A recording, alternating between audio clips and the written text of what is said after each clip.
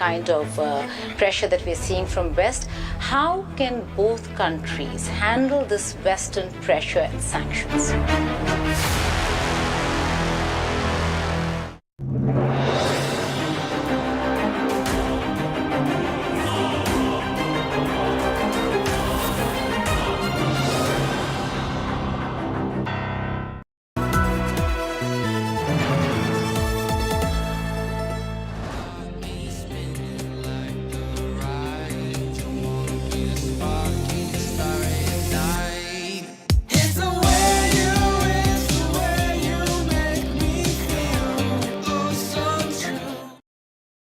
Is there a new world order falling in place? Because you're not going to G7, but you just visited China and you're about to visit India. What do you see as the new power center in the multipolar world? What made you really look at that as a strategic interest to recognize the Taliban at a time when the world is still saying they have not given equal rights to women? Just talking about sustainability and trade, there's immense pressure on India and on Russia when it comes to oil. India has suffered in terms of the kind of pressure that we're seeing from West. How can both countries handle this Western pressure and sanctions?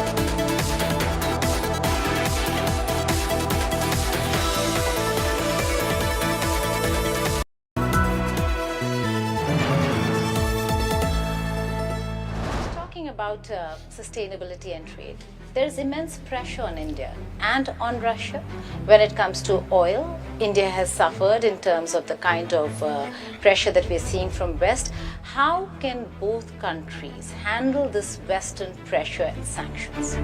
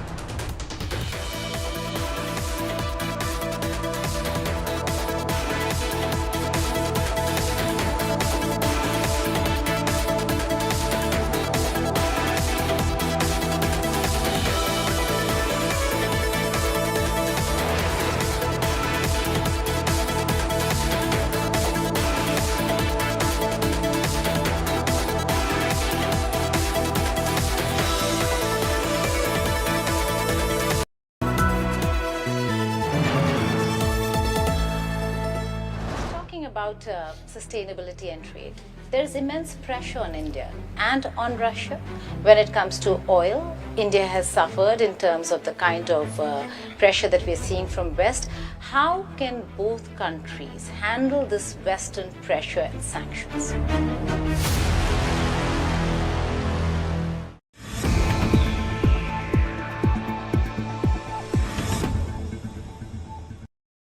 Hi, Sana here with a quick AQI update. Delhi 274, Mumbai 172, Kolkata 191, Bangalore 116, Chennai 69, Hyderabad 162.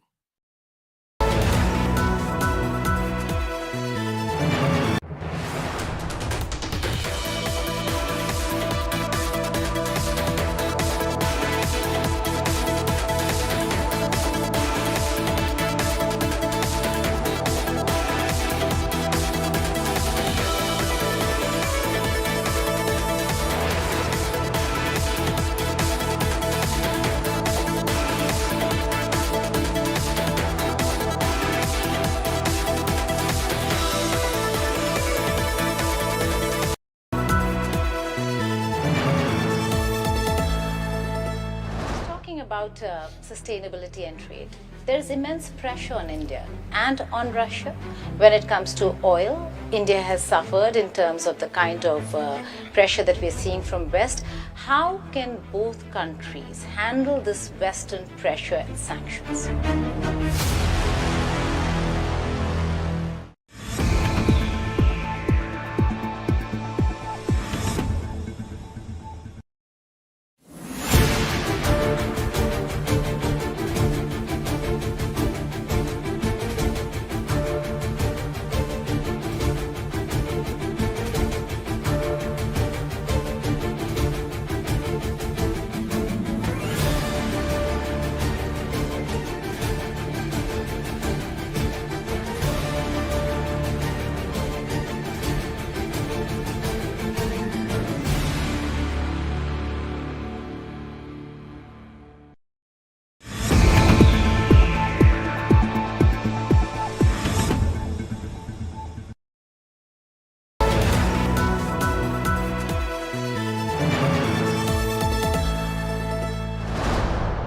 Is there a new world order falling in place? Because you're not going to G7, but you just visited China and you're about to visit India. What do you see as the new power center in the multipolar world? Co-presented by Kia, movement that inspires.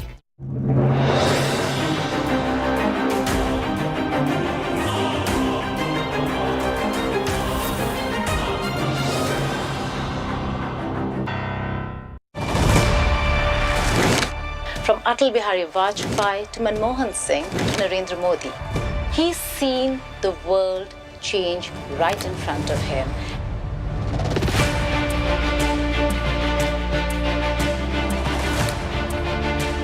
Undoubtedly one of the most influential politicians of the world. He's a very compelling and enigmatic figure on the world stage. The President of the Russian Federation for you.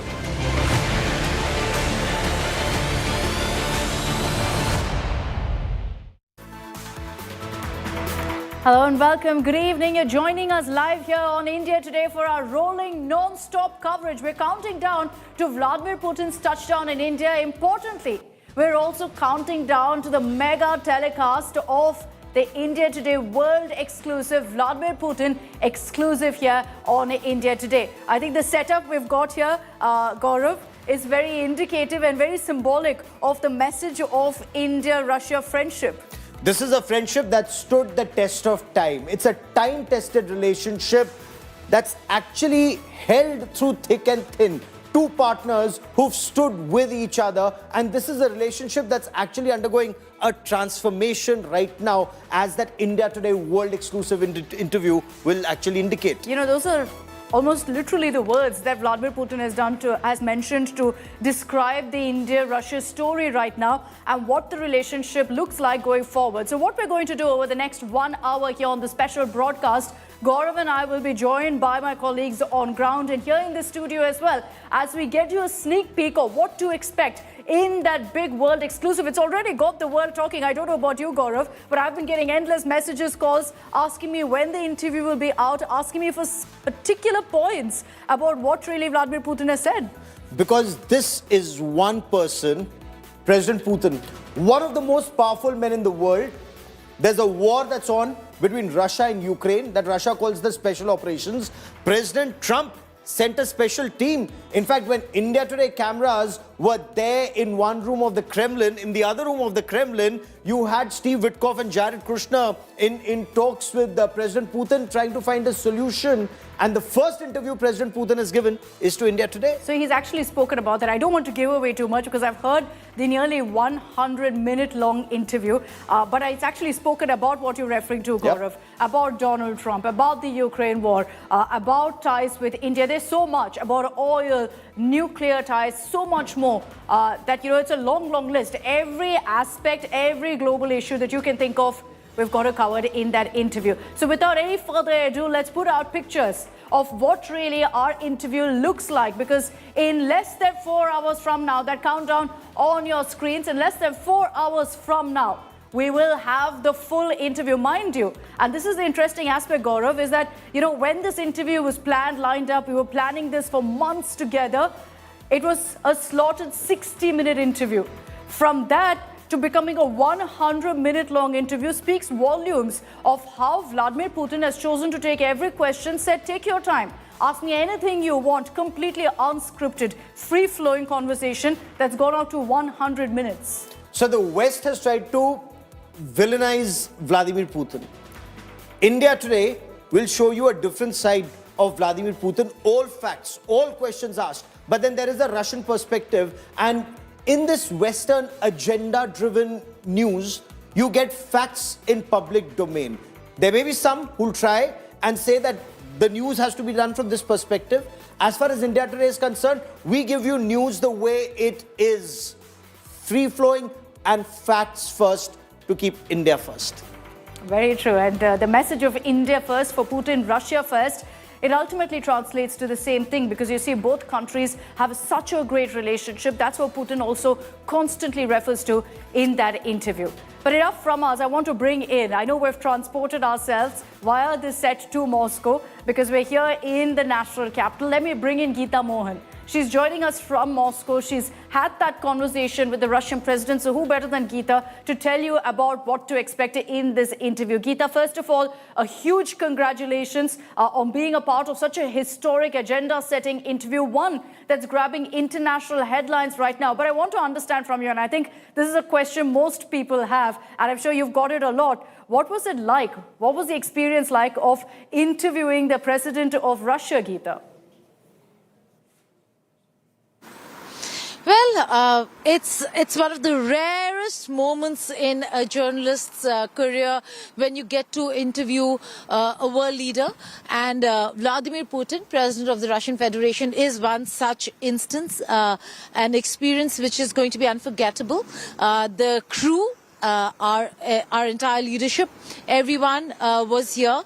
But going into the Kremlin, walking into those corridors and going into the Ekaterina Hall, which is the Catherine Hall, historic, that's where all the important meetings, the decorations, all those occasions are celebrated in that very room. So it was amazing, just one, to be there. Secondly, waiting for President Putin then to come for the interview, and then interviewing the man himself. And I say this because it was a no-holds-barred interview. We asked him any and every question that we wanted to. We had our own counter questions to every response of his. And he very freely spoke about everything, whether it is bilateral, India-Russia relations, India and the region, Russia and the region, and Russia and the world. So we did not confine ourselves just to one subject, that is his very, very important visit to India, which comes after 5 years, but also more importantly, the fact that where is Russia today? It's a changed world order in many ways than one. Russia certainly is in the middle of a very intense war, not just with Ukraine, but also with how Europe, the West and America is looking at this entire region. So in all of that, what we are looking at and what we understand is that this is a very confident Putin. Despite all the gains or losses, a very confident Putin who thinks that he has sent out a very strong message. And at this point in time, with the change in administration in US, the fact that they're engaging the administration over here in itself speaks volumes. That's exactly why it was a historic moment, because the day before, when we were at the Kremlin, in that very same hall, in the rooms, just a few rooms away, there was a historic moment unfolding right in front of us. That is the meeting of Jared Kushner, Steve Witkoff with President Putin. And in that meeting, there was a lot of forward movement on how America is looking at an engaged, negotiated settlement between Russia and Ukraine. We'll break that down for you because that's a very important breaking news. But it was, in all, an amazing experience. Anjana and I were prepared, but also the fact that it went very, very smoothly when it comes to interviewing a leader, and he was absolutely okay with taking any question. The interview had to last only about an hour, but it went on for more than 90 minutes. That speaks of how comfortable the entire atmosphere for an interview, an intense interview at that, was. No, you're right. It was intense because I was watching it and thinking that, look, this particular issue, for example, there were some of those topics that were brought up that I was wondering how Putin would address, but he took them all head on. But Gaurav, to you, you've tracked the India-Russia story for so many decades now. What is the one aspect that you're looking forward to hear about from Mr. Putin? How is this relationship being taken forward? How does this move beyond just being defense and strategic relationship? How does this go into the economic aspect? Because economy drives any relationship to the next level. Russia-India relationship, it stood the test of time, whether it's before the 1971 war, the agreement between the two countries, the 1999 war in Kargil, and how Russia was quick to rush military hardware to India, and subsequently the nuclear submarine that we have, the kind of technology and knowledge that India gained from Russia. So over the years, military cooperation is very strong. How do you move beyond that military cooperation, beyond energy, to trade, for example, people-to-people ties? How do you take that forward? Once that happens, this relationship will only rise and soar after that. No, very true. And I can promise you, Gaurav, that when you tune in, and so do our viewers at 9 p.m., he actually has answers to that, about what the future of India-Russia ties look like. There's such a deep sense of trust that you also get when you listen to Mr. Putin speak about India, or speak about Prime Minister Modi, for that matter. That's very interesting that you mentioned his camaraderie, his camaraderie with Prime Minister Narendra Modi. Yeah. So President Putin has been at the helm of affairs for about 25 years. If you remember that picture that you and I were talking about in 2001, when Atal Bihari Vajpayee was the Prime Minister. That's the time. And we have that picture. Also, yeah. That's the time, Narendra Modi wasn't even Chief Minister of Gujarat till then. He became Chief Minister of Gujarat in end 2001, early 2002. And that's when something started changing. But from that to now, that Narendra Modi has been Prime Minister of India for 11 years, they've met perhaps 19 times plus. It just goes on to show how close the bond between the two of them are. I was there in Tianjin. We were reporting from Tianjin, and that's when President Putin waited for Prime Minister Narendra Modi. They traveled in the same car. There's a conversation around that, and that also shows how close the two are to each other. The Russia first and India first, how they partner together, is something which is very important, Akshita. Those are the pictures right there that Gaurav was referring to, the 2001 pictures. You have Putin, you have Vajpayee, and you have Narendra Modi right behind. I will also, of course, show you exactly that moment where you can see Narendra Modi right behind them. So you essentially have seen Putin ensure that, the Russia-India story goes through despite different regimes and through different courses of really our political journey, India's political journey, our growth story. Putin has seen all of that. So as we continue getting all of those images, the mention that Gaurav also made about what Putin had to say on several of these aspects, we'll talk about that as well. Let's bring you at this point a sense of what to expect in this interview. Gita Mohan, Anjana Om Kashyap were there. They spoke to Vladimir Putin. Right after that, remember that India Today Group's editor-in-chief, Arun Puri, executive editor-in-chief, Kalipuri, were also there. They were there in Moscow. They had a chance to meet with Mr. Putin. I know all of you are waiting for that interview. So here's that conversation where they actually talk about what to expect and the body language of Mr. Putin, what really stood out about the interview.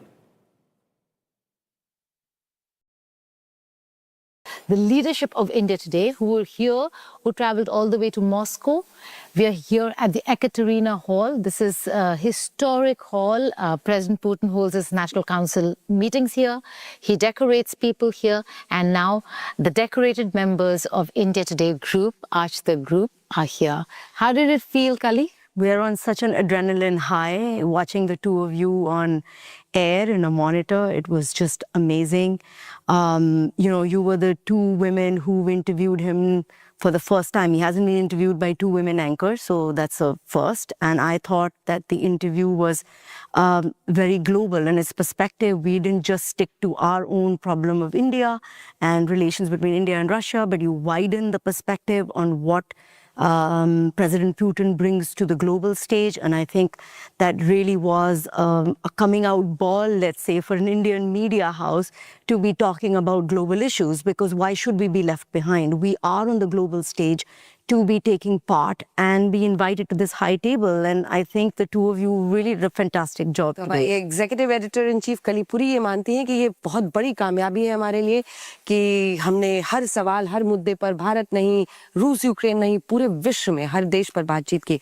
अब हमारे साथ हमारे editor in chief Arun Puri हैं। आपके लिए क्या highlight था? Firstly, it was a very important moment for the Itinerary group to get this interview. So I'm really proud of both of you who did the interview and the rest of the team who put it all together. I think it was a wonderful way, the way the interview was conducted. Also, for me, seeing Putin, meeting him personally, etc., he's been painted as a kind of villain of the world order in many ways, right? And the changing world order. And he came across as somebody who answered every one of your questions. He didn't duck anything, right? And that was an experience to see that here is a man who was painted in a certain way, but came across completely differently as somebody who would be ready to, has his own view of history, his own view of looking at the world, but he was very clear on what he wanted to say. And that was a great impression. A moment of pride, Kali? Because I think one of the things was, around any world leader, the team is very strict about protocol and about the amount of time you can spend with the leader. And they were very clear that you have 60 minutes.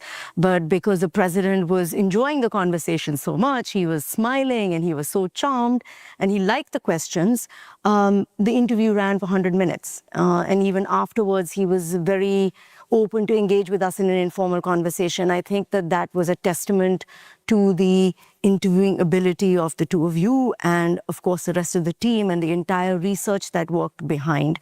I want to add to this that we were selected amongst all of the Indian channels by the Russian press team.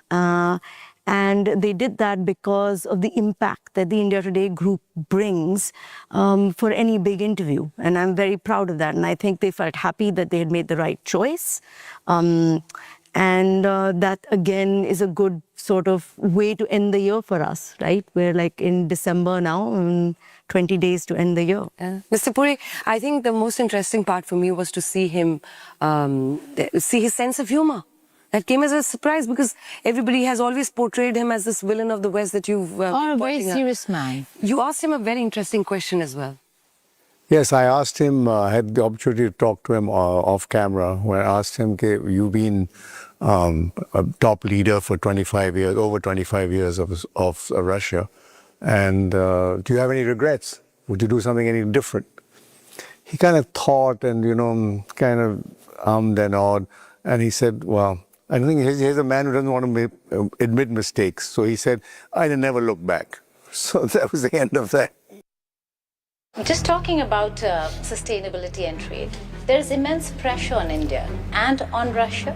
When it comes to oil, India has suffered in terms of the kind of pressure that we're seeing from West. How can both countries handle this Western pressure and sanctions?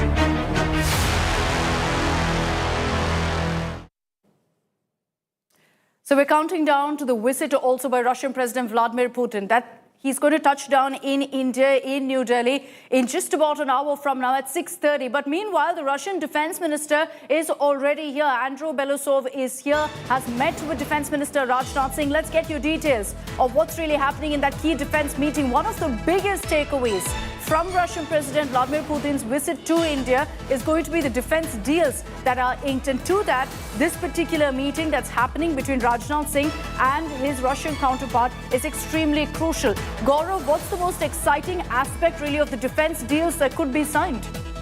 So there are two aspects of this. One, defense deals that have already been signed and they need to be fulfilled. For example, the S-400 system, India has signed a deal for 5 of them, 3 have arrived, the remaining 2 haven't. So there's a conversation, how quickly will the remaining 2 arrive? And then the original plan to have 10 regiments of the S-400s. We've got 5, let's say 3 already, 2 plus 2 plus another 5. So that's the second part of the thing. And remember, from the ramparts of the Red Fort, Prime Minister Narendra Modi spoke of the Sudarshan Chakra, the Kavach for India, that shield for India. Now, that is something that India and Russia are in conversation with, and I'm told at a very advanced stage for the S-500 system. The moment you have the S-500 system, it's not just an air defense shield, it will ensure that the entire envelope, as far as India's adversaries are concerned, they cannot even take off because their aircraft will be shot down. Their missiles, including hypersonic missiles, can be shot down. So that's the level of cooperation. Plus 2 squadrons of the Su-57s as an interim. That's also one of the aspects that's being talked about. What kind of technology transfer is something, again, that the two countries, like President Putin said, close partners, high level of trust, they'll be taking this relationship forward. I'm just going to refer to the message that's coming from the Russian Defense Minister. Andrew Balashov is currently in India, and he says, I quote here, very fittingly, he says, our bilateral relations have a strategic character, and the partnership with India is a key factor for the balance in the South Asian region and global security in general. That aspect I find very, very important, Gaurav, when he refers to balance in the South Asia region and speaks of global security. So, by and large, when you look at it, India and Russia also have inked, and the Russian parliament, the Duma, has ratified the Relos logistics agreement, and that would indicate if Russian aircraft and ships are in this region, they can refuel, their logistics are taken care of. When our aircraft and ships are in their region, in the Arctic region especially, something that India is keen to explore further, and that will be the shortest trade route. So that's where India also wants to play a bigger role. That cooperation, strategic cooperation, defense cooperation, nuclear energy cooperation in general. There are so many dimensions.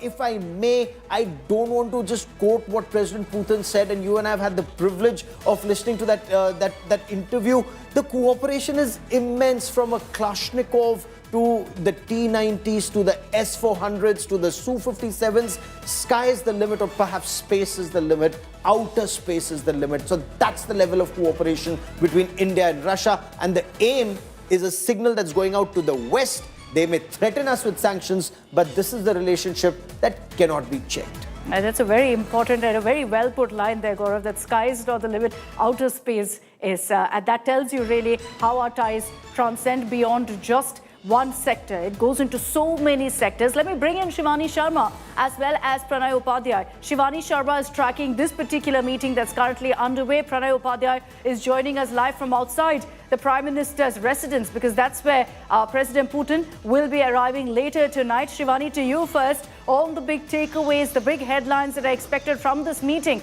between Defense Minister Rajnath Singh and his Russian counterpart. It sets the stage perfectly for President Putin's touchdown in India. Certainly, you see, President Putin's meeting with Prime Minister Narendra Modi, and as a prelude, we are seeing the meetings between the Defense Minister of India and Russia, and defense happens to be one of the very important part of India-Russia relationship, not only in terms of procurements, but also the kind of support, the interoperability, the exercises in which India and Russia have been participating, the kind of support system and solidarity Russia and India exchange with each other. And very recently, Akshita Rail loss has been in news. The reciprocal exchange of logistics support, that is also a very important point here, that enables both the countries to deploy their troops as and when required in each other's nation and on the mission. So all this is very important to understand, as Gaurav was also pointing out, that procurement of additional S-400 remains on the cards when both the ministers are meeting, and the expediting the 2 regiments of S-400 which we are waiting for, replenishing the missile systems of S-400 that were used during Operation Sindoor. India is already working on that, and India is working to strengthen its air shield, the Sudarshan Chakra. So for that, we may procure more S-400. S-500 has already been offered by Russia to India. Su-57 has been offered. We've seen how the Russian delegates have been trying to pitch in Su-57, though India is working on its own 5th generation aircraft, AMCA. So certainly there will be a number of issues, deals that will be discussed here. and Indian and Russian counterpart, when they will be exchanging these views, we also expect a statement out of this meeting, and that will be important to see, and the deals that will follow after this meeting will also set the agenda to strengthen the ties between India and Russia militarily. Very true. I'll bring in Pranay Upadhyay for the overall picture here, Pranay. You were, of course, tracking very closely the visit by Putin, but beyond that, you also watched the entire full 100-minute interview of Vladimir Putin. There's so much to watch out for. And Pranay, if you're with us, as you stand by for the first images of Putin once he touches down in Delhi, what to you is going to be the biggest headline that will emerge from Putin's visit?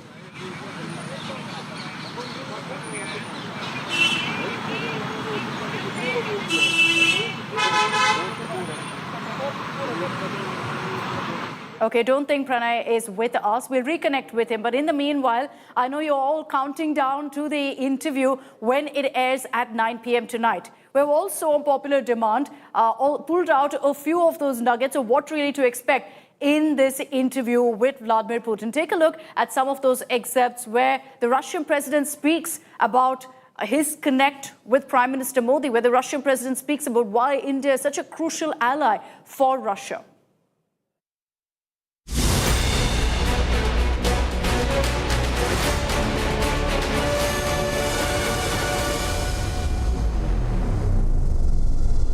Very interesting question, because when you met Prime Minister Narendra Modi in SCO, and there was this picture and video of you and him going in a car, and we're showing it to our viewers right now. You were traveling in a car with him. Was it pre-planned, or how did it go about? How did it happen? And what did you discuss in the car? Вы знаете, обсуждали текущие вопросы. We were talking about just the current agenda. It was not pre-planned.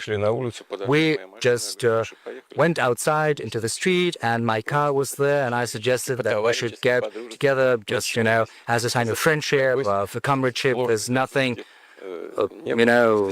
no complicated orchestration, just as friends. We got together in one car and we spoke. Along the road, there was always something to talk about. And, we had a conversation. We even sat in the car for quite some time. And then I said, yes, we should go because they're waiting for us. But there's nothing special about that. It just testifies to the fact that there's a lot we have to talk about. And these topics are of importance to us. Right. President Sir, the fact that you're going to go to India, you just said that both leaders are going to cement the guarantees that you give each other. What are the kind of announcements that we can expect? We've heard about technology transfer. We've heard about trade enhancement. What are the solid announcements during this visit? And I ask you this is because the world, and you know who I mean, would be watching.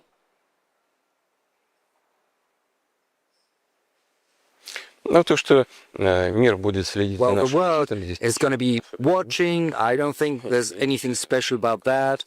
Because, India is a great country, 1.5 billion people. It's a developing economy where the rate of growth is 7.7%. This is the first result in the world. Prime Minister Modi has managed to achieve that, and this says a lot. The Indian nation can take pride in.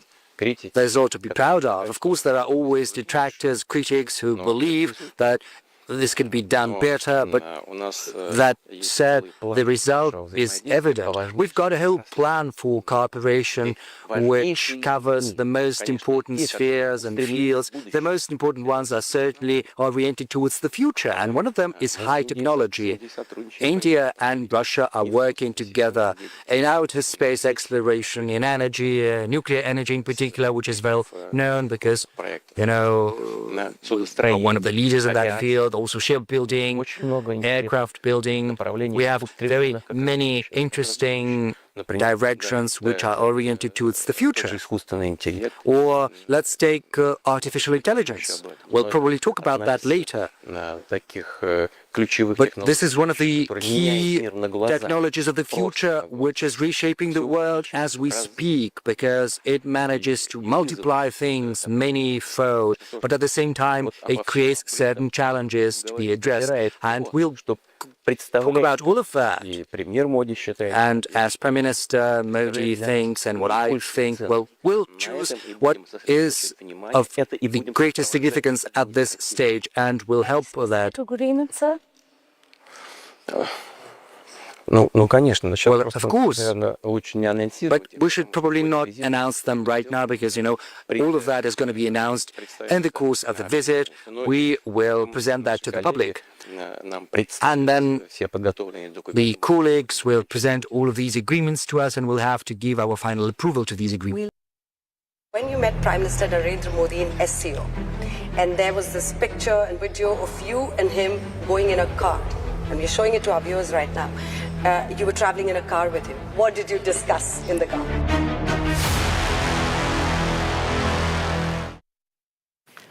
So what we just showed you is a small glimpse of what to expect at 9 p.m. tonight, when we will be playing that 100-minute long, completely uncensored, uncut interview for you, where you'll hear Vladimir Putin's thoughts on so many issues, on every possible global issue.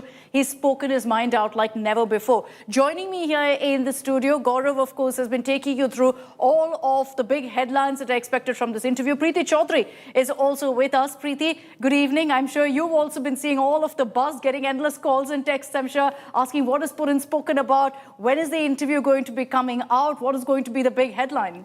Well, you're bang on, Akshata. And first up, I think as the India Today group, as a group, we take immense pride that, we are the ones who've gotten, this interview first. One thing is very clear. This is not just in the context of India or South Pacific. This is in context, it has deep global meaning that we have got this interview. What Putin says today, and we air it at 9 p.m., will not just be quoted back home here or in Russia or, say, the Southeast Asia. It will be quoted internationally on what he says about Trump, what he speaks about the tariffs, what he has to say about oil, what he has to say about defense cooperation where India is concerned. This is truly a global interview. So just by the, for just a minute, I just want to step back and pat ourselves at the back that it's a sheer job. Scale of it. Just the sheer scale of it. It's a job well done. And you're bang on. My phone has been ringing. I don't know about yours, Akshata, because I remember Akshata has been in the PCR all through the course of the night, trying to, put it all together. And what I think most of us are completely aghast and pleasantly so is that nothing was scripted. And everybody says, that's what everyone says. But you'll have to really, wait and listen in at 9 p.m. today to that 90-minute interview to get an understanding of why we are saying what we are saying, why it wasn't completely unscripted. That is the basic tenet of it. But, personally, Akshata and Gaurav, I don't know about you guys, but what I really feel is there's so much, if there is a classic terminology called palace intrigue, if it is attached to a particular leader, I would think it has to be President Putin, because there is so, the mysterious aura around the man is so intense that there are multiple interpretations of it in the geopolitical context that we stand in today. And I think that in itself is huge that we have him. He's taken every question. So a bit of that palace intrigue that we speak of would be neutralized today. To what degree, you'll only know at 9 p.m., Akshata, won't they? I was, you were highlighting how I was there listening to the whole interview. We were in office till about 5 this morning, kind of going through everything. And when you've listed out all of the issues, Preeti, what I'm doing in my head is constantly going, tick, tick, tick on each of those issues, because each of those issues Putin has actually spoken on in their interview. Not one of those issues have actually been missed. He's spoken on every single one of those. On who Putin is, the person that he is, how has he been one of the longest serving world leaders, etc. Anjana and Gita very smartly also asked him about that, tried to understand the man that he is, the person that he is. He's kind of given us a glimpse of that too. When I went into the production control room and we were setting up for this interview there, I think we all had a certain image of Vladimir Putin, of someone who's a tough man, walks the talk, of course, but also you always assume a man of very few words, someone who's very, rigid, who's very in control. And you got that sense the moment he entered the room that he was in control. But also what I think most of us were taken aback by was how candid he chose to be. How candid he chose to be on so many issues.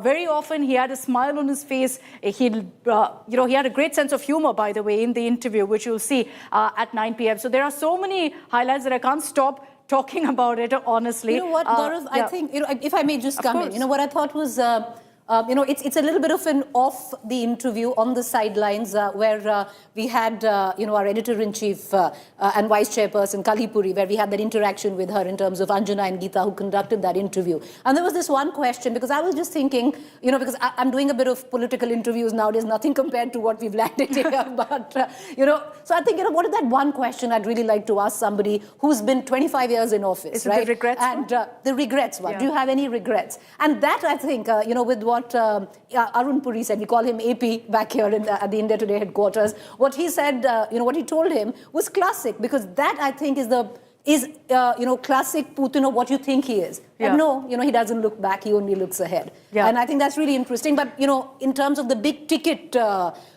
statements, the big ticket comments, especially at a time where, Gaurav speaks so much of a multipolarity in this, time right now, where the geopolitics of the world is concerned. I am so looking forward to this interview.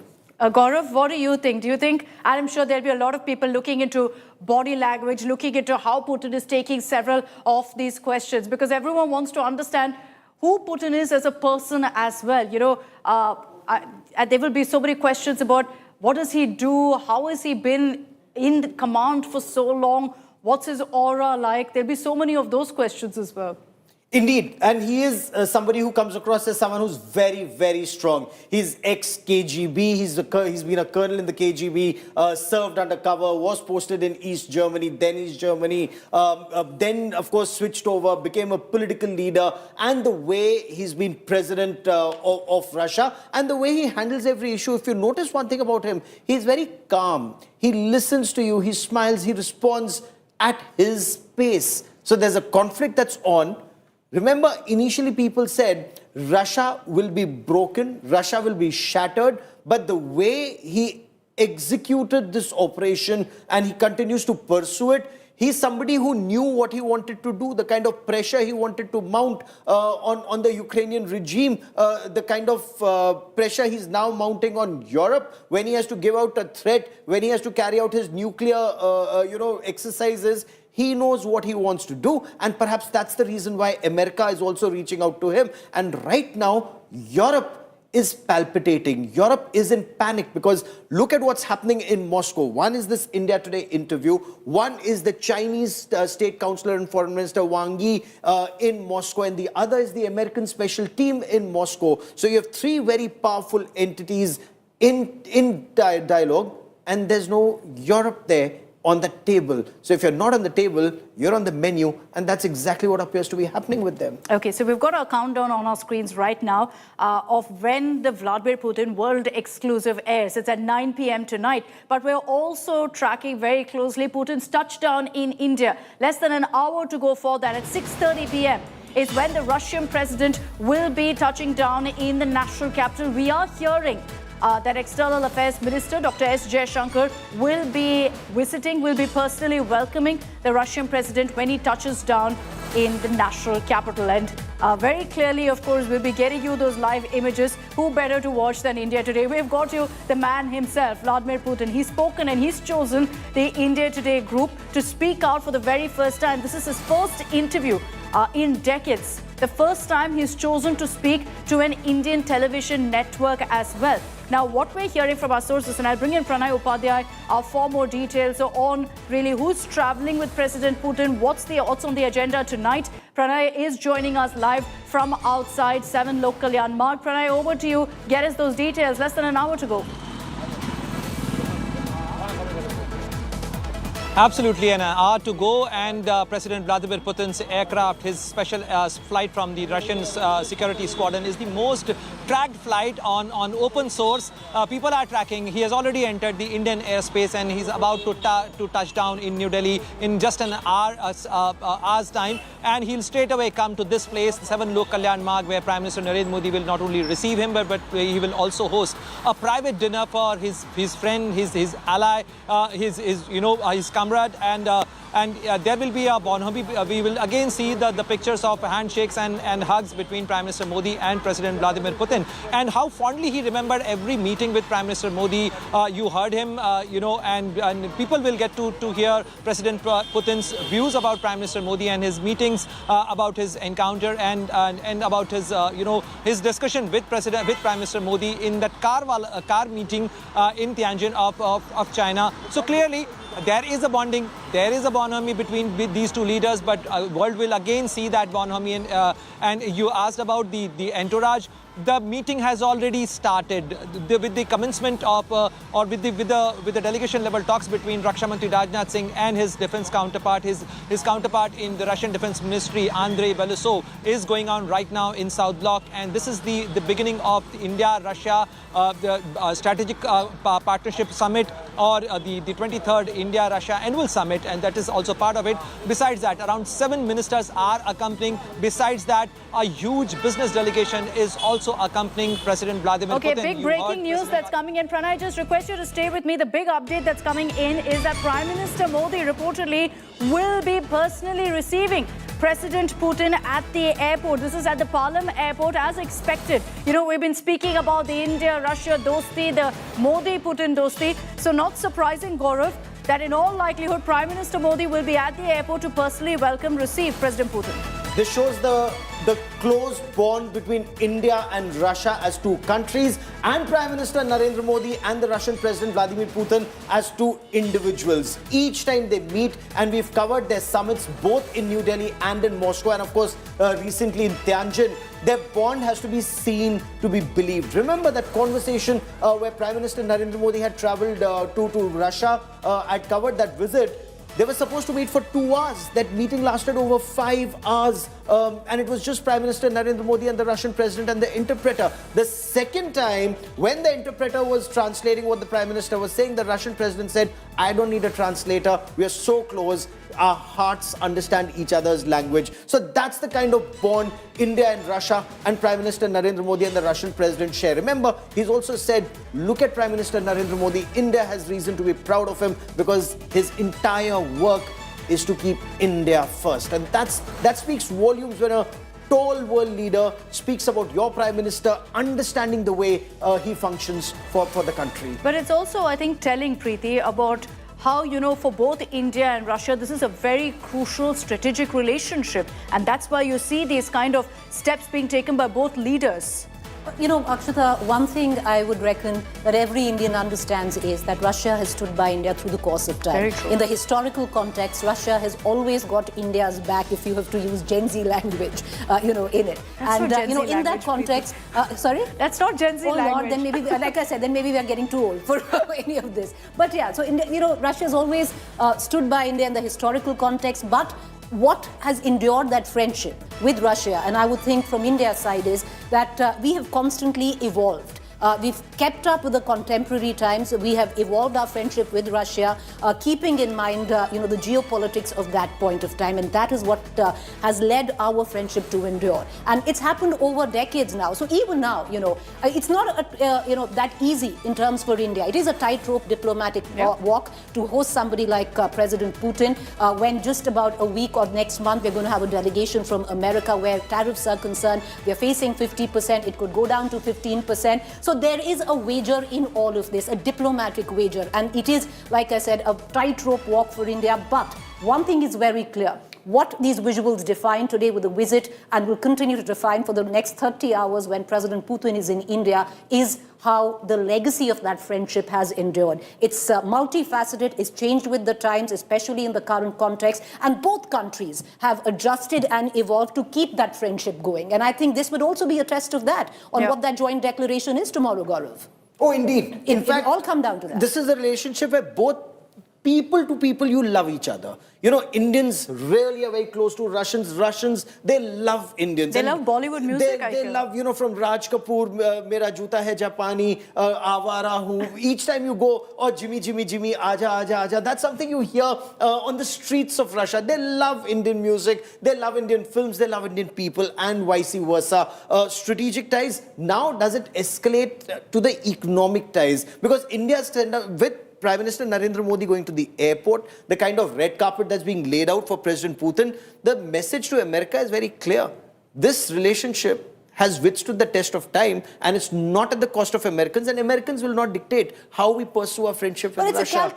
It's a calculated risk, very clear. because There's the messaging... no risk. The messaging is very clear. It's not one at the cost of the other. No, I agree with you, till a point, but it is also messaging in terms of there will be consequences and ramifications of this visit, which we have diplomatically calculated. And that decided that's okay. We're okay with that. Yeah, this risk has been assessed, but a lot will define on how comfortable we make both sides. How much we walk in terms of Russia tomorrow when the joint declaration is there. Because like I said, in a month you have a delegation on trade coming in. Will that 50% be reduced to 15%? That will also tantamount to how much oil we end up buying. So it's not just oil. Now you're going way beyond oil. You're talking about nuclear defense. energy. I agree with all of that. But it's a tightrope walk, Gaurav. The consequences will be felt where our relationship with America is concerned. So therefore the tightrope So that's for America to think. That's for America to think, because we want a good relationship. So I think the strategy very clearly for us. We've actually thought this through. India's actually thought this through. Otherwise, you wouldn't have been rolling out the red carpet in the manner in which you're rolling out the red carpet. We managed to. No, we did not come for G20. I'm saying he did not come for G20. We have always. I'm talking about the historical context I'm talking of it. Current we G20. have always managed to do it, which is walk that tightrope diplomatic walk, both with America and Russia, and we'll know tomorrow. And I think what is poised is correct. In that manner, I do agree with you. What we are poised for is great leaps, hopefully in our friendship and economic solidarity where Russia is concerned, and we keep it going with the US. Okay, I'm just going to highlight here that President Putin, in our exclusive, has spoken about Trump, has spoken of tariff, and has spoken about how America has attempted to punish India for purchasing oil. He's spoken on all of those fronts as well. Since Preeti and Gaurav have brought those up, I'll plug that in quickly. Let me bring in Amit Bharadwaj. He's joining us live from right outside the Palam airport. That's where President Putin will be landing in less than an hour from now. Amit, we understand that looking at the kind of security deployment there, Prime Minister Modi could be reaching there in a few moments from now.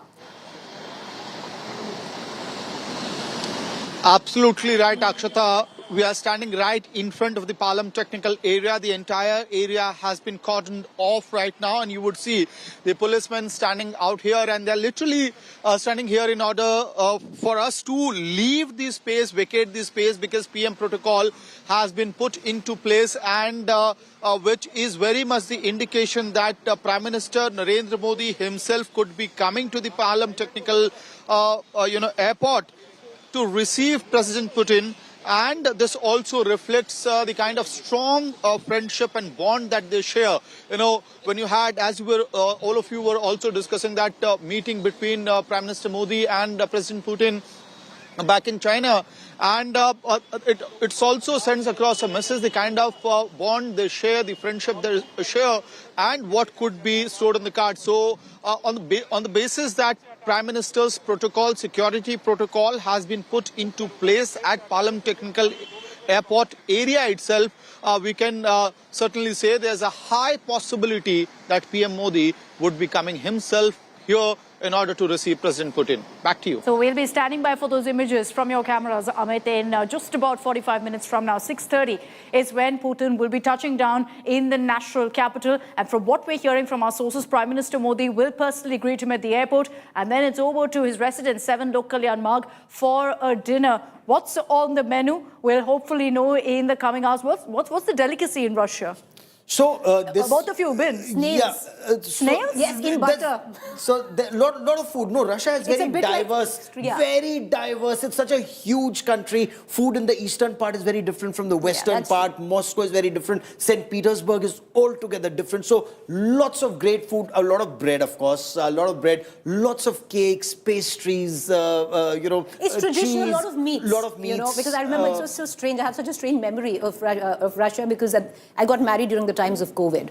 And at that And point, you went to Russia. and that because so that's the friendship between India and Russia, because they were the only ones who were giving visas to India during the times of COVID. So I actually went to Russia, and food is, in terms of, there's a fair amount of very heavy, understandably, on meats. But where St. Petersburg meets Europe, then you get the whole European experience. The culinary experience in Russia comes into St. Petersburg, and that's the advent in terms of where. And that's where Putin's from. Or you go to Kazan, for example. The food is completely different. Where we were covering the BRICS summit, different parts of Russia, but great food and greater hospitality. Clearly, the moment they learn you're an Indian, the food is great. Of course, at the Prime Minister's residence, it's all vegetarian.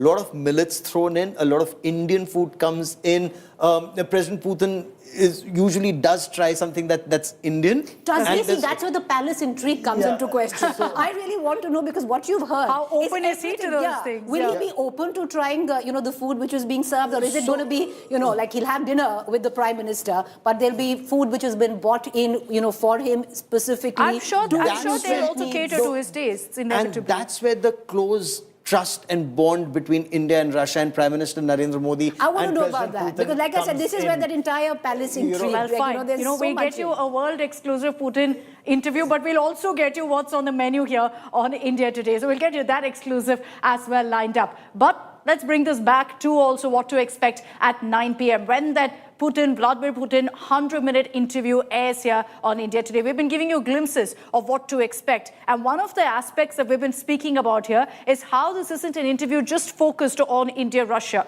Vladimir Putin took questions on every possible issue, including the Ukraine war. What did he have to say about it? What's the end game for the Russian president? Here's an excerpt.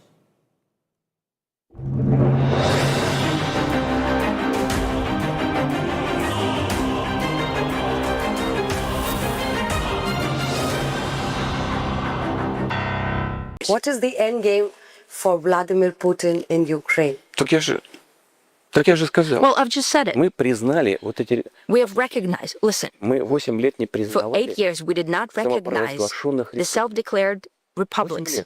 For 8 years, they have declared the independence. А мы старались наладить And we were trying остальной частью to build relations between the rest of Ukraine Потом, and когда these поняли, что это republics. невозможно, When что we их просто уничтожают, understood that it's impossible, that they're simply being destroyed, we were forced to recognize them, and not simply recognize them as a partial territory, but within the administrative borders, when they existed back in the Soviet times.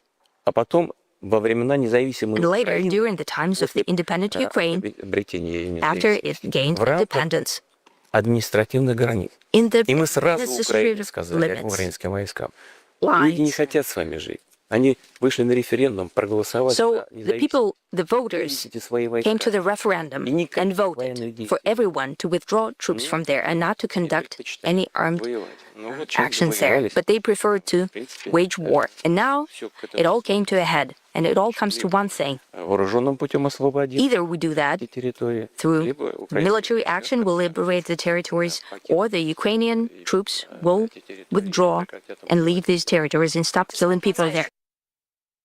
Arm twisting methods that are being adopted, and I name it, it's America. How do you plan to circumvent all this? Will you pull back or push harder?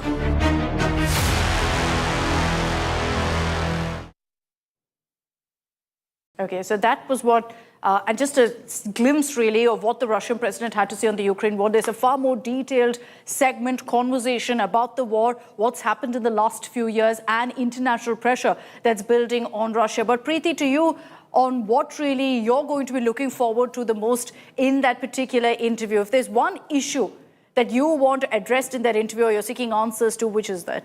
I want to get an understanding on what President Putin has to say about President Trump. I think that would be very interesting, because I think that will make international headlines, especially in the current context where we stand. So I think that is very, very important, and I'd be watching onto that where internationally is concerned. And the second thing, I think, Gaurav would agree with me. I think the spotlight is the defense deals. The S-400 from Russia has proved to be a great, asset for us, especially in Operation Sindoor. Russia is the only country, if I'm not wrong, that actually shares cutting-edge tech, the current cutting edge tech with India, which most other countries don't quite. And, I'd want to know in terms of defense, what are we looking at, where we stand. So personally, from the Indian perspective, I would be looking at the defense deals and, what comes of that. And internationally, I'm dying to know what he has to say about President Trump. And what about you, Gaurav? You've told me that what you're looking forward to is understanding the future of the India-Russia story, but beyond that, internationally, because like Preeti said, this is going to be grabbing headlines across the world. What is the one issue you're looking forward to hearing about from Putin? Again, what's extremely significant is how do you move forward in trade ties? You have great defense ties. What kind of technology are you sharing when it comes to, let's say, the Su-57 fifth generation fighter jets? What kind of technology is being transferred to India? What kind of technology can we absorb? Point one. Point two, we're told nuclear submarines being leased is still work in progress. However, the S-500 system, now that would be an absolute game changer vis-a-vis not just Pakistan, and Pakistan would become too puny when you have that kind of missiles, offensive and defensive, because that's something that will also make China rework its entire strategy. That gives a lot of strength to India. The fact that he's also saying he's exposing American double standards is amazing. That, that's something that I'm very, we've been talking about it. America continues to buy from Russia, but does not want India to buy and is penalizing India. President Putin also thinks that's not fair. How do you take that conversation forward? Actually, one more thing which I think, what I think will be critical for India, and I'd really be, looking at that very closely, is, the labor pact between Russia and India. Will President Putin address that? Because this is a time where you've had countries like America, which are closing in ranks in terms of visas where India is concerned. Yeah. And Russia, hopefully, will be opening up because they need labor, they need even, semi-skilled, skilled, labor. So what are we looking at? Are we looking at Russia absorbing a lot of that strength that we have? That would be interesting. So two things which I'd be looking closely at. And there's a lot of it which will also become clear tomorrow when you have that bilateral between Prime Minister Modi and President Putin and the signing of several MOUs. Preeti and Gaurav, of course, will be with me. We're going to continue tracking those updates. In just about 40 minutes from now, we'll get the first picture of Russian President Putin touching down in India, perhaps showing a namaste to all of us as he touches down in the national capital. We're going to continue our broadcast here and getting you live updates from Moscow as well. Preeti and Gaurav have been to Moscow, which is why producers have been kind enough to send me to Moscow, courtesy our studio backdrop. Both of you are in New Delhi, clearly, looking at that backdrop. We've ensured it that way, so that at least this way, I'm transported to Russia. We're going to continue getting you all of those updates. Stay tuned here. You're tuning in to our blanket-rolling, non-stop coverage of Russian President Vladimir Putin touching down in India for a crucial 24-hour visit. How has he been in command for so long? What's his aura like? There'll be so many of those questions as well. Indeed, and he is somebody who comes across as someone who's very, very strong. He's ex-KGB, he's been a colonel in the KGB, served undercover, was posted in East Germany, then East Germany, then, of course, switched over, became a political leader, and the way he's been president of Russia, and the way he handles every issue. If you notice one thing about him, he's very calm. He listens to you, he smiles, he responds at his pace. So there's a conflict that's on. Remember, initially people said Russia will be broken, Russia will be shattered, but the way he executed this operation and he continues to pursue it, he's somebody who knew what he wanted to do, the kind of pressure he wanted to mount on the Ukrainian regime, the kind of pressure he's now mounting on Europe when he has to give out a threat, when he has to carry out his nuclear, exercises. He knows what he wants to do, and perhaps that's the reason why America is also reaching out to him. And right now, Europe is palpitating. Europe is in panic because look at what's happening in Moscow. One is this India Today interview. One is the Chinese State Councillor and Foreign Minister Wang Yi in Moscow. And the other is the American special team in Moscow. So you have three very powerful entities in dialogue, and there's no Europe there. on the table. So if you're not on the table, you're on the menu, and that's exactly what appears to be happening with them. Okay, so we've got a countdown on our screens right now of when the Vladimir Putin World Exclusive airs. It's at 9 p.m. tonight, but we're also tracking very closely Putin's touchdown in India. Less than an hour to go for that. At 6:30 p.m.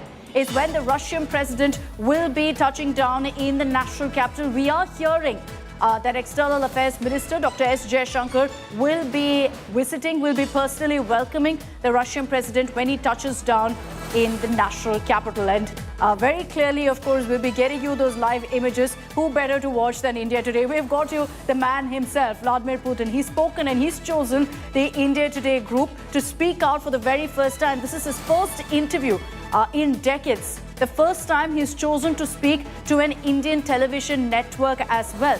Now, what we're hearing from our sources, and I'll bring in Pranay Upadhyay for more details on really who's traveling with President Putin, what's on the agenda tonight. Pranay is joining us live from outside 7 Lok Kalyan Marg. Pranay, over to you. Get us those details. Less than an hour to go. Absolutely, an hour to go, and President Vladimir Putin's aircraft, his special flight from the Russian security squadron, is the most tracked flight on open source. People are tracking. He has already entered the Indian airspace, and he's about to touch down in New Delhi in just an hour's time. And he'll straight away come to this place, 7 Lok Kalyan Marg, where Prime Minister Narendra Modi will not only receive him, but he will also host a private dinner for his friend, his ally, his comrade, and there will be a bonhomie. We will again see the pictures of handshakes and hugs between Prime Minister Modi and President Vladimir Putin, and how fondly he remembered every meeting with Prime Minister Modi. You heard him, and people will get to hear President Putin's views about Prime Minister Modi and his meetings, about his encounter and about his his discussion with Prime Minister Modi in that car meeting in Tianjin of China. So clearly, there is a bonding, there is a bonhomie between these two leaders, but world will again see that bonhomie. And you asked about the entourage. The meeting has already started with the commencement of, or with the delegation level talks between Raksha Mantri Rajnath Singh and his defense counterpart. His counterpart in the Russian Defense Ministry, Andrei Belousov, is going on right now in South Block, and this is the beginning of the India-Russia Strategic Partnership Summit, or the 23rd India-Russia Annual Summit, and that is also part of it. Besides that, around 7 ministers are accompanying. Besides that, a huge business delegation is also accompanying President Vladimir Putin. Okay, big breaking news that's coming in. Pranay, just request you to stay with me. The big update that's coming in is that Prime Minister Modi reportedly will be personally receiving President Putin at the airport. This is at the Palam airport as expected. You know, we've been speaking about the India-Russia dosti, the Modi-Putin dosti. So not surprising, Gaurav, that in all likelihood, Prime Minister Modi will be at the airport to personally receive President Putin. This shows the close bond between India and Russia as two countries, and Prime Minister Narendra Modi and the Russian President Vladimir Putin as two individuals. Each time they meet, and we've covered their summits both in New Delhi and in Moscow, and of course recently in Tianjin, their bond has to be seen to be believed. Remember that conversation where Prime Minister Narendra Modi had travelled to Russia. I'd covered that visit. They were supposed to meet for 2 hours. That meeting lasted over 5 hours. And it was just Prime Minister Narendra Modi and the Russian president and the interpreter. The second time, when the interpreter was translating what the Prime Minister was saying, the Russian president said, "I don't need a translator. We are so close. Our hearts understand each other's language." So that's the kind of bond India and Russia and Prime Minister Narendra Modi and the Russian president share. Remember, he's also said, look at Prime Minister Narendra Modi. India has reason to be proud of him because his entire work is to keep India first. And that speaks volumes when a tall world leader speaks about your Prime Minister understanding the way he functions for the country. But it's also, I think, telling, Preeti, about how, you know, for both India and Russia, this is a very crucial strategic relationship. And that's why you see these kind of steps being taken by both leaders.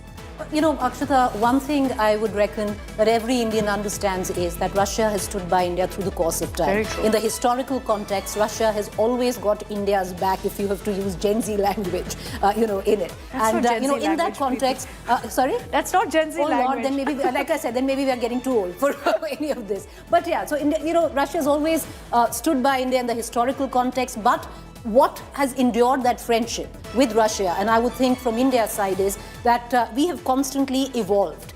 We've kept up with the contemporary times. We have evolved our friendship with Russia, keeping in mind, the geopolitics of that point of time, and that is what has led our friendship to endure. And it's happened over decades now. So even now, it's not that easy in terms for India. It is a tightrope diplomatic walk to host somebody like President Putin, when just about a week or next month we're going to have a delegation from America where tariffs are concerned. We're facing 50%. It could go down to 15%. So there is a wager in all of this, a diplomatic wager, and it is, like I said, a tightrope walk for India. But one thing is very clear. What these visuals define today with the visit, and will continue to define for the next 30 hours when President Putin is in India, is how the legacy of that friendship has endured. It's multifaceted, it's changed with the times, especially in the current context, and both countries have adjusted and evolved to keep that friendship going. And I think this would also be a test of that, on what that joint declaration is tomorrow, Gaurav.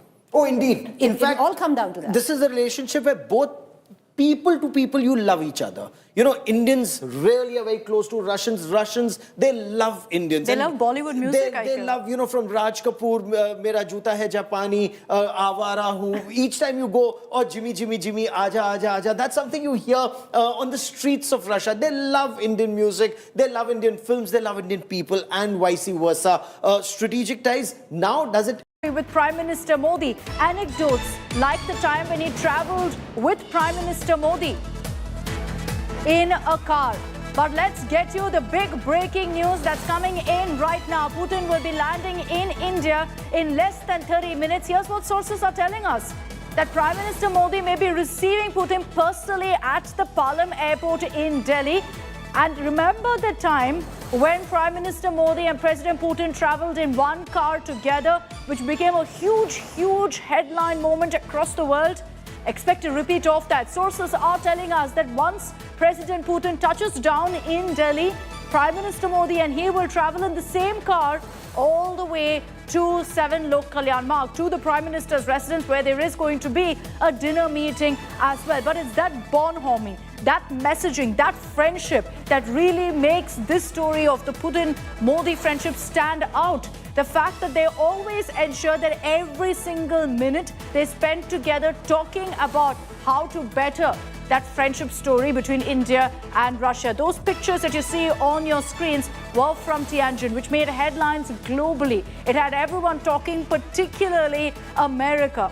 And you remember then that US President Donald Trump became rather jittery seeing these images of friendship, of bonhomie, because it was the exact opposite of what he wanted.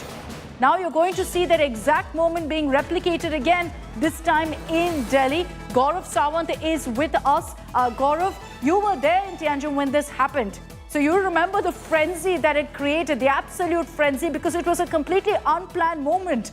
Now again, we're hearing from our sources, Prime Minister Modi, after receiving President Putin at the airport, could also take him in his car to his residence.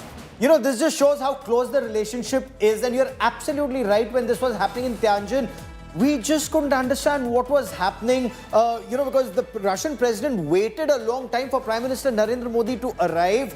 They traveled in the same car. That car remained there for quite some time. So initially they kept talking in the car, and then ultimately the car moved. It was much later we were told that the two traveled together. They wanted to have their private conversation. And what better place than a car? It's only the two of them and their interpreters.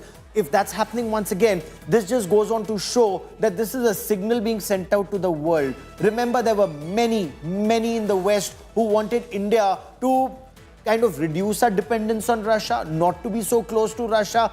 Some said that India should be criticizing Russia. Now the same West is actually telling India, can you please tell Russia? Look at the change in tone. India hasn't changed. Russia hasn't changed. It's the tone, the talking down tone of the West that is now changing. And this just goes on to indicate how when two leaders are working for the betterment of their countries, their respective countries, everyone ultimately starts aligning themselves with a larger goal. And especially when, as the Russian president in that interview, and I don't want to give out those details because I want our viewers to look at that interview, hear it from themselves, for themselves, what the Russian president intends to say, especially about the Ukraine conflict, America, and of course his relationship with Prime Minister Narendra Modi. You know, what we're going to do is, considering there's so much anticipation and build-up and excitement over that particular picture of Prime Minister Modi and President Putin when they will be exiting from the Palam airport and they will be together in the same car. There's a lot of excitement over that.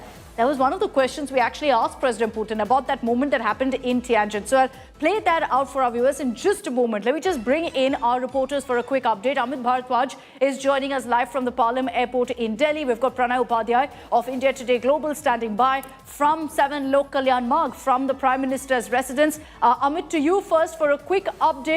Less than 30 minutes to go. The scheduled time is 6:30 when we will see Putin touching down in the national capital. I'm sure security is at an all-time high in the stretch that you're in. Absolutely right, Akshata. In fact, entire media crew which was standing around the Palam Technical Airport has been now moved a bit away from the airport. I'll try to get you a view from here as well, from where we would see the two leaders, coming out of the airport, Palam Technical Airport here in the national capital. Prime Minister Modi is in most likelihood expected to be here. Quickly, an update that's coming in. Just stay with me. We understand that now Putin's fleet has entered Indian airspace. So that means that the touchdown could happen anytime soon. 6:30 is what we're hearing. So that update that's just come in right now, that the plane in which Putin is traveling, it's entered into Indian airspace. Go ahead, Amit. Yes, Akshata, in fact, what we are given to understand is that Russian fleet, or rather President Putin's fleet is already in the Indian airspace, which also means that this wait will be over shortly, maybe next 25 to 30 minutes, and there will be a touchdown of the craft and the fleet at Palam Technical Airport here in the national capital.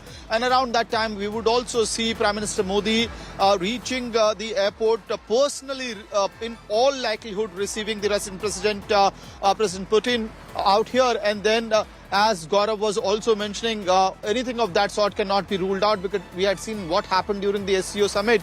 And, that's the kind of bonhomie and friendship, also messaging that needs to be sent out. Both leaders are about those candid moments, are about those important optics, knowing full well that that speaks volumes really for all the countries, maybe the West particularly, watching out. Pranay Upadhyay of India Today Global joining us live from outside the Prime Minister's residence. Pranay, right after touching down, we're hearing that Prime Minister Modi and President Putin will travel in the same car.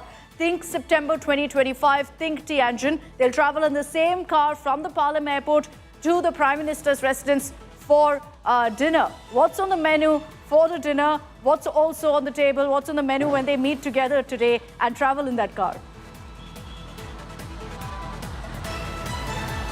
Akshita, this is going to be a significant departure from the protocol if both leaders travel in India in the same car, because there are indications we have been given to understand by our sources that both the leaders can travel again after 3 months in same vehicle, in the same car, and that could be Indian Prime Minister's vehicle, Indian Prime Minister's car. And if that happens, that is going to be another big departure and a big thing. And that is also, as Gaurav was mentioning, that is the expression of confidence in India's security, in Indian Prime Minister. And if both leaders will be coming to 7 LKM, the Lok Kalyan Marg, and there are special arrangements. The Prime Minister House is specially lit up for this event. There is a heavy security deployment. Behind us is also a heavy security deployment here by the Delhi Police and other paramilitary forces.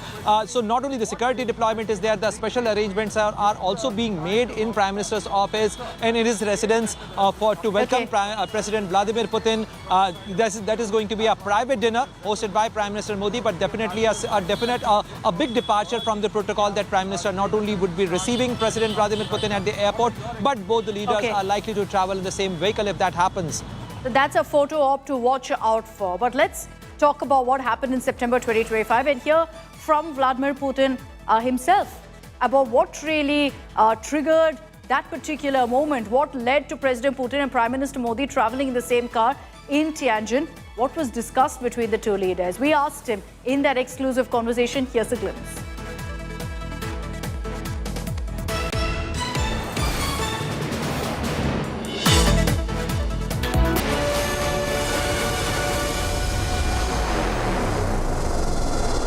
Very interesting question, because when you met Prime Minister Narendra Modi in SCO, and there was this picture and video of you and him going in a car, and we're showing it to our viewers right now. You were traveling in a car with him. Was it pre-planned, or how did it go about? How did it happen? And what did you discuss in the car? Вы знаете, обсуждали текущие вопросы. We were talking about just the current agenda. It was not pre-planned. We just went outside into the street, and my car was there, and I suggested that we should get together, just, as a sign of friendship, for comradeship. There's nothing, no complicated orchestration, just as friends. We got together in one car and we spoke. Along the road, there was always something to talk about. And, we had a conversation. We even sat in the car for quite some time. And then I said, yes, we should go because they're waiting for us. But there's nothing special about that. It just testifies to the fact that there's a lot we have to talk about. And these topics are of importance to us. Right. President Sir, the fact that you're going to go to India, you just said that both leaders are going to cement the guarantees that you give each other. What are the kind of announcements that we can expect? We've heard about technology transfer, we've heard about trade enhancement. What are the solid announcements during this visit?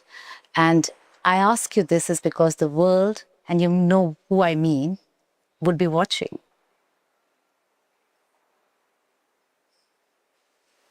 Ну, то, что мир будет следить за the world is going to be watching. I don't think there's anything special about that.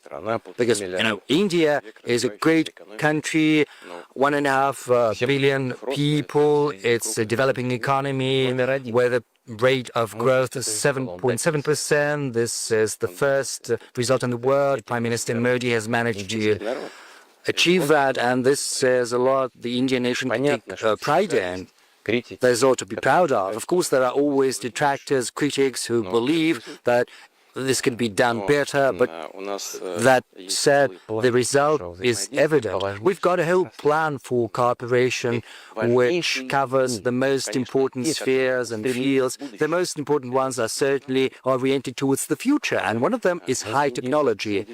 India and Russia are working together in outer space exploration, in energy, nuclear energy in particular, which is well known because, one of the leaders in that field, also shipbuilding, aircraft building.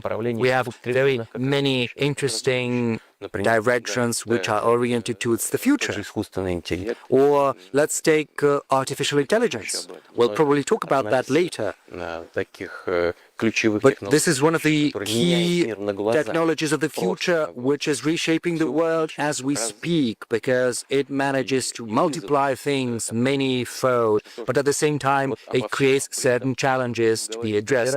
And we'll talk about all of that. And as Prime Minister Modi thinks and what I think, well, we'll choose what is of the greatest significance at this stage, and we'll help with that. Agreement, sir? Ну, конечно, well, of course, but we should probably not announce them right now because, all of that is going to be announced in the course of the visit. We will present that to the public.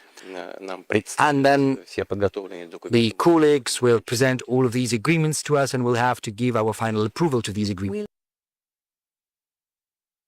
As the Russian president there speaking about the time when he invited Prime Minister Modi to travel with him in the same car, the messaging that was involved in it as well. As we continue to track all the latest updates and count down, importantly, to Vladimir Putin's touchdown in the national capital in just about 15 minutes from now. Let me once again reintroduce all of our reporters. We have Shivani Sharma, Amit Bharadwaj, Pranay Upadhyay. Here in the studio with me is Gaurav Sawant, and also joining us is Sandeep Unitan. Sandeep, What do you make of the kind of messaging involved here? Both Prime Minister Modi and President Putin know the importance of sending across a message of this friendship, of the warmth and the relationship that they share, and know exactly who's watching.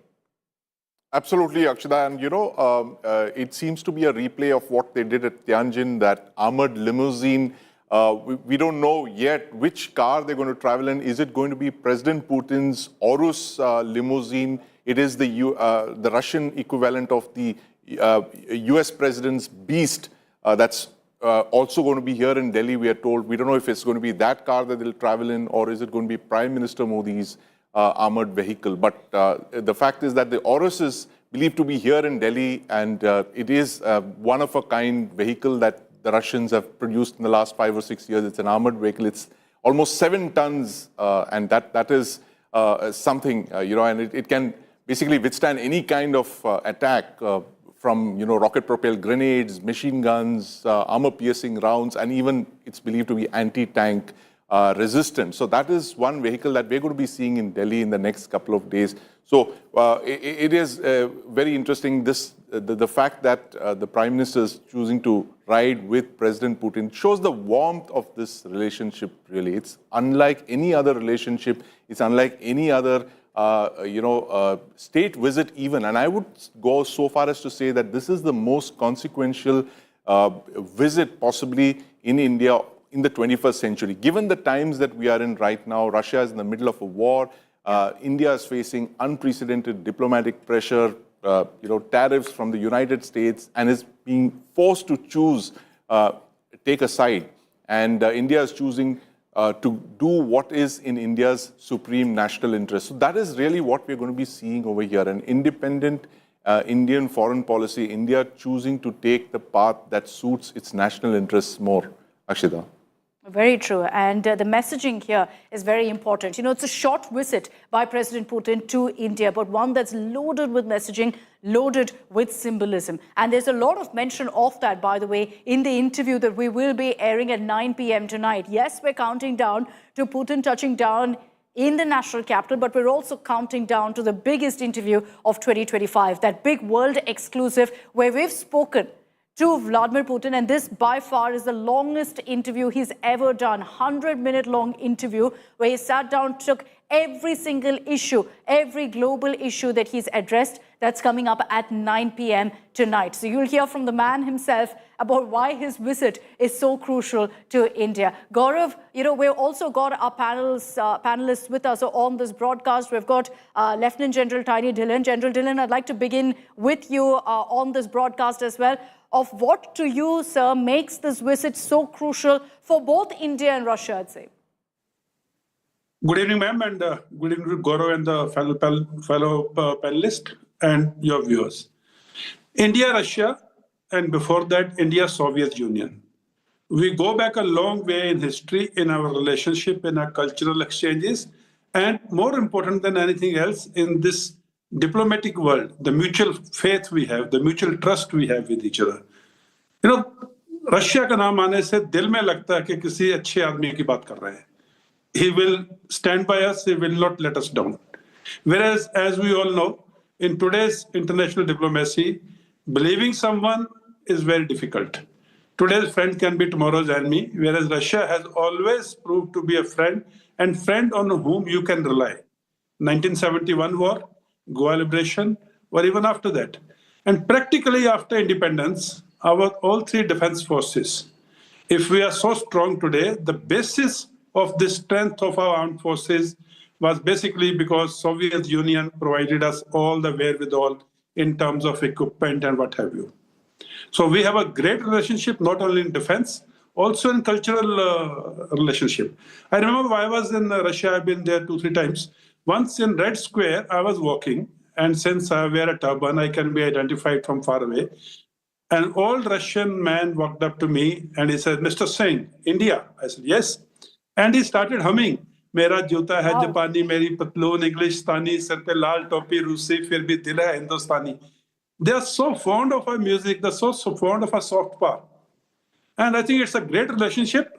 And President Putin's visit to India is coming at a very crucial time. when there are a lot of churning going around in international relations, and it couldn't have come at any time other than this. I think it's a golden opportunity to read the best output from this visit, and I'm actually looking forward to it. And as the program goes by, we'll discuss more about it. And I hope you're also looking forward to our exclusive, General Dillon. Yes, That's at 9 p.m. Absolutely. Where we're going to be hearing from Putin on exactly what you spoke of the warmth that India and Russia share. Gaurav, we constantly hear this term, when you describe the India-Russia story, all-weather friend, all-weather dost. Define that for us, Gaurav. You've been to Russia, and like General Dillon says, there's a very deep connect, people-to-people connect that you get to see on ground. So, before the 1971 war, India and Russia and then Soviet Union actually signed a pact, which was a mutual defense pact. And that meant an attack on India would have meant an attack on Soviet Union, and that they would defend us. So when the Americans were trying to put pressure on India and they sent in their fleet in the Indian Ocean, the Russians sent in their fleet. To ensure that the Chinese don't trouble us, they had two divisions on the Sino-Soviet border. And that ensured that India was able to ensure the birth of Bangladesh and the liberation of Bangladesh and, that operation. Subsequently, let me talk about the Kargil war. India wanted T-90 tanks. Russia took T-90 tanks out of its armor and gave it to India. A nuclear submarine. No other country in the world is willing to lease a nuclear submarine. Russia has done that for India. Our own nuclear submarine, the kind of technology they've shared with us.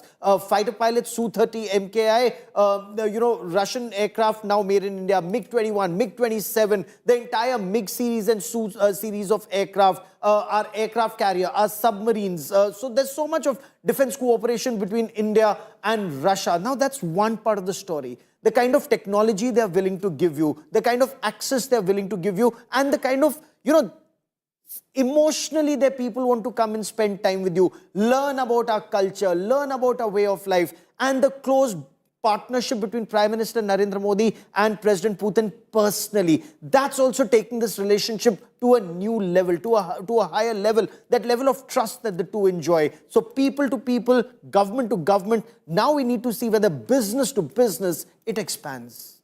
Very true. Before I bring in Dr. Datta, since there's so much curiosity of exactly what the Russian president has told us in this world exclusive, and I'm not exaggerating when I say the entire world right now is waiting for that particular interview. Gaurav did touch upon, the friendship that's lasted for decades really between India and Russia. What does President Putin have to say about really this friendship story? How does he see it going forward? What's the next step really in this relationship? Listen in to one particular excerpt.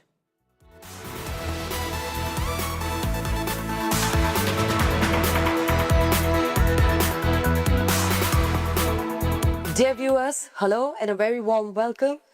You're watching Aaj Tak India Today, and I'm Anjana Om Kashyap, and we're at Kremlin today, and you're about to witness history, a very historic moment. It is said that when two old friends meet, they have their private jokes. They have a lot of banter, they have a lot of fun, and they have a bonhomie or camaraderie. But the others in the room might feel a little uncomfortable. And why do I say this? I say this because as the President of the Russian Federation, Vladimir Putin, meets Prime Minister Narendra Modi in New Delhi, the world will be watching very, very closely. Vladimir Putin is undoubtedly one of the most influential politicians of the world whose decisions don't just affect Russia, but numerous nations across the world. He's a very compelling and enigmatic figure on the world stage. It just doesn't get more exciting than this. Well, that's right, Anjana. Hello and welcome. I'm Gita Mohan. We have with us a man who is known to be one of the world's longest-serving leaders. He's seen it all, through wars and economic recessions, from disintegration of countries to a changed world order, from Boris Yeltsin to Donald Trump, from Atal Bihari Vajpayee to Manmohan Singh to Narendra Modi. He's seen the world change right in front of him, and he's taken Russia through very turbulent times and yet has cemented his position as a force to reckon with. Thank you so much, President, for doing this with us. You're in conversation with India Today and Aaj Tak. That's the President of the Russian Federation for you. Thank you so much, sir, for joining us on our network. How are you doing? Надеюсь, что и вам у нас в России. Well, I do hope that you find it great in Russia, in Moscow. You like Moscow and the Kremlin, where we're working. Плану. Well, as you can see, everything is according to plan. On the whole, we're happy with the economic situation. And what's most important, this month, I'm very happy that I'm going to meet, as you have just pointed out, my friend, Prime Minister Narendra Modi. We agreed to meet in India a long time ago. There's a lot to talk about because the range of our cooperation with India is very huge. I'm not even talking about history of our relations because this history is of a unique nature. And I would also like to point out that the path that India has traveled since gaining its independence, just over the 77 years, which is a very short span in the scale of history, and India has managed to travel a great way. And I'm going to dwell on that a little bit later. But, you know, when we live our daily lives, we hardly notice the changes that are currently afoot. It rarely happens when we notice these changes. But if we have a look back at the history, we'll see that what transpired in India is, to a large extent, a miracle. Well, I don't think there are many people living in India who know that the longevity, the life expectancy of India over the 77 years has We will talk about longevity in some time from now. Хорошо, поговорим обязательно. Но we're certainly going to talk about that. But be that as it may, our relations with India are developing across different ranges, different avenues. I'm very happy to have this chance to meet Prime Minister Modi. And not just business ties, but also personal ties. Okay, we're just about 5 minutes away from President Putin touching down in Delhi. We understand that his plane has already entered Indian airspace. There's quite a bit of movement happening at the Palam airport, and I'll get you those updates with our reporter. But let me also bring in on this broadcast Sergei Strokhan, senior journalist from Moscow. Thank you very much for your time, Sergei. There's been a whole lot of talk, of course, of the Russian president's interview to us here at the India Today group. But take us through really why Russia is looking forward to this visit by President Putin to India. I don't think it would be exaggeration to say that President Putin's visit to India is probably one of the most dramatic moments in the whole history of Russia-Indian relations. Actually, it's a moment of truth. And there's a number of reasons to believe that at this particular moment, we see both entirely new opportunities for our cooperation and multiplying challenges also. And that's why, you see, we'll have to see that both leaders would show that they are able to withstand that growing pressure which is coming from the West, which is trying somehow to scale down and or to stop even Russian-Indian cooperation. If we say all-weather partnership, it should be partnership not only in a good weather, but also it should withstand rain, storm, tsunami, or other political turbulences of all nature. Well put. It has to survive all kinds of turbulence, and it truly has. Time-tested and otherwise. There's a reason we refer to them as all-weather friends, as Sergei put it, through storms, through hurricanes, through tsunamis, through it all. This friendship has truly stood tall. Before I bring in all of our panelists, we'll also take this across to our reporters on the ground because there's quite a bit of movement right now taking place on the streets of the national capital. By the way, the heart of Delhi right now has been completely secured. Huge security deployment that's been put out in several parts of the national capital. Once President Putin touches down in Delhi, he will be traveling reportedly in the same car right up to the Prime Minister's residence. Amit Bharadwaj is joining us live from the Palam airport. Amit, take it away. Get us those updates.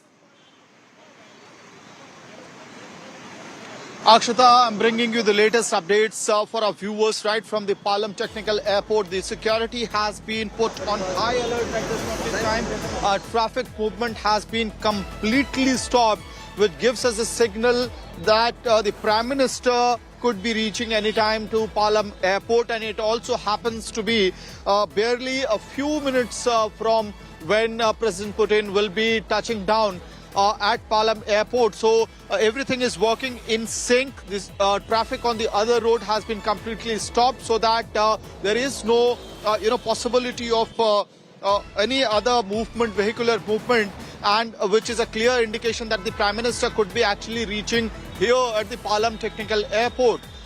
Inside the airport, there is a preparation for a grand welcome of President Putin, and in most likelihood, the Guard of Honor could be also happening inside Palam Technical Airport when Prime Minister Modi will be himself, in most likelihood, receiving President Putin.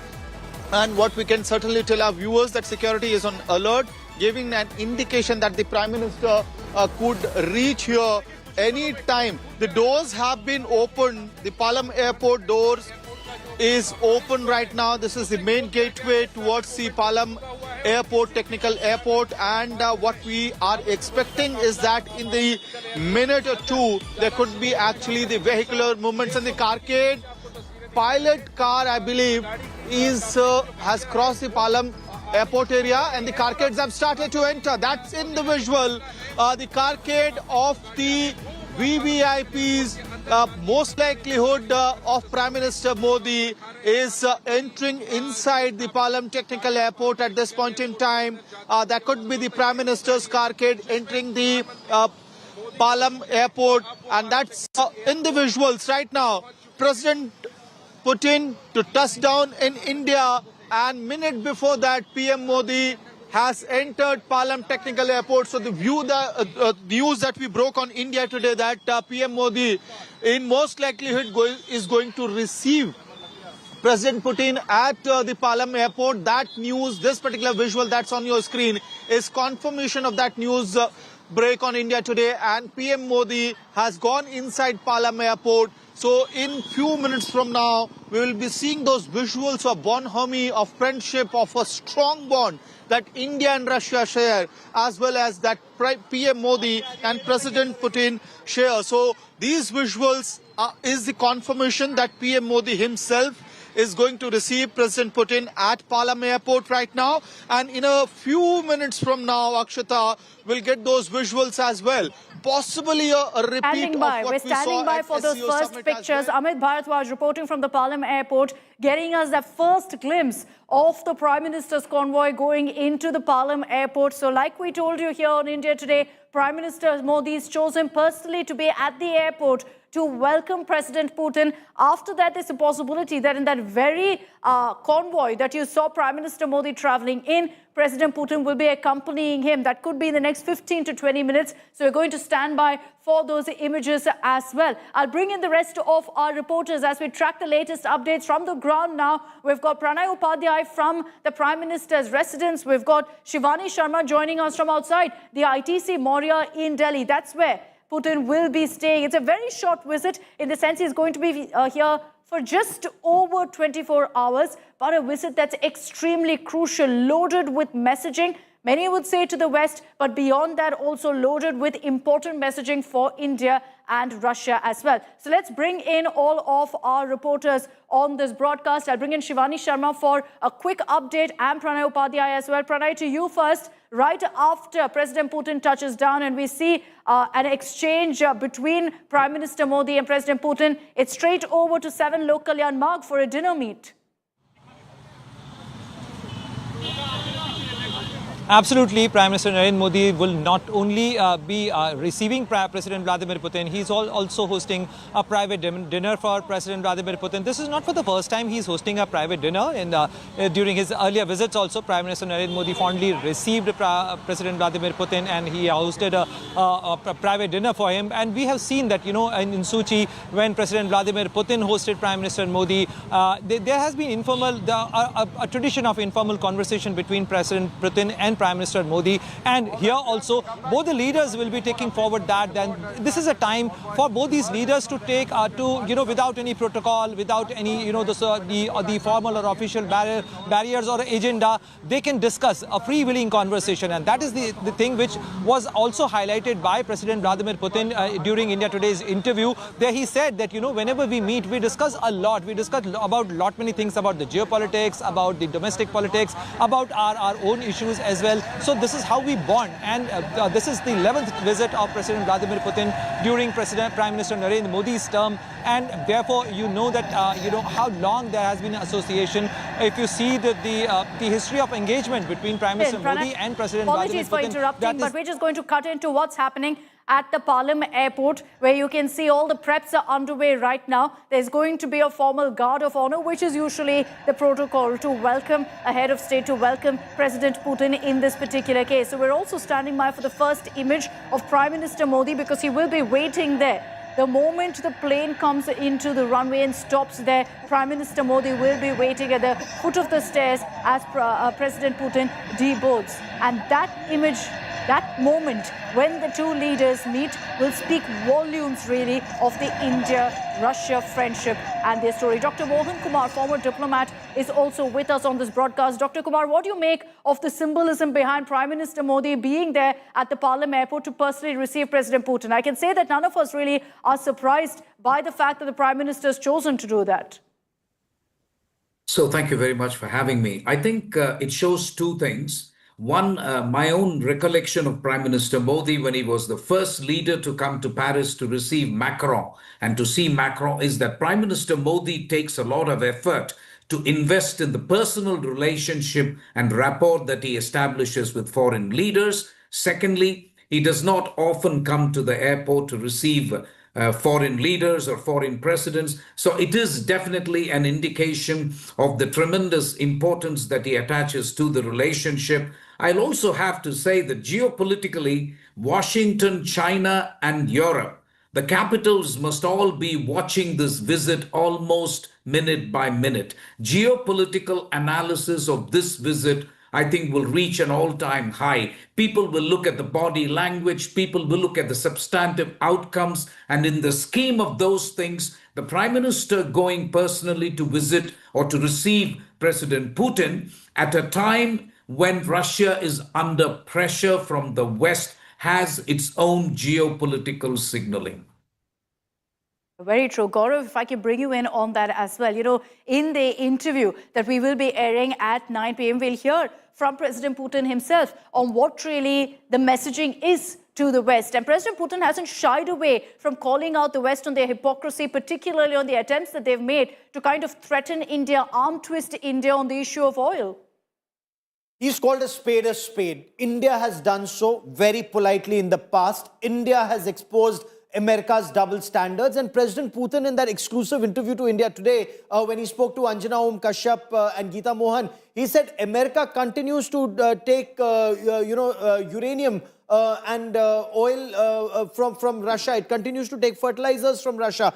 America is taking a lot from Russia, but does not want India to do the same. So he did expose the double standards of the West, and he said conversations need to happen with America on this. India is, of course, doing that. India has exposed the double standards of the United States very clearly. It's a fine balance. India wants this relationship with Russia. India also wants the relationship with the United States of America, with France, very important. And the images that you see, that's the Prime Minister's cavalcade that's now moving in to Palam technical area. The Tri-Services Guard of Honor all set. The Prime Minister's cavalcade getting there is very clearly an indication that anytime now the President Putin's aircraft will be touching down and the Prime Minister then receives him. So that's a very, very big signal that India is sending out, not just to people in India and Russia, but to the West too. Okay, let me bring in Dr. Datta as well, our foreign policy expert on this broadcast as we track the latest updates anytime now. We're standing by for the first picture of President Putin in Delhi. And a reminder again to all of our viewers that at 9 p.m. we have that big world exclusive coming up. We've been getting non-stop calls, messages asking us if President Putin has spoken on Trump, if President Putin has spoken on tariff, if President Putin has spoken on the Ukraine war. I can confirm to everyone that he's very much spoken on each of those issues. The timing of this particular visit by President Putin to India, Dr. Datta, is also extremely crucial. You know, just a few days ago, you had Witkoff in Russia, and there too, very clear messaging that was sent across from Putin. Yes, absolutely. It is very significant, and it is not only significant, it is going to be a turning point in geopolitics and in strategic relationship at the international level. The car diplomacy of tonight would create in a lot of flutter and jitter in United States of America as well as heartburns in Europe. Having said that, this visit is very significant, even though it is very short visit, but it is very, very, it is very tight with a lot of things happening. And my understanding is, like, first and foremost, the Relos agreement being ratified by the Duma, by the Russian parliament, that itself is a very significant thing, looking into the context of what is happening at Ukraine as well as in Russia and in Middle East and other parts of the world. Together with that, opening up of the North Arctic Ocean, which has become a very hot cake these days in relation to trade diplomacy and economic diplomacy because of the melting of the Arctic ice and India's entry into that, and Russia giving a free hand to India to, cruise into the waters of Arctic Ocean. That is again a clear message to the West. And of course, there would be discussions on S-500 as well as on Su-17 and, advancement of the Sukhoi aircraft and many other things which would be coming in the kitty, together with a huge agreement in relation to technology and also in relation to enhancement of our economic ties and our trade ties and our bilateral relationship. So this would definitely raise in a lot of eyebrows in United States of America, in Europe, and of course China would also be jittery. Okay. Last year itself, just 30 seconds more, last year itself, United States of America had traded to almost around 24,000 million US dollars in terms of trade with Russia on uranium as well as on critical minerals and on other important components, So when US does that, and then United States of America threatening Bharat not to go for it, that itself is a hypocrisy of the highest order. And I think this visit is actually going to give in a clear-cut direction as well as a proper messaging to United States of America to stay away as to with whom India should trade and with whom India should maintain a as relationship. someone who's heard that full 100-minute interview, there is a conversation also where my colleagues Gita and Anjana actually asked President Putin on what he really makes of what Trump is doing. And Sandeep, while Putin also doesn't shy away in that interview from calling out the threats of tariffs and the attempts to arm twist India, when asked particularly about Trump as a president, about Trump as a leader, there you see Putin take a very careful stance as well. Well, not surprising, Akshita, because Russia and the United States are in the middle of a very, very sensitive point in their relations, where the United States is trying to get the war in Ukraine to come to an end. But the problem is that you have Europe, which does not want the fighting to end on Russian or American terms. So that's a major problem. And it's, of course, understandable why President Putin would talk about it very carefully, because it is an extremely sensitive moment right now for Russia.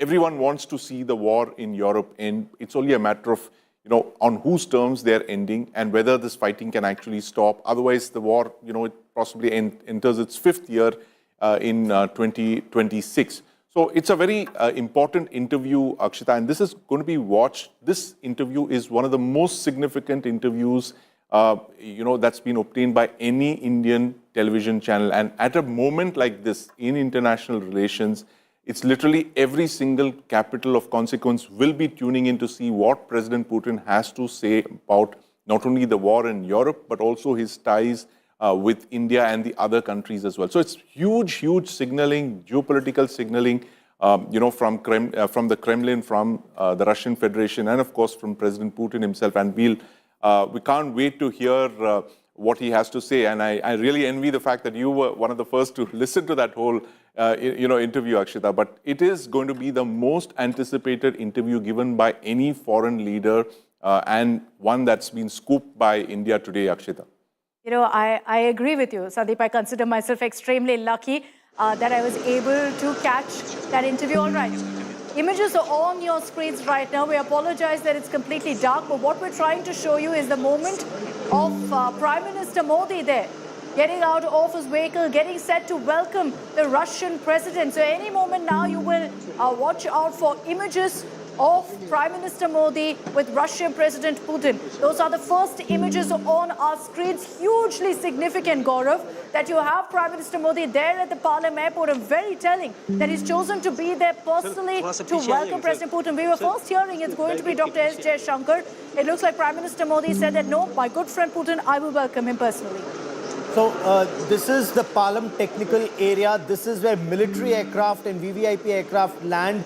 There is a small ops room and a briefing room. When VVIPs come in, they brief or debrief just before they board that flight. That's the room where the Prime Minister is now waiting. The moment there's touchdown, so the Prime Minister has arrived, the moment President Putin's plane touches down and then taxis to this zone at Palam Technical Area, the Prime Minister will receive him. He's done this with world leaders in the past, but very rarely, in his tenure. So he's received Sheikh Hasina, Barack Obama, Donald Trump, the Emir of Qatar, and the President of France. And now it's President Putin. This just goes on to show the importance Prime Minister Narendra Modi attaches to, one, the relationship with the country, his personal relationship with the world leader, and with President Putin. It indeed is very close. He'd done that with Shinzo Abe, late Shinzo Abe, the Prime Minister of Japan. They were very close as Chief Minister when Prime Minister was Chief Minister of Gujarat.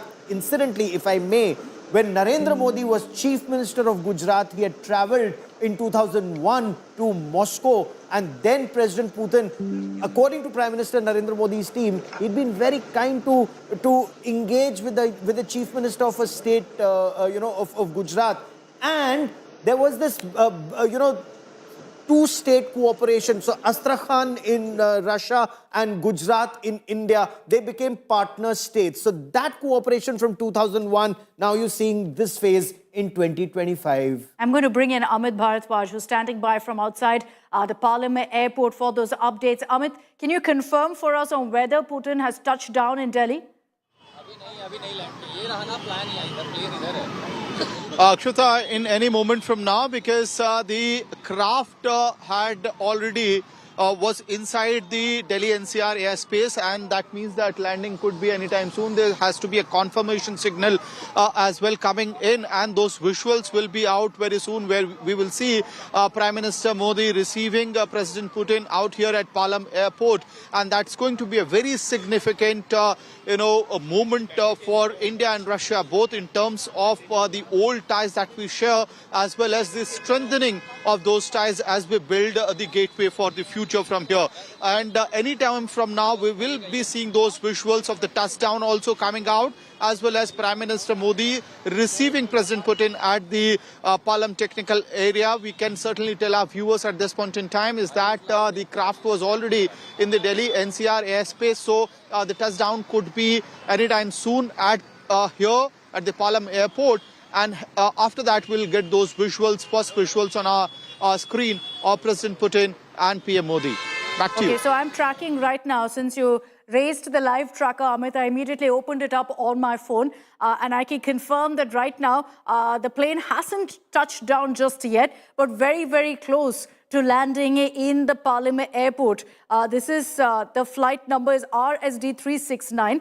It's part of the special flight squadron, obviously, because you've got President Putin traveling in that particular aircraft, but it's getting closer. I think in the next 15 to 20 minutes, we will be seeing the plane touching down at the Palam airport, which is why Prime Minister Modi is already ready, waiting to go ahead and receive President Putin at the Palam airport. From there, it's straight for dinner to the Prime Minister's residence at 7 Lok Kalyan Marg. What I can also tell you at this point is the pictures that you will see of President Putin being received by Prime Minister Modi. I'll take this back to 2018, when you had President Putin actually going ahead and bidding farewell to Prime Minister Modi when he had visited Russia in 2018. So this is kind of, a gesture that we've seen before between the two leaders. And it again, like I've repeated several times, speaks volumes really of not just the friendship between the two countries, but the personal friendship between Prime Minister Modi and President Putin. A quick update from Pranay Upadhyay, who's outside the Prime Minister's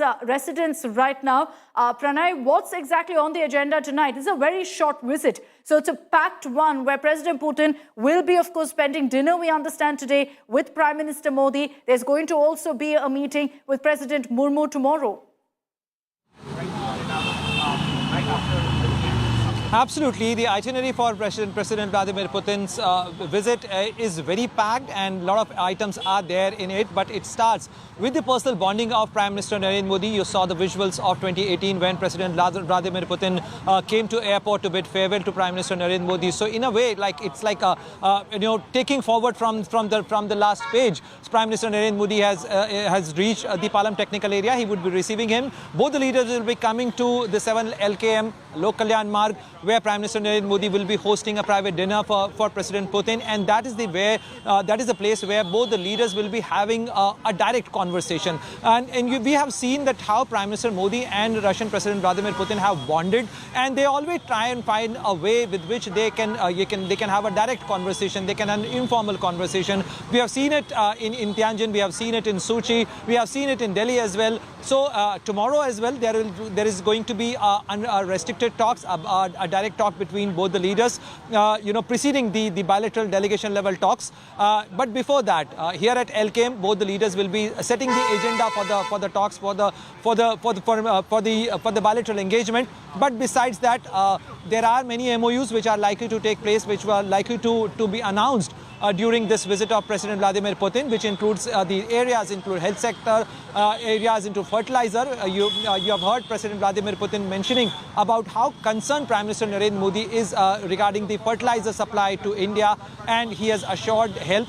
He mentioned this during our exclusive interview, that he remained concerned about the fertilizer supply, and Russia stands by India as far as the fertilizer needs are concerned. So besides that, in the areas of defense, strategic affairs, nuclear sector, space, many areas are there which are part of he's touched upon all of this in that interview as well. Yes, we're standing by for President Putin to touch down in Delhi. But again, a reminder to all of our viewers, 9 p.m. we will be playing out that full 100-minute interview with President Putin, where there are several of these aspects of cooperation cutting across different sectors also raised and spoken of in great detail by President Putin, because he kind of also outlines for, in fact, people of India and Russia of how he sees this friendship moving forward. General Dhillon, as we continue to keep our focus on these images, and we're standing by for President Putin to touch down, perhaps do a namaste to the people of India as he reaches Delhi. You, of course, have said that you will be watching out for that interview. What will you be most curious to hear about from President Putin, General Dhillon? As we said, and as some fellow panelists also said, the world is watching this visit. World is wanting to know what transpires. And this 100-minute interview, which India today has been able to manage with the President Putin, is a sort of a curtain raiser. It is going to say, or it is going to tell everyone what is in store tomorrow. So everyone's interest is to know firsthand and at the first instance as to what this visit is all about, what is in the mind of President Putin. That is very important because, like you only said, he's a very enigmatic leader. So this interview is going to lay out for everyone to understand how he is looking at this visit. And 100 minutes, mind you, it's a long, long interview. So I am very sure, at least I am very keen to listen to this interview at 9 o'clock. And like most of us have discussed, India-Russia relationship is not a spontaneous or, a transitory relationship. It is embedded in history. So there is a lot, starting from defense to space to AI to technology to trade what have you. Okay, General Dhillon, we'll stay with, in fact, the latest updates that are coming in. The confirmation is here that President Putin has now touched down in Delhi. He's landed in the Palam airport. I'll bring in Amit quickly for that update. Amit, the confirmation that President Putin has touched down in Delhi, so anytime now he'll be disembarking, deboarding his aircraft to a personal welcome from Prime Minister Modi. Absolutely right, Akshata. We did say that the craft is already in Delhi NCR airspace some time back, and it was all about a couple of minutes, and we could see that special squadron of the Russian fleet actually entering the NCR airspace and eventually landing on the Palam Technical Airport runway. So it's standing on the runway anytime from now. After the SOPs are done with, we will see the disembarkment process to begin, and after that we will see the first visual of Russian President Putin on the Indian soil in Delhi, in the national capital, and he will be received by none other than his friend Prime Minister Modi out here in Delhi. So those visuals will be also a repeat of sorts of visuals what we saw 3 months back during the SCO Summit. So all of us are waiting for the first visuals to come out of President Putin to be out here on the Indian soil in Delhi, meeting Prime Minister Modi, and also showing the visual to the world of further strengthening ties between India and Russia. What is also to be marked is that the temperature has dipped in the national capital, so possibly favorable also climatic conditions for him as far as the temperature conditions are concerned. So PM Modi's carcade had already entered. We had seen those visuals of his cavalcade entering the Palam airport. He was waiting for nearly 10 to 15 minutes, almost for him to personally receive it. As Pranay was also mentioning, it's sort of a departure from the set protocols as well. PM Modi wants to put a very special moment out there for President Putin as well, and we can certainly say by tracking the special craft of the President Putin, the Russian craft that landed here at the Palam airport. The descent had started a couple of minutes back itself. It went through the runway and stopped on the runway, so which means that we will very soon be getting those visuals of disembarkment process as well, deboarding process as well, and then the visuals of President Putin on the Indian soil will be in front of us as well as Prime Minister Modi receiving him here in the national capital, Delhi. Back to you. My colleague Amit Bhardwaj getting us the latest coming in from Palam. The latest is that President Putin has touched down in India, Delhi, in an aircraft which is popularly called the Flying Kremlin. I want to bring in Sandeep Unathan, who was just breaking it down for me earlier. But Sandeep, President Putin is in the national capital. His 30-hour visit begins right from now. And Air Force One-like aircraft called the Flying Kremlin, correct? Absolutely, Preeti. It's one of only 5 such aircraft that exist in the world. It is Russia's equivalent of the US Air Force One. It's called a Flying Kremlin precisely for the reason that it is an airborne command post as well.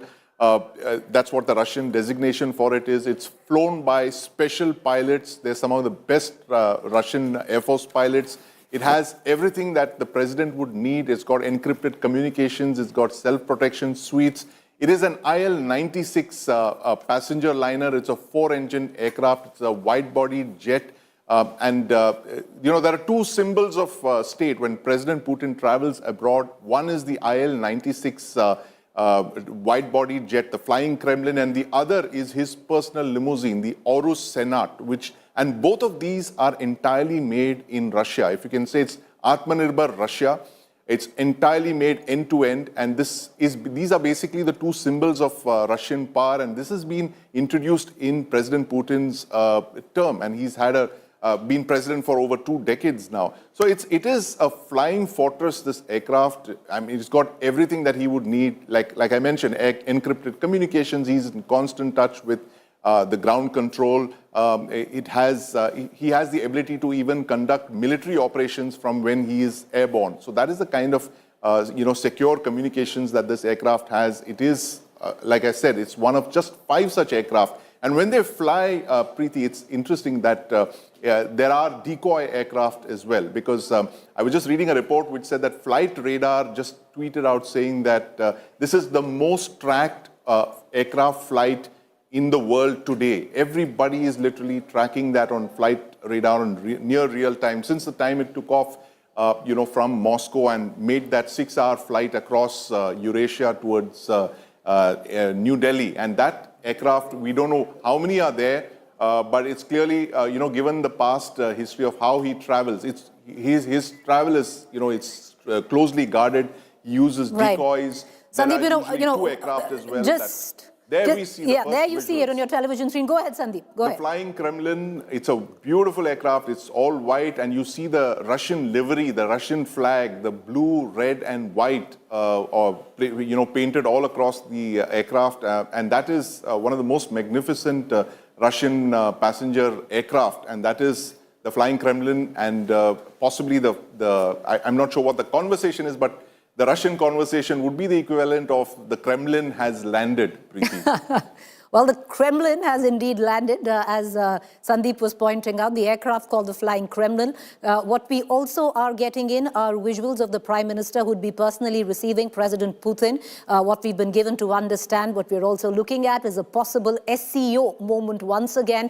Will that happen is the big question. Will the Prime Minister of India and President Putin travel together, away after Prime Minister Modi receives President Putin at Palam airport? But these visuals coming in, sadly, it is a strangely foggy evening, smoggy evening rather, where Delhi is concerned. President Putin is starting now his 30-hour visit. We're going to take you through his itinerary. Amit Bhardwaj, my colleague, is joining us from Palam airport, where President Putin has landed, who all are traveling with him. We're going to try and give you details.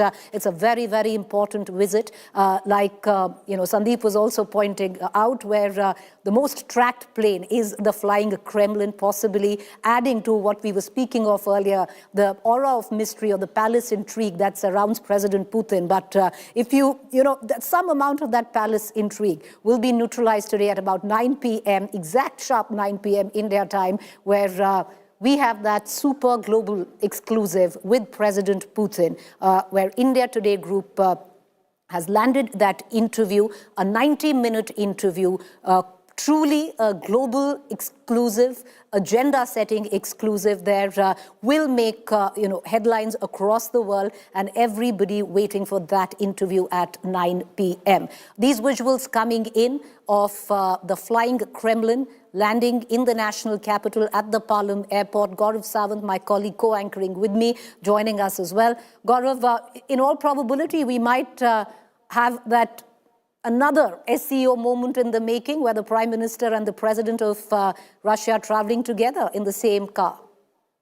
Well, Tianjin was when they traveled together, and once again they're likely to travel together to 7 Lok Kalyan Marg for dinner. The Prime Minister doesn't frequently come to the airport to receive a guest. He's done that in the past for President Donald Trump, for President Barack Obama. He's done that for Prime Minister Shinzo Abe, late Shinzo Abe of Japan. He's done that for Sheikh Hasina. He's done that for the Crown Prince of Abu Dhabi twice. He's done that for Emmanuel Macron, and now he's doing it for President Putin. And this shows how close the bond between India and Russia as countries, and between Prime Minister Narendra Modi and President Putin as two individuals is. I was reporting not just from Tianjin, but also from Moscow. And the Prime Minister was supposed to spend a couple of hours at the presidential retreat. And that conversation lasted over 5 hours. And that just goes on to show how close the two were. Their conversations, in that at another official conversation, the Russian president said, I don't need an interpreter. It's from the heart. We understand each other. So that's the kind of bond Prime Minister Narendra Modi and President Putin share, which you shall watch in perhaps a moment from now as the Flying Kremlin comes to a stop at the tarmac at the Palam technical area in Delhi. When he comes down, there'll be that warm hug, the Tri-Services Guard of Honor, and that is for a head of state. So there's a state visit, there's a Tri-Services Guard of Honor, Army, Navy, and Air Force, and after that, the hug, and then, of course, they travel perhaps together to 7 Lok Kalyan Marg, Preeti.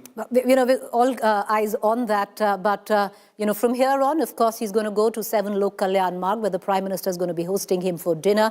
But kid you not, as Gaurav was also saying, there is an element here which is of the bonhomie, the friendship and the warmth that the Prime Minister of India and the President of Russia enjoy. But there is also the historical context to it all. Russia has been one country which has always stood besides India. There is a deep-rooted historical context, a relationship which has evolved over the years in terms of changing times where the geopolitics of that time is concerned, and both countries have evolved. A lot, of course, lies as well on what we can expect in that bilateral, which will be held tomorrow afternoon, and what comes out of that. All eyes peeled and on that as well. My colleague Shivani joining me, someone who tracks defense very closely. Defense is something where Russia and India have. She's joining us from the Moria Hotel. That is where President Putin would be staying in his visit in India. But Shivani, a lot has been spoken of, a lot is being anticipated where defense deals is concerned between India and Russia, amongst trade.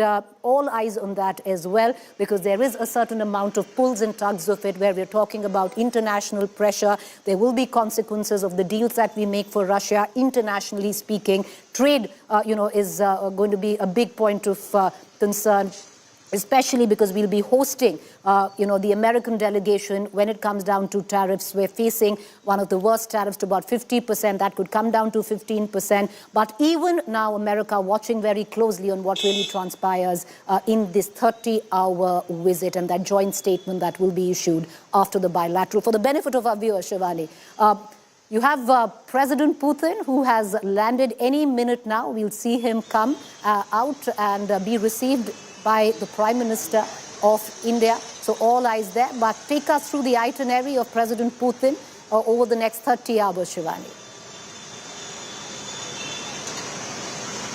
You can see this is a moment, or a historic moment, in fact, where the Prime Minister has taken a departure from the protocol, and he's already there at the airport to welcome his friend, more than a state head.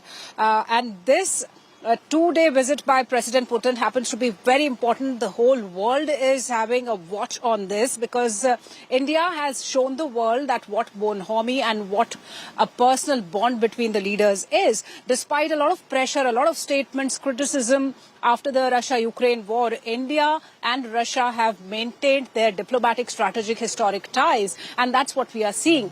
Tianjin pictures were another strong message. And today what Prime Minister Modi has done by reaching the airport, and shortly he'll be receiving President Putin, that will be another strong message. So if we talk about the itinerary, today is a private dinner hosted by Prime Minister Narendra Modi at 7 LKM.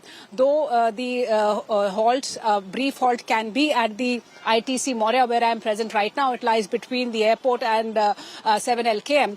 Tomorrow in the morning at 11, a grand tri-services welcome, a ceremonial welcome is planned at the Rashtrapati Bhavan, where he will be meeting the president, and then the bilateral will take place at the Hyderabad House, and later in the evening once again a grand dinner for President Putin and the delegation will happen at Rashtrapati Bhavan, and between that there will be the Indo-Russia Summit that will take place at Bharat Mandapam. So a lot of engagements, certain private engagements, inaugurations also that have to be done by President Putin, but certainly this is going to be a very important visit. I'm right now here, and any moment now when President Putin comes out of his aircraft IL-96, which is also known as Flying Kremlin, so he will be heading towards this particular area where the security arrangements are at place. Movements remain restricted. Traffic is not being allowed after beyond a certain point. So all VIP arrangements are there. Delhi has already turned into a fortress with all the security layers, the multi-layer security that is there at place. So when President Putin is here, we also know that the defense ministers of India and Russia are holding talks, and a lot is there when it comes to defense on the agenda. S-400 procurement, S-500 that has been offered, the technology transfer offer for Su-57 by the Russians, and bilateral ties, the exercises that India and Russia hold, the exchange, the reciprocal exchange of logistics support that has been agreed upon by the Duma, and what will be the impact on that. All those discussions are happening. So certainly a very important, a very packed visit by Russian President and the Defense Minister, and also all the delegates who are already here in the national capital. Important, packed, historic. You can roll all of that into one. We were speaking, like I said, there was a sense of aura mystery that has surrounded President Putin, a fair amount of palace intrigue. But India Today group had been chosen, for an interview that the top line networks had been vying for, the BBCs and the CNNs of the world, and India Today had landed that interview. President Putin, in a no-hold-barred, agenda-setting interview, has spoken to India Today back at the Kremlin, not the flying Kremlin, but at the Kremlin, gave a detailed 90-minute interview, and that will air at 9 p.m. Mind you, the depth of that interview will lead to international headlines as well. This is not just from the perspective of India and the South Asia Pacific, but on a global level.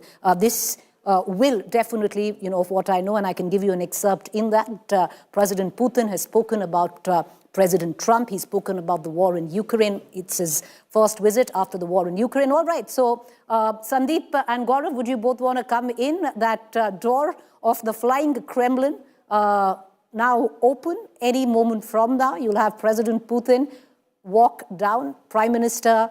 It'll happen in seconds. It'll just happen in seconds. Right. It's for the captain of the ship, or the pilot. He'll step out. He'll give an all clear. The security detail has just done so. The red carpet has been rolled out, and in just a moment from now, the moment the captain of the aircraft gives a go-ahead, President Putin will come out, and the way he does, the ex-KGB colonel that he was, he's though 73 years old, extremely fit, keeps his right arm very close. Usually, when they carry a weapon underslung the shoulder, that's the time the right arm doesn't move much. It's the left arm that moves more, and then he usually comes down the stairs very quickly. The Tri-Services Guard of Honor, he'll meet the Prime Minister, and then they travel together. So just moments from now, there's a security check that's done, that it's all clear. There are soldiers on top and on ground who give that all clear. They've checked the railing is firm, nothing is shaking, the red carpet has been rolled out, it's all clear, and only then the president steps out. Well, it's all clear, and the moment from now. Sandeep, in politics, especially also in diplomacy, optics tantamount to so much. Are we going to expect, the former KGB President Putin come down formally? Are we expecting a namaste? Because that in itself will be tomorrow's, the money shot for the evening, possibly. So a lot lies in optics. That sheer fact that in all probability there will be a moment number 2, like the one at which Gaurav was pointing out at the SCO Summit, where you will have the Prime Minister and the President both travel together onwards to Lok Kalyan Marg. Well, absolutely, Preeti. And, it's just moments from now that we're going to see that moment that we've been waiting literally all day, if not all month. And it is going to be very warm. We've seen both Prime Minister Modi and President Putin. They have a warmth that is missing from every other relationship. It's not just the India-Russia relationship, it's also the personal chemistry that these two leaders share. And as President Putin was telling Anjana and Gita, the fact that it was an unscripted moment at the SCO Summit in Tianjin, where they just decided to hop into the same car, just like two friends would. And this is exactly the kind of chemistry both of them share. They have an extremely warm chemistry. They've known each other for more than 2 decades now. And when you know each other for so long, there's a sense of comfort, there's a sense of, there's a sense of personal connect that you have. And it is so important for, relationships as critical as this, the India-Russia relationship that was historically, that you saw with the former Soviet Union, and that has miraculously continued into the 21st century with the Russian Federation. So just moments from now, you're going to see possibly one of the biggest photo events of 2025 unfold before our eyes, Preeti. Which frankly will make headlines across the world. True. Because the world wants to know what Prime Minister Narendra Modi and President Putin will talk, and whether it will lead to peace, whether it will lead to a ceasefire in Ukraine. Remember, initially, there was a lot of pressure on India to criticize Russia. Now the pressure on India is to talk to Russia to ensure that there is a ceasefire. And that kind of indicates, Preeti, that even the West has realized that these are independent thinking countries. They keep their national interests supreme. The West cannot talk down to them. And there is some kind of a realignment of that opinion. By the way, President Putin has a huge business delegation that's traveling with him. The health minister of Russia has just met the health minister of India. The defense minister of Russia has just met the defense minister of India. So at various levels, this cooperation is on. The effort is to ensure that business to business cooperation, more access for Indian pharmaceuticals to Russian markets, more access to Indian agriculture to Russian markets. All of this is also on the agenda in these talks. Preeti. And that's going to happen because tomorrow after, the bilateral, the joint statement, you also have a meeting where the business heads of both countries would also be meeting at the Bharat Mandapam. So that's all on the card in the itinerary. But the enormity of this visit cannot, be mistaken because viewers, this, of course, the interview at 9 p.m. Also is an agenda-setting interview that will lead to international headlines. But this visit comes in, the first visit to India after the Ukraine war. It is a tightrope walk where India is concerned, where diplomacy is concerned on multiple facets.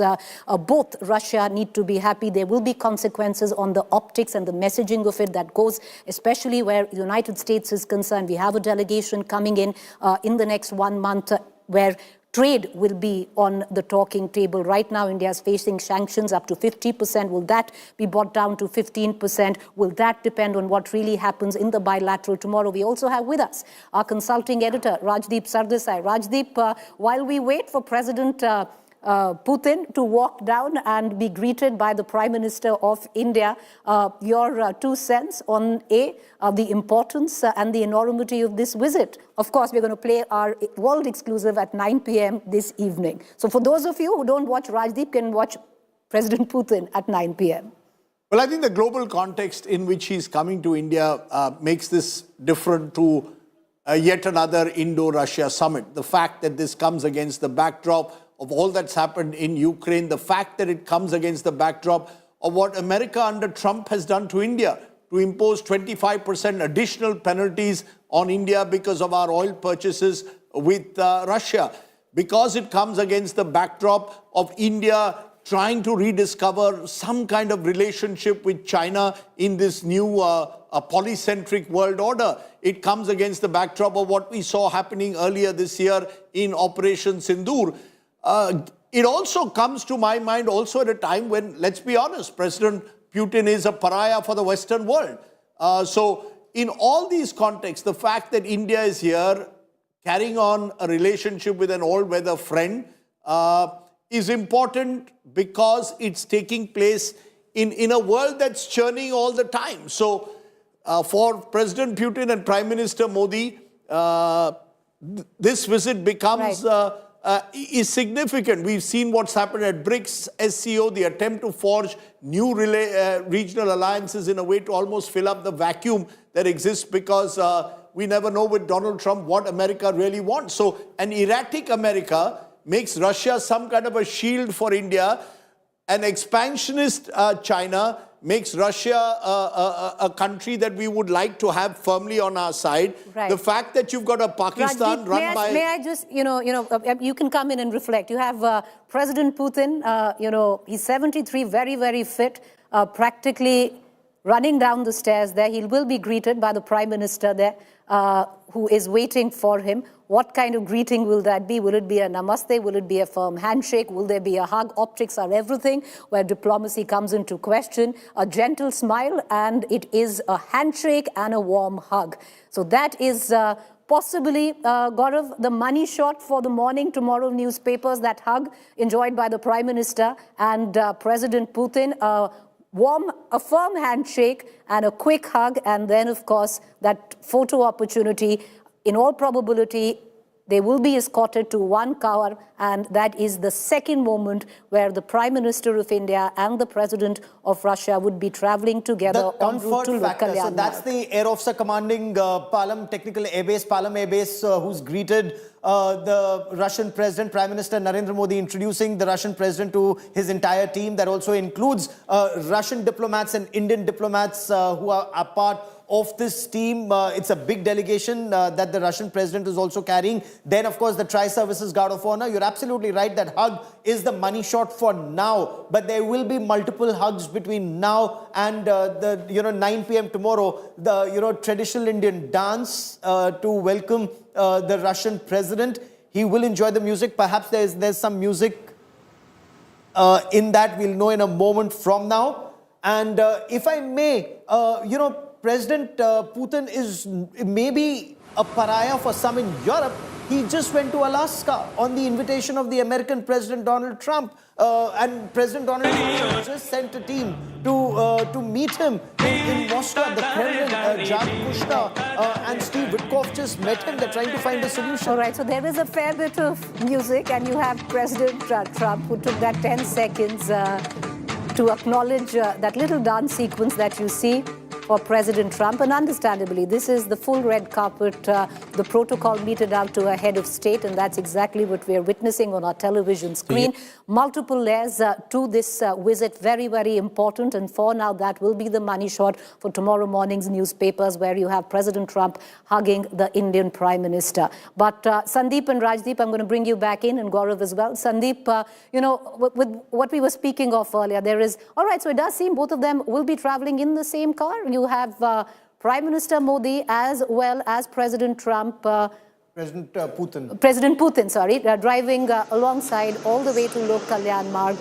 So this is what we were expecting, and that's what's happened. And that question was raised in that super exclusive global interview that we've had with President Putin at the Kremlin in Moscow about the SCO moment where they were traveling together. And he went ahead and said that it wasn't scripted, but he wanted it to happen. He's the one who engineered it at that point of time. So that's a bit of a tidbit from that interview. And this is the Prime Minister's car. This is the Indian car that they're traveling in. And, look at the officials who are all taking selfies, and his team.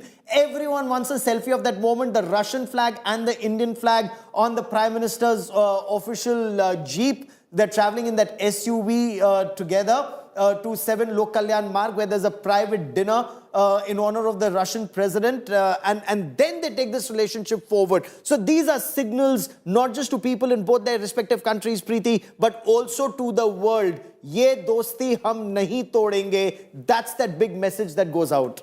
Well, that's the big message that goes out, and one mustn't forget that Russia has been, over decades, a long-standing partner of India. There's a historical context to it. It's a relationship that has evolved, especially in the times of multipolarity and the current global order. Another question, that he was asked, and Rajdeep and Sandeep, I'll bring you in, and Rajdeep, if you'd want to take that, interesting question that was raised, by us to President Putin on the multipolarity and a new global order that could be setting in. That's one answer everybody will stay tuned to at this point of time, with possibly Russia, China, and the Axis coming together where these countries are concerned.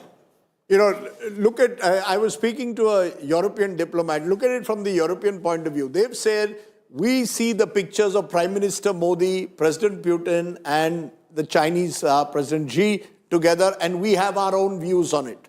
But from our perspective and from our strategic objectives, that becomes important. We need to be seen in the present atmosphere as a country that has been able to navigate a very delicate balancing act between the United States, with whom there are trade negotiations going on, even as this visit is going on. The trade negotiators, I'm told, are coming to India next Thursday. So you've got trade negotiators coming next Thursday, and you've got Mr. Putin, who's also got his own agenda that also goes to trade and defense. So for India, the challenge is to balance the two without falling off the rope. Rajdeep, coming right back to you. I just want to cut across to Amit Bhardwaj. He has some visuals coming in right now. Over to you, Amit.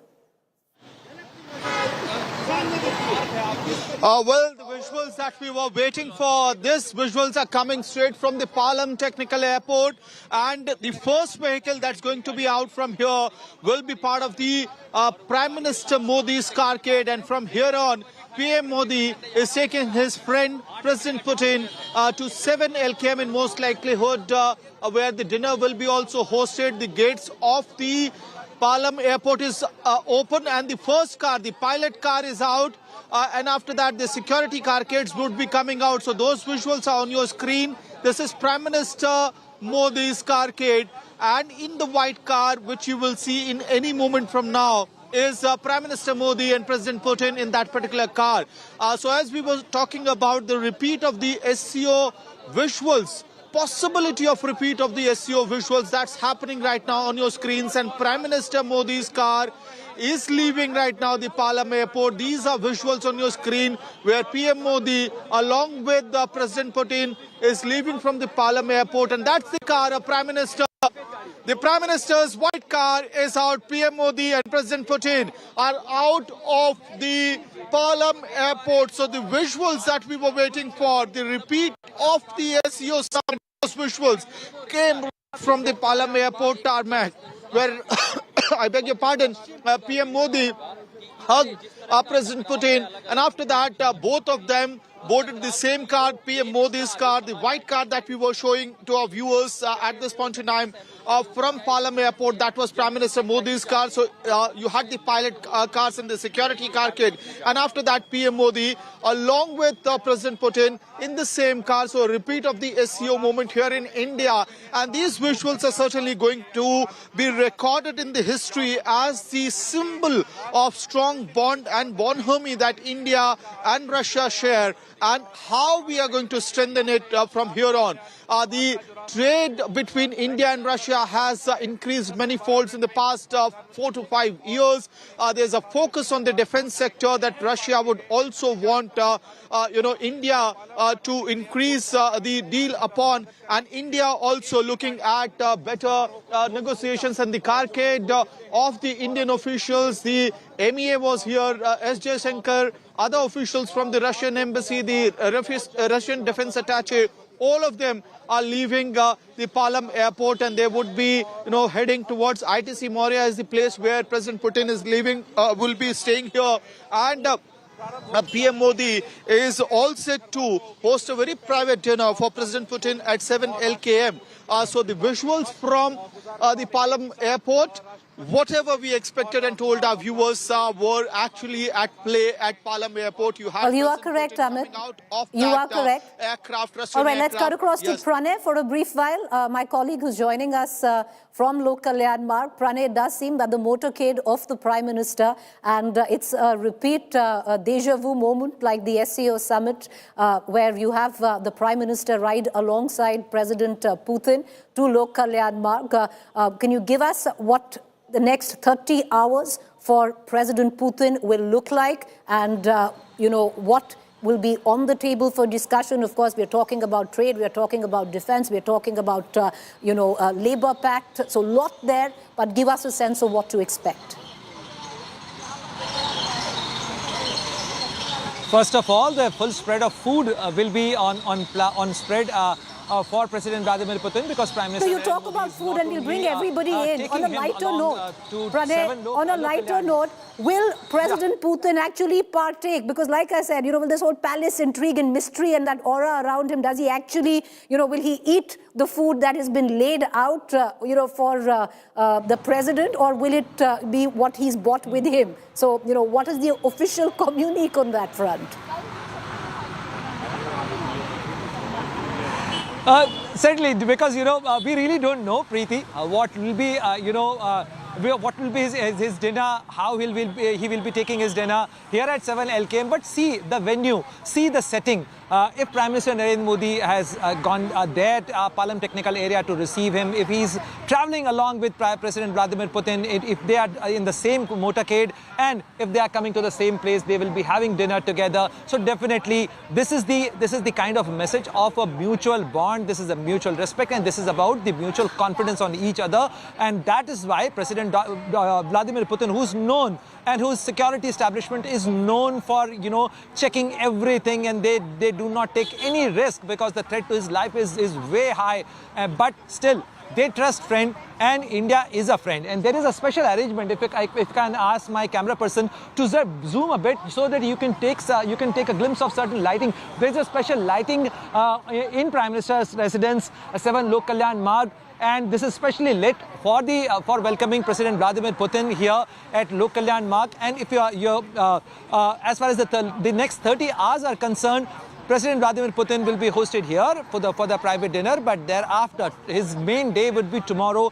He will be ceremonially received at the Rashtrapati Bhavan. Tri-Service Guard of Honor will be given to President Vladimir Putin. Thereafter, as part of the state visit, he will go to Rajghat, and thereafter, the bilateral talks will take place in Hyderabad House. Both the leaders their meeting has already started, but they will have different phases: in-car meeting, on-dinner meeting. Thereafter, they will be having a restricted talk between both the leaders at Hyderabad House. Thereafter, there will be a delegation-level talks, and then both the leaders will come before the media cameras. They will be giving out media statement. They will be announcing that what is their vision to take forward India and Russia partnership for next decade. What are the areas where India and Russia want to expand their partnership? This visit is very important, Preeti, because 7 cabinet ministers of the Russian cabinet are traveling with Russian President Vladimir Putin. Besides that, India-Russia Business Forum will be addressed by both these leaders, and that is a very important, a very significant meeting, because India and Russia are trying to expand their bilateral trade, and the target, which is of $100 billion by 2030. So like within 5 years, we have to achieve that target. How that can be done, that is the main area of focus for India and Russia and both the leaders to take care of. Right. So fair amount of one-on-one time, like Pranay pointed out, the Prime Minister will spend with President Putin. But Rajdeep, Sandeep and Gaurav, to bring you in, Rajdeep, the point that you were finishing earlier, it is, as historic it might be, it's multifaceted, multi-layer in the current geopolitical context. Just about a week ago, we had European envoys who did, in fact, write a critical piece on India inviting President Putin. They were, of course, the MEA did say that was unacceptable. And now there seems to be a change of, at least tune where the European envoys and European nations are concerned that maybe because India is close to President Putin, that we try and build that kind of pressure on Russia to possibly, move towards peace. It's very interesting. Something happened which I haven't seen in many years. Probably it never happened unprecedentedly.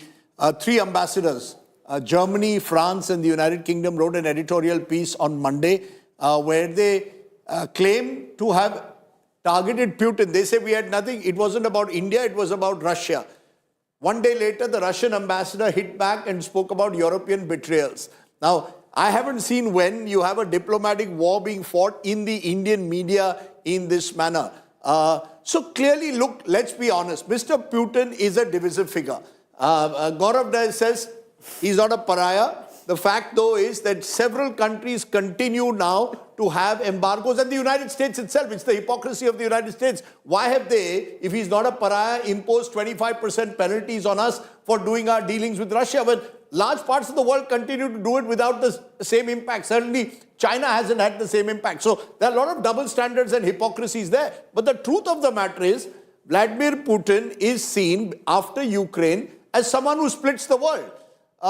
You can see him as a strong nationalist defending his country's interests, or you can see him as little more than, even the ICC seems to suggest, someone who's been accused of serious war crimes and someone who's invaded the territorial integrity and sovereignty of another country. So it just depends who you talk to. And India, I think, has in its own way managed to achieve some kind of a balance between the two sides. At a time when the world is polarized, India plays the kind of balancing role. So you'll probably see President Putin and Prime Minister Modi here today. Who knows, 3 months down the line, if there's a successful trade deal, you'll see Donald Trump coming and being coming to India. So India is the place to be. So European Union anyway will be coming to India once again, and Europeans are very keen for 26 January, Gaurav, as our guest on Republic Day. Absolutely, on Republic Day. Now, this is what shows you India's power, India's growing stature in the world, and India not letting the West talk down to India, Rajdeep. That's the change that's coming now in India. We're not letting the West decide what's important for us or what we should do. Initially, they did try. India should criticize Russia. Why should we criticize Russia? It's for, Russia to decide what's in Russia's national interest, and it's for India to decide what's in India's national interest. So that's exactly what is happening. And now the West is coming around to what India can actually do, play a big role in ensuring that there is peace. India is the only country, Prime Minister Narendra Modi and Rajdeep, I reported both, Rajdeep and Preeti, I reported when Prime Minister Narendra Modi was in Moscow, and then when Prime Minister Narendra Modi went to Kiev, and then when he went to Kazan once again.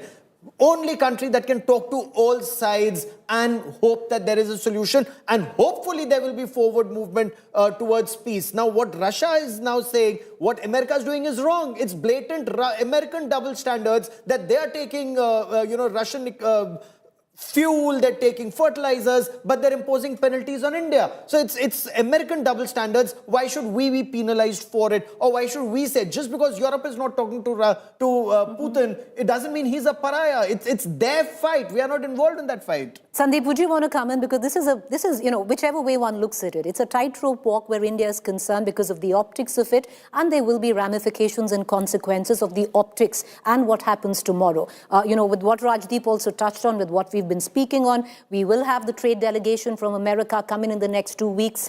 Hopefully, we are looking at, the tariffs coming down from a 50% to a 15%, but all of that could very well be contingent on what our, deal with Russia is, where oil is concerned, where trade is concerned, importantly, where defense is concerned.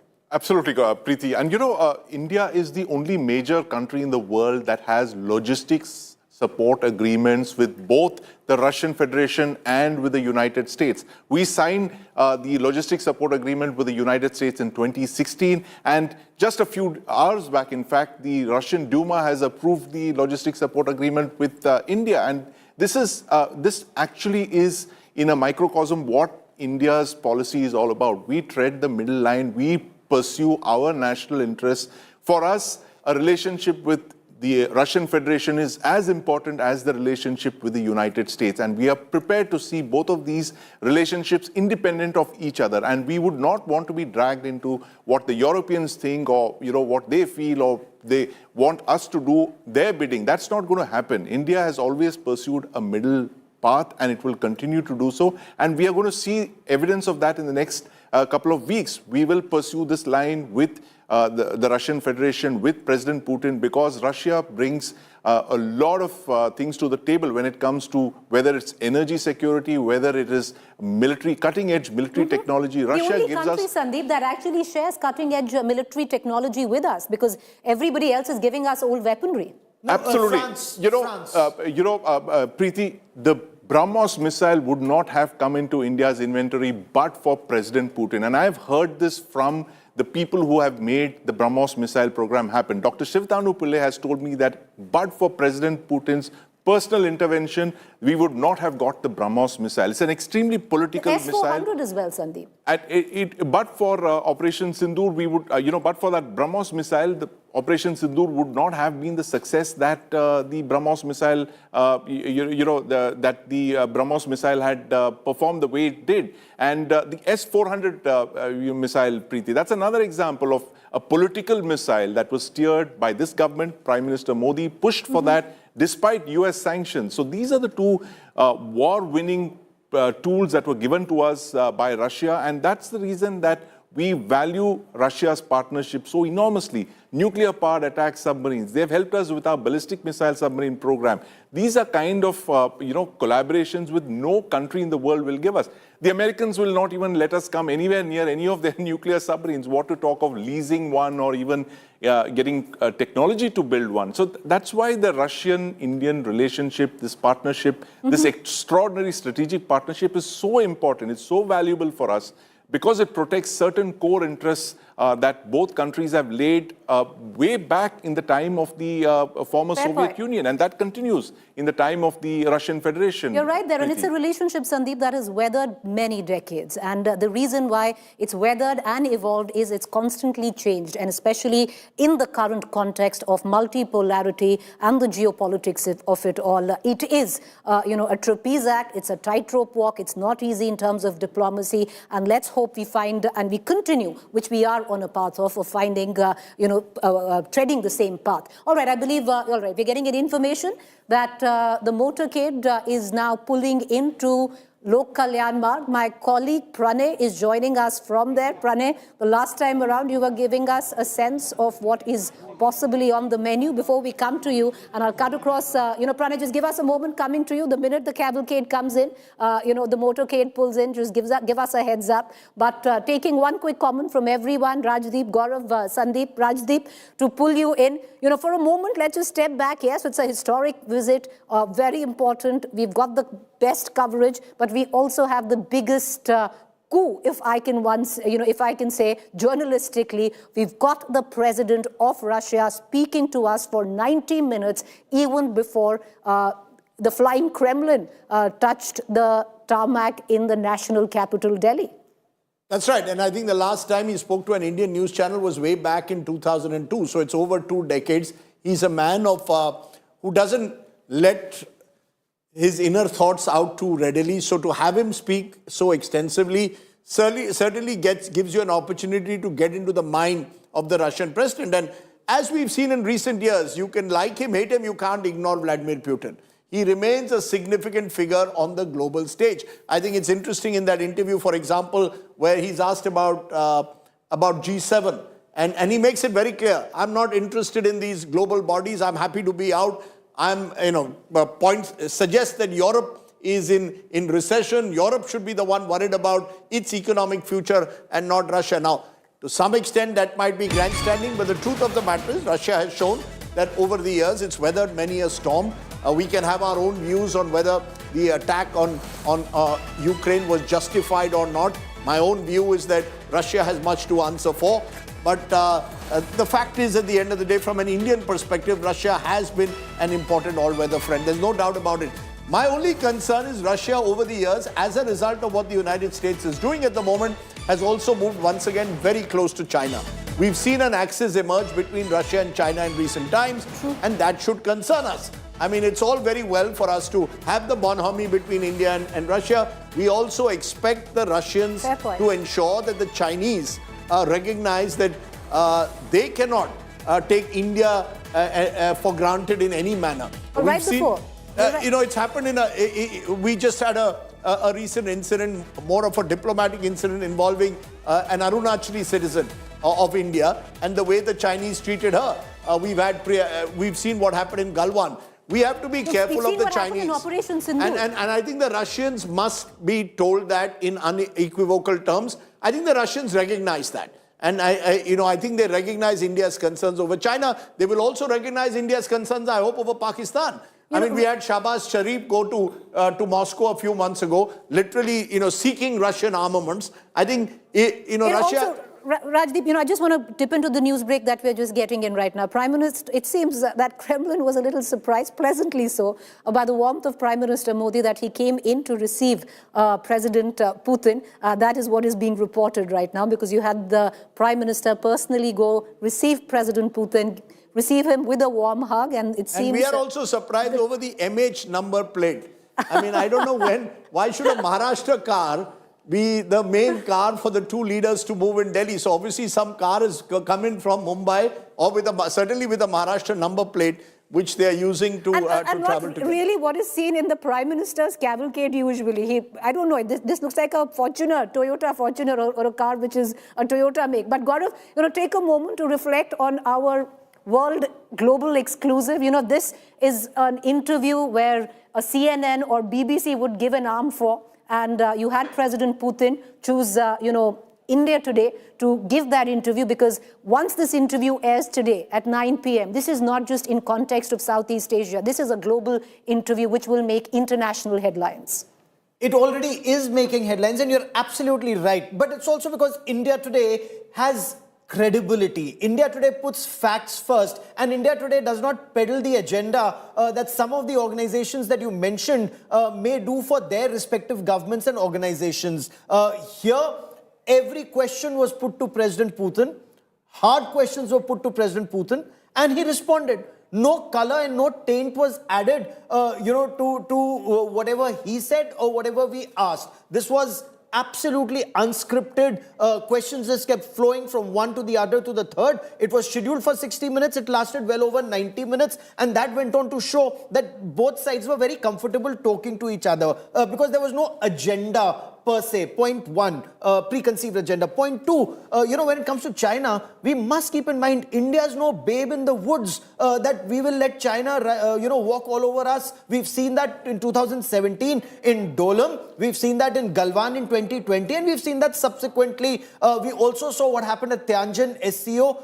There's furious backpedaling even by China, not on core issues, but at least on the face of it, because China also realizes India standing up for Indian interests first. Prime Minister Narendra Modi did not go running to America the way several leaders across the world did the moment tariffs were imposed. India had our red lines. Those red lines were made very clear, and respect for India has gone up across the world given the manner in which we've dealt with America so far, that we've not abandoned our all-weather friend Russia. Okay. That relationship is also growing, and we continue to engage with Europe, and our defense ties remain strong even with France. With America, well, the ball is in their court. Can they be trusted with military hardware and strategic weapons? How you see the pieces on the chessboard moving diplomatically does seem to suggest it's the time of multipolarity. But I'm going to circle back, to our global exclusive that's going to air at 9 p.m. this evening. If you're seeing those visuals on your television screen of Prime Minister and President Putin riding side by side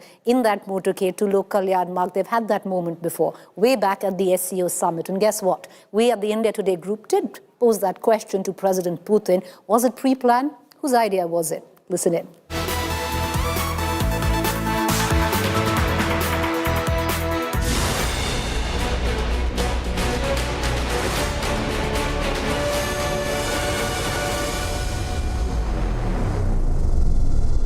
Very interesting question, because when you met Prime Minister Narendra Modi in SCO, and there was this picture and video of you and him going in a car, and we're showing it to our viewers right now. You were traveling in a car with him. Was it pre-planned, or how did it go about? How did it happen? And what did you discuss in the car? Вы знаете, обсуждали текущие вопросы. We were talking about just the current agenda. It was not pre-planned. We just went outside into the street, and my car was there, and I suggested that we should get together, just, as a sign of friendship, for comradeship. There's nothing, no complicated orchestration, just as friends. We got together in one car and we spoke. Along the road, there was always something to talk about. And, we had a conversation. We even sat in the car for quite some time. And then I said, yes, we should go because they're waiting for us. But there's nothing special about that. It just testifies to the fact that there's a lot we have to talk about. And these topics are of importance to us. Right. President Sir, the fact that you're going to go to India, you just said that both leaders are going to cement the guarantees that you give each other. What are the kind of announcements that we can expect? We've heard about technology transfer. We've heard about trade enhancement. What are the solid announcements during this visit? And I ask you this is because the world, and you know who I mean, would be watching.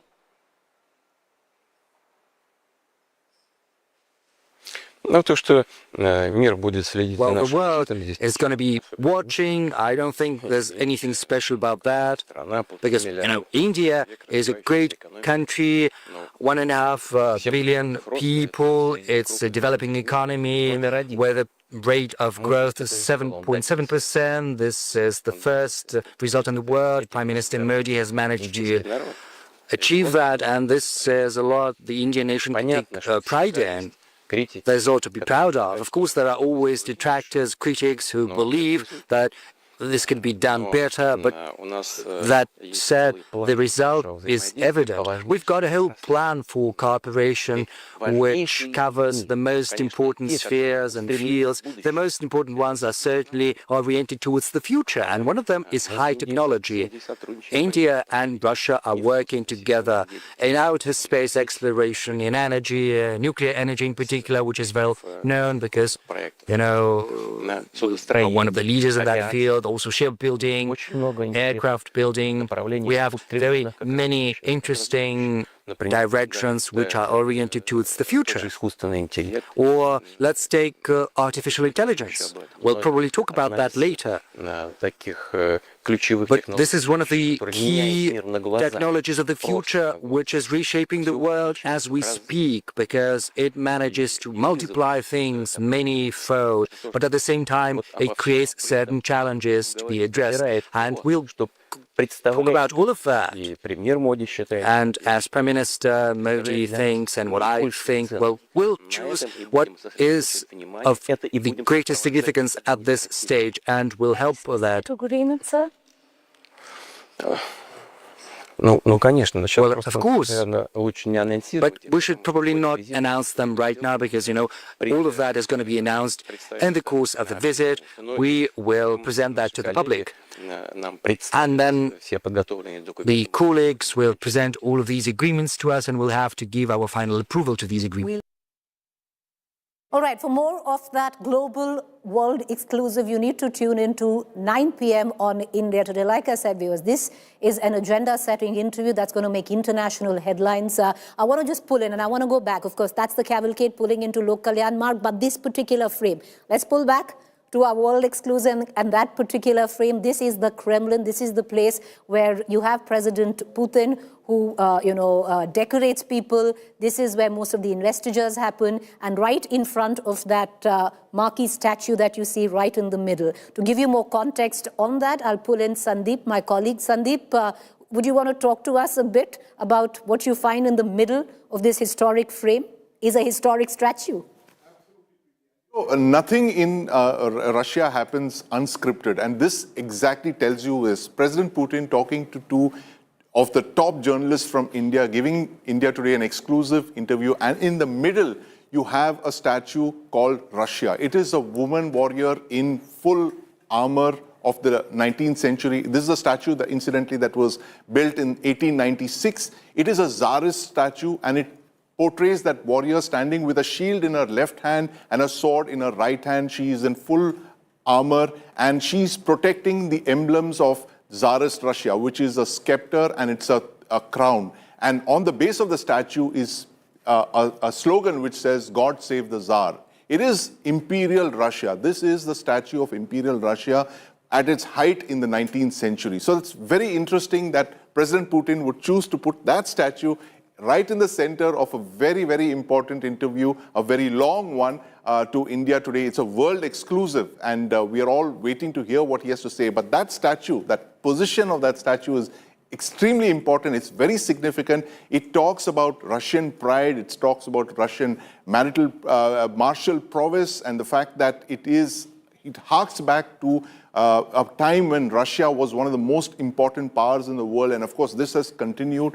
A lot of people will read many meanings into that statue. The fact is that, Preeti, if you look at all the Russian strategic missile submarines of the Yuri Dolgoruki class, they're not named after figures from the Soviet Union. One would normally think that President Putin, who was a colonel in the KGB during the USSR, during the heydays of the Soviet Union, would name things after, the figures of the Soviet Union. Not one of the dozen or so strategic missile submarines, the most important military platforms of the Soviet Union, are named after Soviet figures. They're all named after Imperial Russian figures, whether it is generals, it's princes, it's generalissimos, all of them are from Imperial Russia. And that is essentially Russia signaling not just to the near abroad, but to the world that, it is a power, it is a civilizational state, it is more than 1,000 years of history. And Preeti, this is very well known that President Putin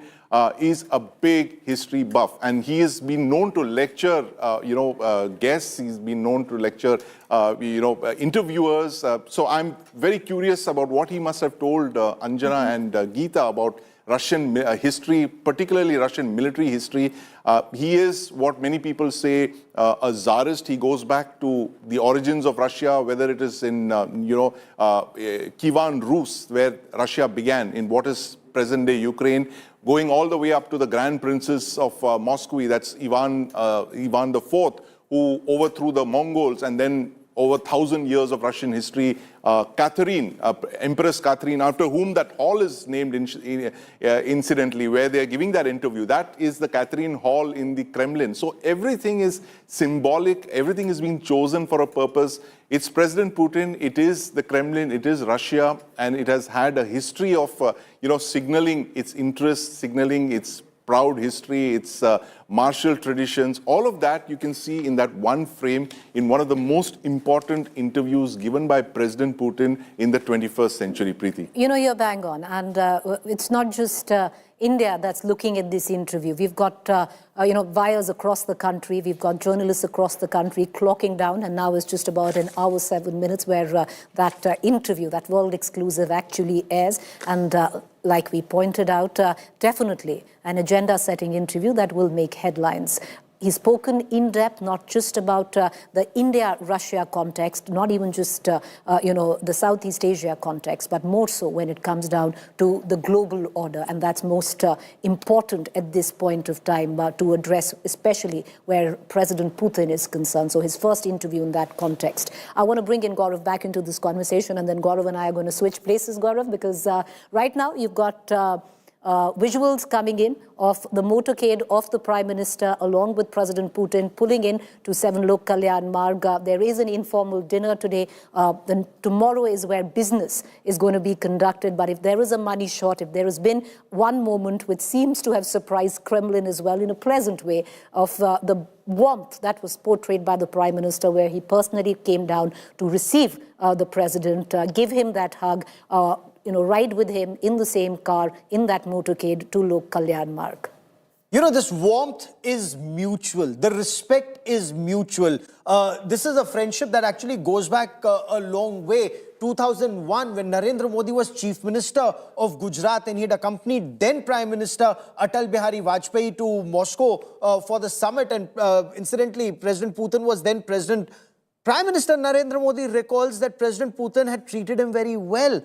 He, went out of the way, engaged with him, spoke to him, gave him a lot of respect. And that's the time that this relationship actually developed as Gujarat and Akhtar Khan, becoming two partner states. And then when Prime Minister Narendra Modi became the Prime Minister of India in 2014, this relationship actually soared to new heights, because both are very strong leaders, both history buffs, both talk about, President Putin, Russia first, Prime Minister Narendra Modi, India first, and how they can dovetail this relationship, which has actually held both countries in great stead in the past.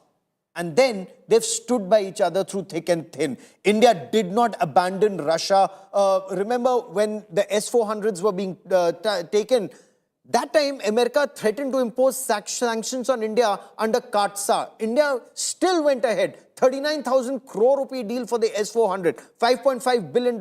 India still went ahead, risked the CAATSA sanctions, ultimately got a waiver. And you've seen in Op Sindoor, they've held us in good stead. Even now, America wants to put a lot of pressure on India, including 25% additional tariffs. India's still going ahead and engaging with Russia. And we'll just watch for those conversations. President Putin just said that I'm going to meet my good friend Narendra Modi. That meeting with good friend Narendra Modi is happening right now. Let's see what comes out of this, Preeti. Well, let's see what comes out of that. But yes, this is a new chapter in a relationship that has endured decades, because Russia and India have had a friendship that has constantly evolved over decades. But one thing has been a constant in that evolution. They have had each other's back. I want to cut across to what President Putin spoke in the context of the Russia-India friendship when we spoke with him at the Kremlin in Moscow. Listen in.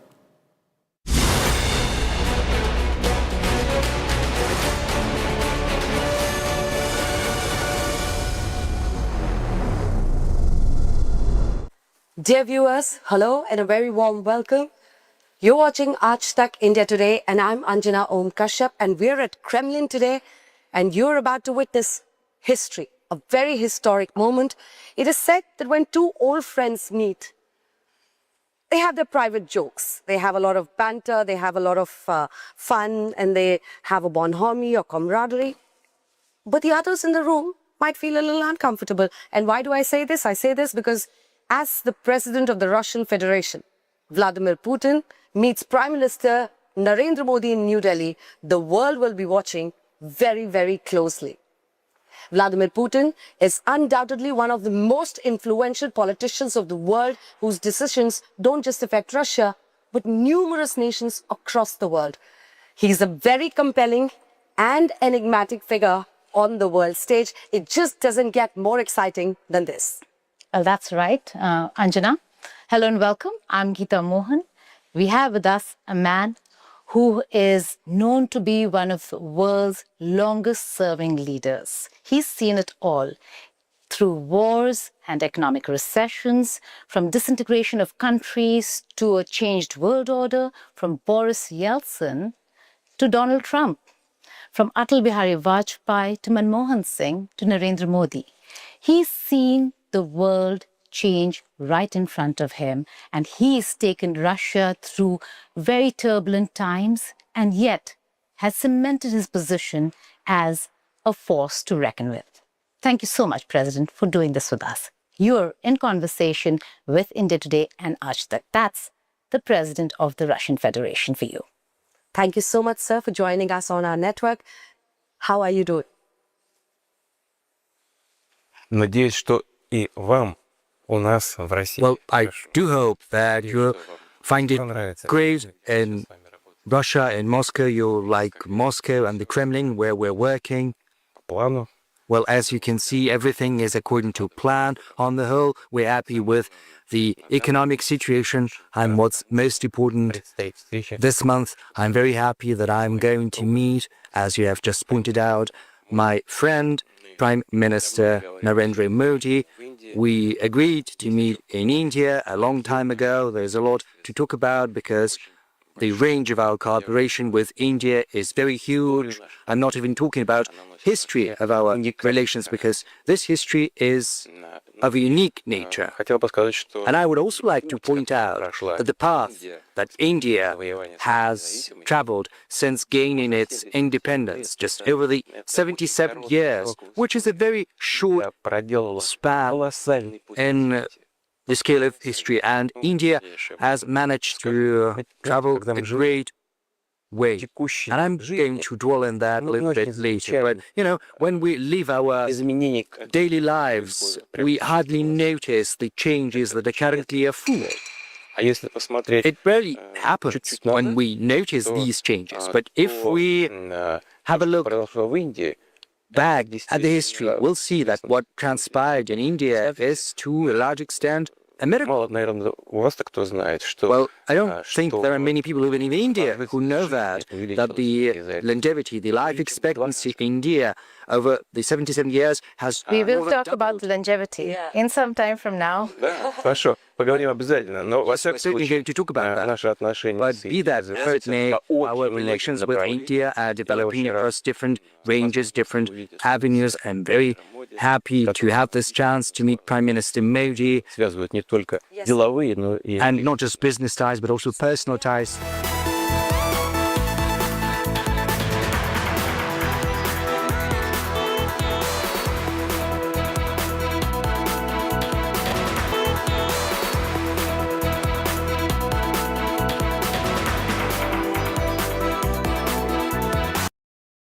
Under 1 hour to go for that world-exclusive interview of the Russian President Vladimir Putin by India Today's Gita Mohan and Anjana Om Kashyap. And he's taken all questions. You would want to know what next when it comes to the Russia-Ukraine war.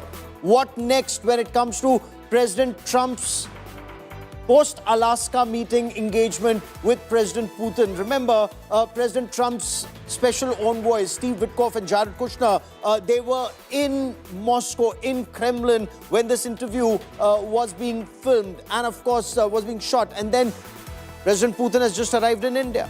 He's meeting his old friend Narendra Modi, and he said so. I'm looking forward to meeting my old friend Prime Minister Narendra Modi of India. Two very strong leaders. Their vision taking India-Russia relationship forward. So far, defense and strategy were key areas where this relationship was on an even keel. Now the effort is economic cooperation, business cooperation, people-to-people cooperation, because that's required to give a new impetus to this relationship. So what's their vision? There's a big business delegation that's accompanying the Russian president. We'll talk about that in greater detail. But first, all eyes across the world on this India Today exclusive interview. And I want to begin by asking you just to listen in to what President Putin spoke of about his visit to India and meeting Prime Minister Narendra Modi. From Atal Bihari Vajpayee to Manmohan Singh to Narendra Modi, he's seen the world change right in front of him.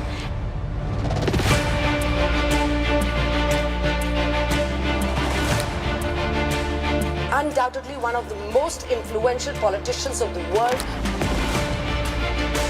He's a very compelling and enigmatic figure on the world stage. The President of the Russian Federation for you.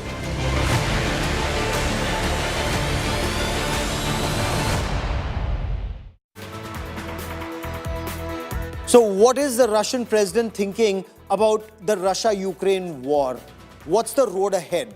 In this India Today world exclusive, global exclusive, we bring you an interview of unprecedented access and significance. For the first time on world television, Russian President Vladimir Putin, he speaks candidly and he's spoken at length. He was to speak for about an hour. This interview lasted more than 1.5 hours. The interview airs in about 55 minutes from now. President Putin, his comments on US President Donald Trump's tariff pressure tactics on India. The way America was trying to arm twist India not to be so close to Russia. Did that really work? When you look at those images at the Palam technical area in Delhi, when the Russian president's aircraft arrived, and the images that you will see tomorrow, clearly pressure tactics have not worked on India. It's a very clear, it's a forceful message. President Putin underscores Russia's support for India and Prime Minister Narendra Modi. And of course, vice versa is something that you will see. So in this pointed observation, he emphasizes India is a major global power. India is no longer some British colony, no longer some former British colony, and that the West cannot talk down to India, cannot be addressed in the manner in which India may have been addressed by the West 77 years ago. And he's saying why, he's also explaining why. He says Prime Minister Narendra Modi is not the one to give in to pressure. Listen in.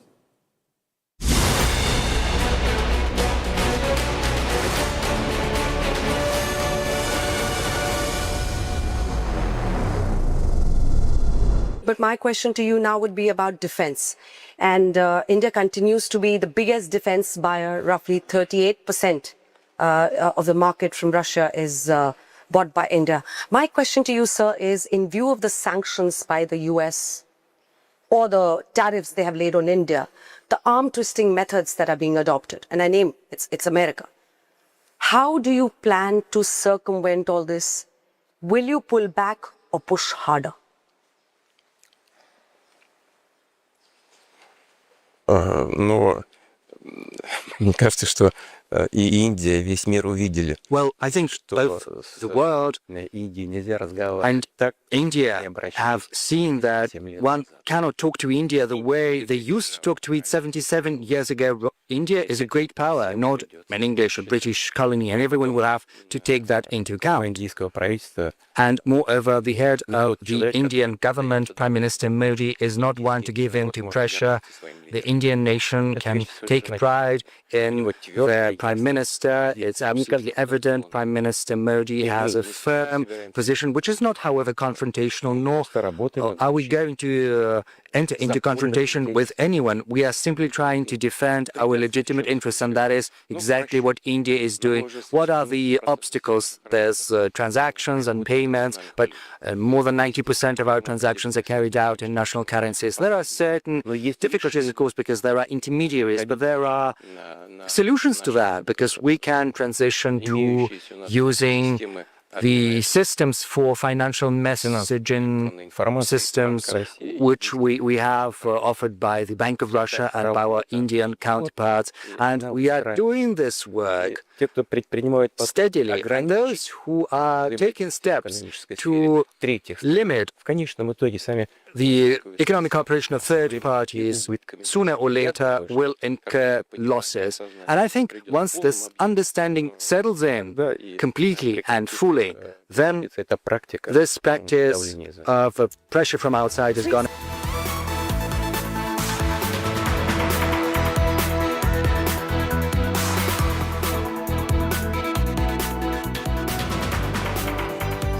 So just under 55 minutes to go for that India Today World Exclusive to play out. We will tell you what President Vladimir Putin is thinking. So 53 minutes to go, that biggest global exclusive. I also want to bring into this conversation General Deepak Kapoor, former Chief of Army Staff, joining me on this broadcast. With me, Sandeep Puneethan stays with me on this broadcast, as does my colleague Preeti Chaudhary. General Kapoor, welcome as always.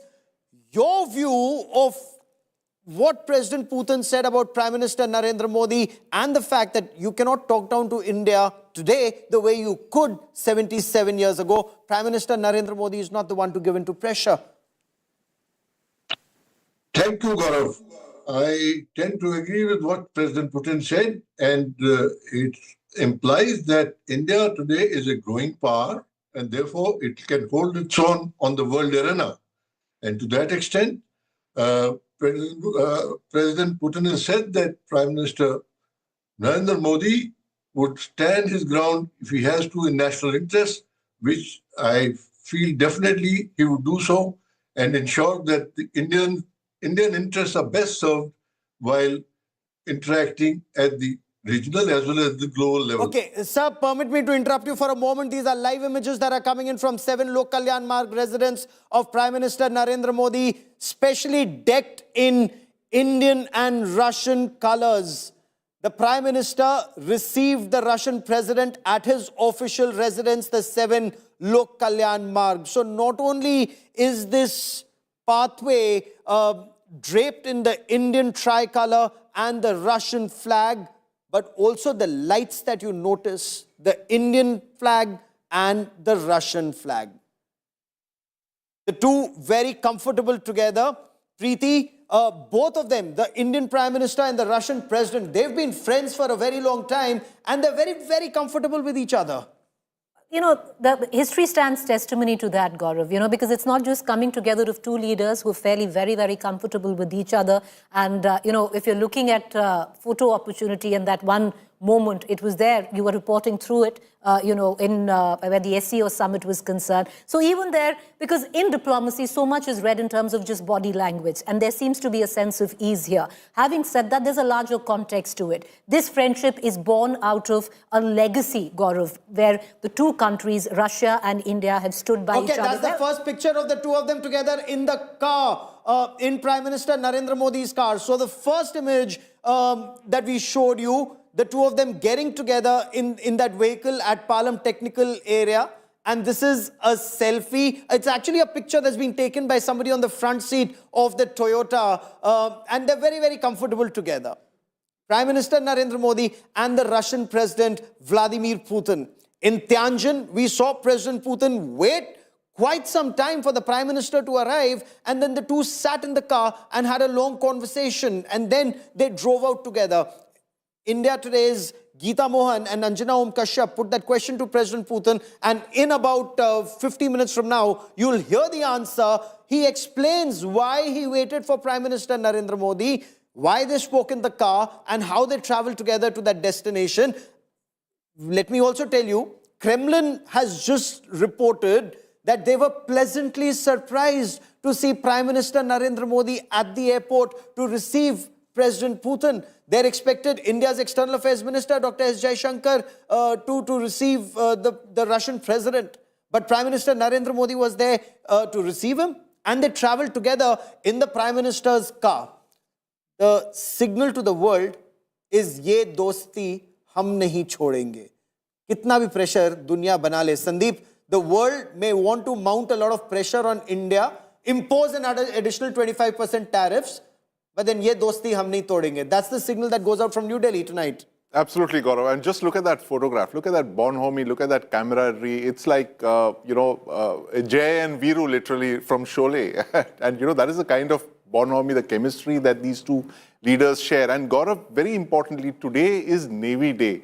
And I have to raise this here, the fact that it was 54 years back tonight that the Indian Navy carried out one of the most devastating naval attacks in the 20th century, when they used Russian-supplied equipment, Russian missile boats, Russian P-15 missiles to inflict a very big, catastrophic naval defeat on the Pakistan Navy. They bombed sank Karachi. 3 ships. They bombed Karachi, and this was it. December 4th, 1971. It was this night, 54 years back, that the Indian Navy made its fiery debut in this war, the 14-day war against Pakistan. And that war, again, Gaurav, could not have been possible but for Russian hardware. So you're literally looking at the anniversary of that great moment 54 years back. And it continues, Gaurav. That support from Russia continues with the Brahmos missiles, with the S-400, and let's not forget, with the diplomatic support that Russia gives us on the world stage. It was the vetoes. So give me a moment as I try and bring in a perspective from Moscow. I have Fred Wire joining me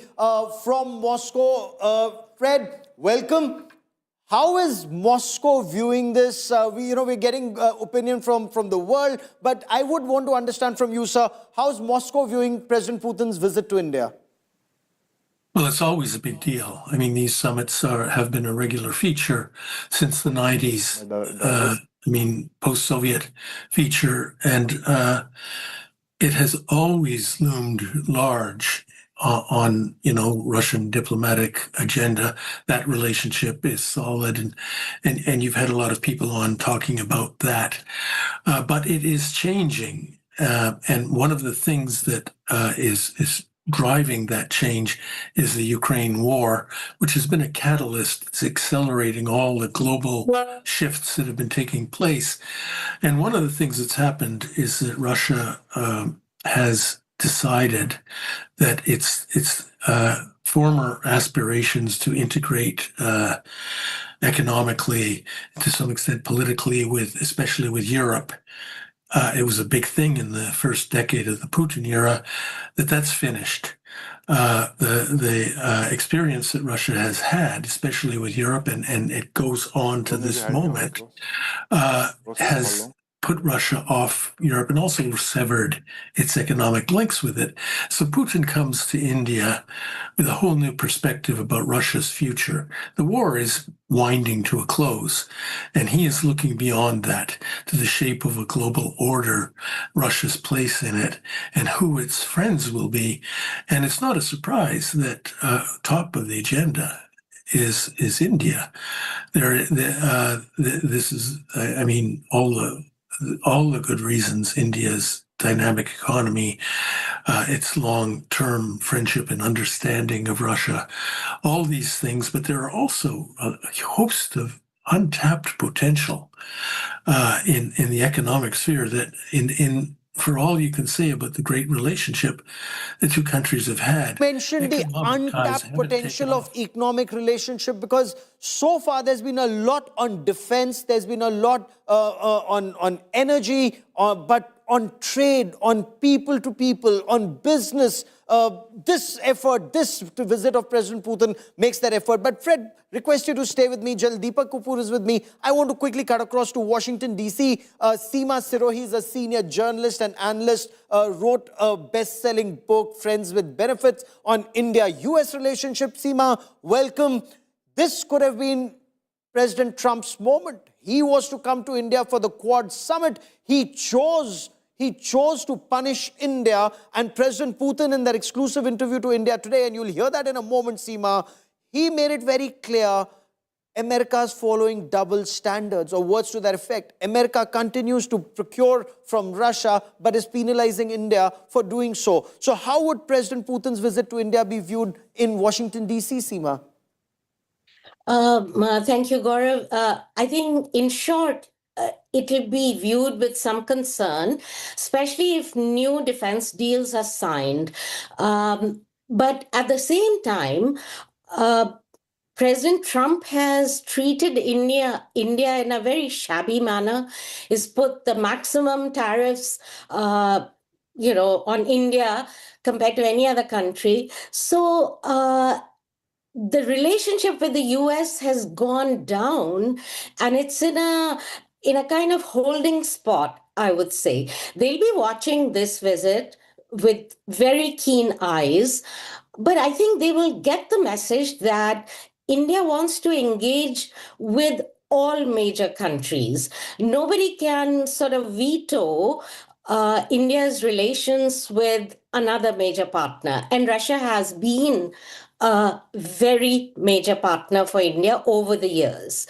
For Mr. Putin, the message would be that he has options. India is a major option. Now, you were talking about the economic relationship between Russia and India. I think we should remember that the trade deficit is in Russia's favor to the tune of $65 billion. That's not a very happy thing. So, of course, India is keen that Russia should buy more from India, and that, I think, would be a point of difference between the two sides. But overall, this is a very important visit. The message is going out to Europe and to the US that India is standing firm in its attempt to have friends with all major poles in the world right now. And nobody can talk down to us. President Putin said so in as many words. Seema, stay with me. I want to bring in General Deepa Kapoor. It's just 42 minutes to go for that India Today World exclusive, because 42 minutes from now, you will hear the Russian president speak and give out his worldview. And there are very important signals there for Europe, for Ukraine, for the United States, and of course for friends like India, and especially India. General Kapoor, would India risk additional sanctions if India were to go in for 5 more regiments of S-400s and look at the S-500s and look at the Su-57s? There are some who say that we are looking at 2 squadrons of Su-57 as an interim. Gaurav, let me say this, that India has always followed a policy of strategic autonomy. And that is something which has carried through right since independence. I think that's a policy which will hold India in good stead. Yes, you're right. It may face a little more difficulty when additional S-400 missile air defense systems are asked for, or S-500 air defense systems, or Su-57 production is talked about. But that's something India has to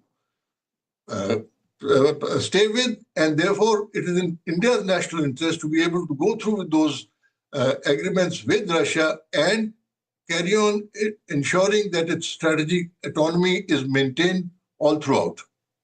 General, if I may, given your long career as a young lieutenant all the way to the chief of the army staff, you've operated Russian equipment extensively and also Swedish equipment, the Bofors 155mm howitzers. I want to understand from you, if we were to talk about Russia as a reliable defense partner and the United States, the problems that the Air Force has had with the G404 engines then and now, Sea King and Sea Harrier spares after the Pokhran test, virtually the entire fleet was grounded, the ANTPQ-37 radars that did not come and cost us in Kargil, who would you say is a more reliable strategic partner, and would that weigh in when India decides whether we want to go in for the F-35s or the Su-57s? Gaurav, I'd like to say this, that I have, during 1971 operations, operated with the Russian equipment. Right since then, I have seen the Russian equipment in the not only in the Indian Army, but also the Air Force and the Navy as well. If I may say so, Russia has been an extremely important strategic partner who has stood by India throughout, whether in the military sphere or at the diplomatic level, even at the Security Council of the United Nations. So Russia has been definitely a partner who has stayed with us throughout. And just because of all that, the acquisition of weapon systems that are there with India today are approximately 2/3 of Russian origin. So there may be a problem about compatibility of weapons between the Western technology weapons and the Russian. So even if we are looking for any kind of changes, it's going to take time. All these changes have to take place over a period of acceptance by the services after trials, etc., which is a long drawn-out process. So to that extent, we are still dependent to a large extent on Russian weapon systems, and their support has to continue.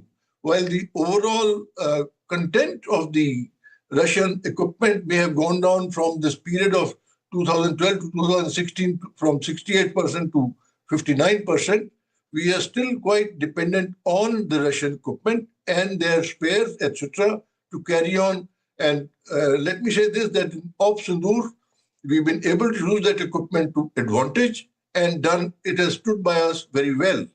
So in the future, I see this continuation of this relationship and assistance from Russia, especially in the field of getting a fresh lot of aircraft, naval ships, as well as within the Army, S-500 air defense system, as well as additional tanks like we are manufacturing today, the T-90 tank. The T-72 and the T-90 Bhishma. Sir, give me a moment, 37 minutes to go for that big India Today world exclusive to come. And Preeti, if I could draw you in for a moment, President Putin saying Prime Minister Narendra Modi is not a man you can put under pressure.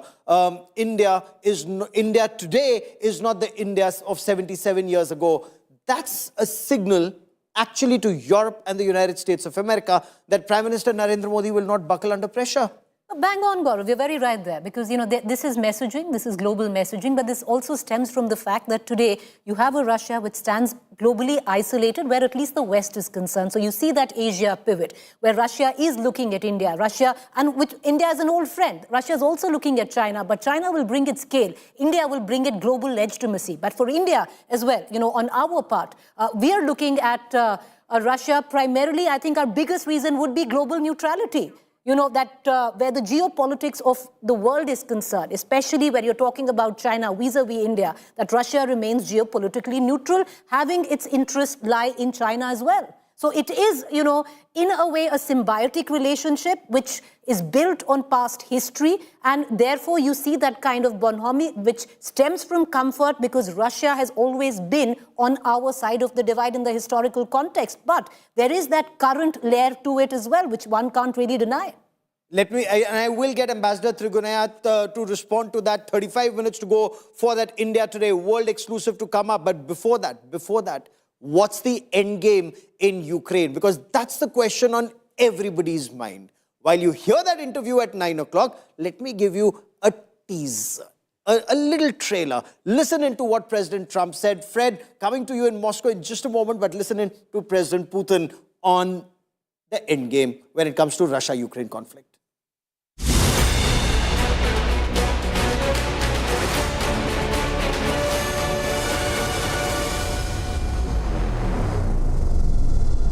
What is the end game for Vladimir Putin in Ukraine? Так я же сказал. Well, I've just said it. Мы признали вот эти. We have recognized. Listen. Мы 8 лет не For признавали 8 years, we did not recognize the self-declared republics.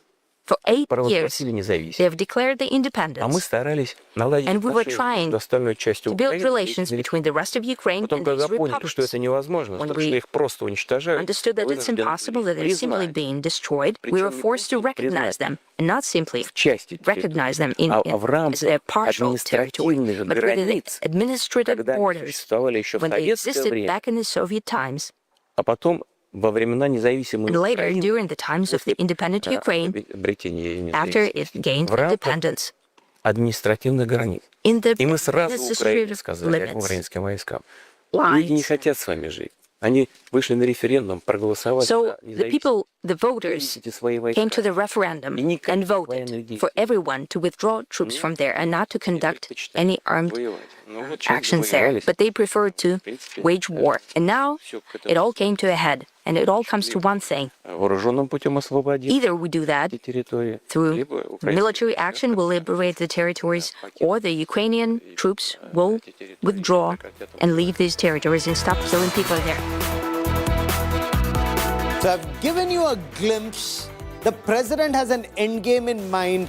9 o'clock, just about 34 minutes from now. 9 o'clock, just about 34 minutes from now, that big India Today world exclusive plays. You want to hear what one of the most powerful men in the world thinks. I want to bring in Ambassador Trigonath for more on this. Ambassador, in your view, Ambassador Trigonath for more on this. Ambassador, in your view, there are many who say President Putin a change that Europe doesn't want to acknowledge. The American delegation was in Moscow. Chinese Foreign Minister Wang Yi was in Moscow. The Russian president was there. Nobody from Europe was there. What does that indicate, Ambassador? Well, this indicates, number one, that Russia and Europe have got this kind of a dividing line, which will be very difficult to fill. And this also goes in the historic context between them. I mean, empire times, you know that. The Russians were the ones who defeated Hitler. The Germany nurses that wounds.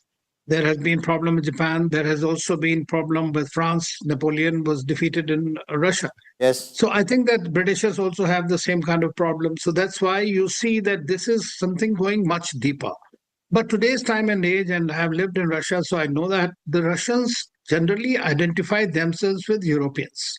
That's also true. And they want to be close to Europe. But unfortunately, today the line has been drawn, which is very difficult to fill. At the same time, no isolation, I don't think there is an isolation, because Russians realize that Europe is not going to be the same again. Therefore, they have moved towards Eurasia. And that is one area. And Africa, they are very much in a big way going into Africa. In fact, yesterday only I saw the Sudanese have offered them another port. They are also back in Middle East with Syria again. They are in action with the Saudis, with the Emiratis. So you can't say that they have been isolated in any way. I mean, UAE has become their entrepot for all the trade, despite these sanctions that the West countries have imposed. Yes. As far as India is concerned, it remains a very steady and a substantive partnership and a strategic partnership, and which we have seen today when he arrived in Delhi, and Prime Minister Modi personally went to receive him, and they again drove together. So this has been very much evident. So now more than half of the world's population, if you were to see simply the countries, are also friends with Russia. So therefore, in that sense, it is, I think it will not be right to say that Russia has been isolated. Of course, there will always be a geopolitical contestation, but the Americans are also playing their own parts with the Russians on the bilateral front.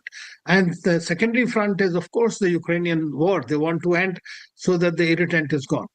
So let me bring in Fred Weil into this to understand, is Europe actually feeling left out in a way, Europe and Ukraine and some countries in Europe, because America is engaging with Russia, America is also engaging at some levels with China, America is also engaging with India, and they're trying to find a solution. President Putin said so himself, when a question was asked, when India Today asked him a question about what he thought of President Trump and his efforts. So 30 minutes from now, you'll hear his answer. But Fred, your take, is Europe increasingly getting isolated?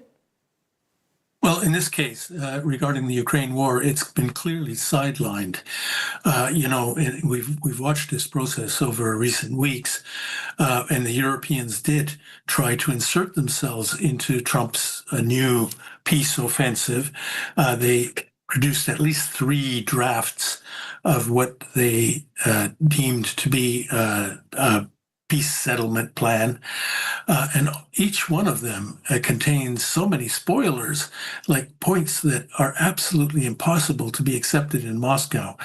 And so you saw this very clearly in the talks that occurred on Monday in the Kremlin with Trump's two emissaries talking with Putin for 5 hours.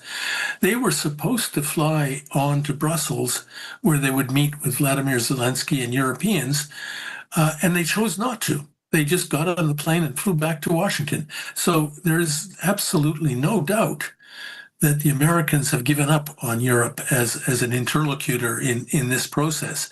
And that whatever final settlement is going to be made, and we must hope it will be, it's going to be Putin, Trump, and Zelensky sorting it out. The Europeans are on the sidelines. They can produce as many drafts and make as many magical incantations about how things should be as they want.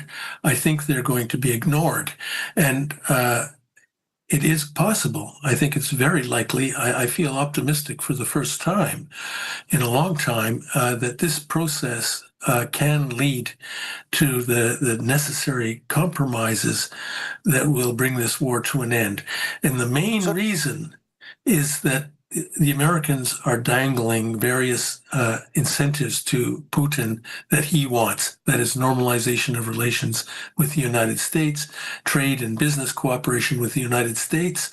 Again, Europe's interests aren't being included in that in any way. But on that very important aspect, President Putin doesn't want to let go of any territory, and 27 minutes to go for that big India Today world exclusive. But Seema Sirohi, across the Atlantic, is that how you view it in the United States of America? Europe increasingly getting sidelined. President Trump, President Putin will directly engage with President Zelensky and try and find a solution? Or President Zelensky will always have the support of at least some European leaders, Germany, France, United Kingdom, and, this war will become endless? Well, I agree with Fred that Europe has kind of been sidelined. They have made big promises and they have egged on Zelensky to keep fighting, but they know that they have limitations of their own. Now, President Trump is dealing directly with the Russians. So, Europe has actually a lot of stake in this whole thing, but no power to sort of enforce what it wants. Zelensky has also started to say he's sort of, modified his position to wanting a dignified peace. He's willing to make compromises. Now, the question is how long it takes for both sides to come together. But it's true that the U.S. is kind of washing its hands off this war. If this time it doesn't work, people are saying over here in Washington that President Trump is just going to give up on this. I'm not sure. I'm sure that Putin realizes that. So he will also make moves that sort of push towards peace, if it means compromises on his side. So let's see how it unfolds, but it's a situation is very unpredictable. But it indeed is. But from his answers, yes, from his answers 25 minutes from now, you will get a fair idea of which direction he wants to move forward in. We'll see if more emerges from that after his interaction with Prime Minister Narendra Modi over dinner tonight and during the dialogue tomorrow. Sandeep, are we to then believe that India-Russia relationship and India-US relationship are being held hostage by the Russia-Ukraine conflict? We can't move forward in either direction because it will invite more sanctions if we were to move closer to Russia. And we cannot trust the Americans, given those sanctions, that we don't move forward in that direction much either. Well, absolutely, Gaurav. And, if you look at it in the 21st century, especially post-Pokhran, India-Russia, India-US ties had been on the mend, and we got a strategic partnership going with the United States. And we have never been asked to choose between the West or Russia in the way that we've been asked to do now. And this is a big, big problem for India and its strategic autonomy when it comes to being asked to choose between the Russian Federation or the United States. And we have chosen this path of strategic autonomy. And there's no doubt about the fact that it is the Russia-Ukraine war that has imposed the maximum pressure on our relationships, both with the Russian Federation as well as the United States. Because, Gaurav, while you're talking about the arms that we're getting from Russia, these come with a cost of possible sanctions that the United States could impose, exactly like we saw a couple of years back. And let's not kid ourselves, Gaurav, in 2025, the sanctions are not going to be of the kind of CATSA that we saw a few years back, which we could evade, because now the United States will try to pressure us, will try to pressure Russia by whatever means possible. And we've seen the kind of language, we've seen the kind of actions that the United States has embarked upon with these kind of tariffs, unprecedented tariffs that they've imposed on India. So everything is on the table, literally, Gaurav. And this is something that this all can be traced down to the Russia-Ukraine war and the pressure the West wants to bring on Russia. Could the West and could the United States be shooting itself in the foot? Because India today put that question on rupee-ruble trade to President Putin. That full interview in 23 minutes from now. But I want you to listen into an excerpt. I'll bring in Ambassador Trigonath and my guests once again on that. But listen into President Putin on the rupee-ruble trade.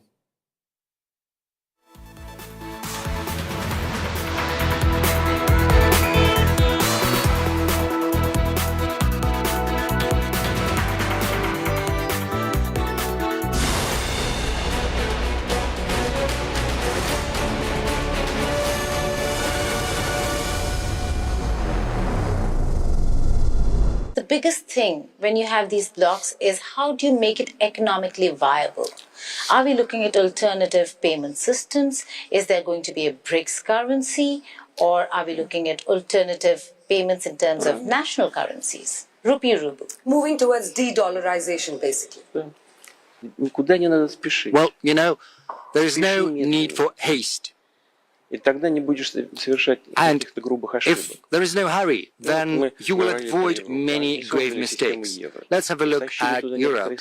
They created the Euro system and they involved in that Eurozone several countries that were economically unprepared for a single currency.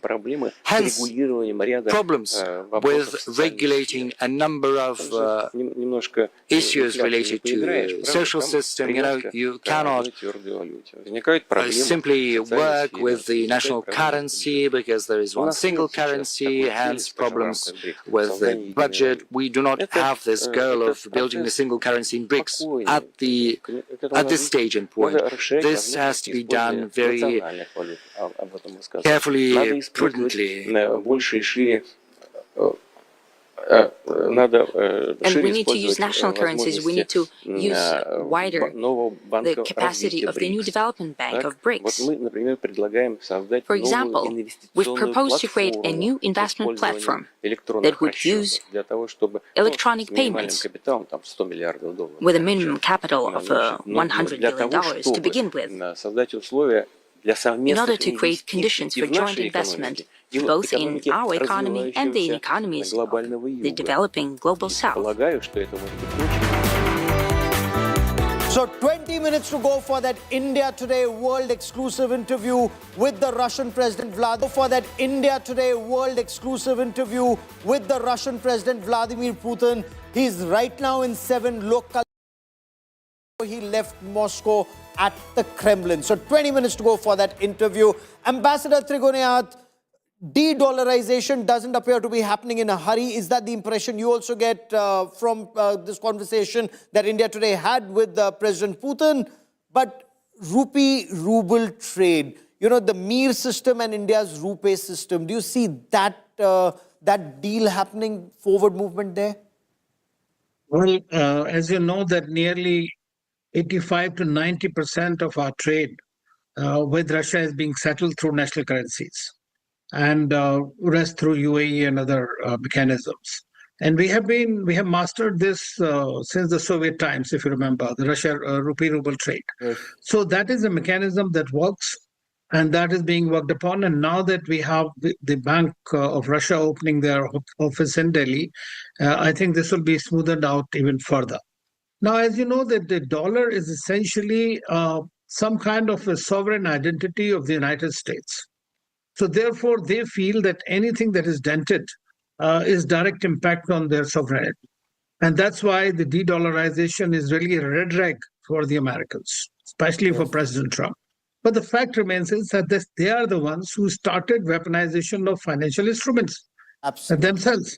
And they have created this spate of countries rushing for bilateral currencies and national currency mechanisms.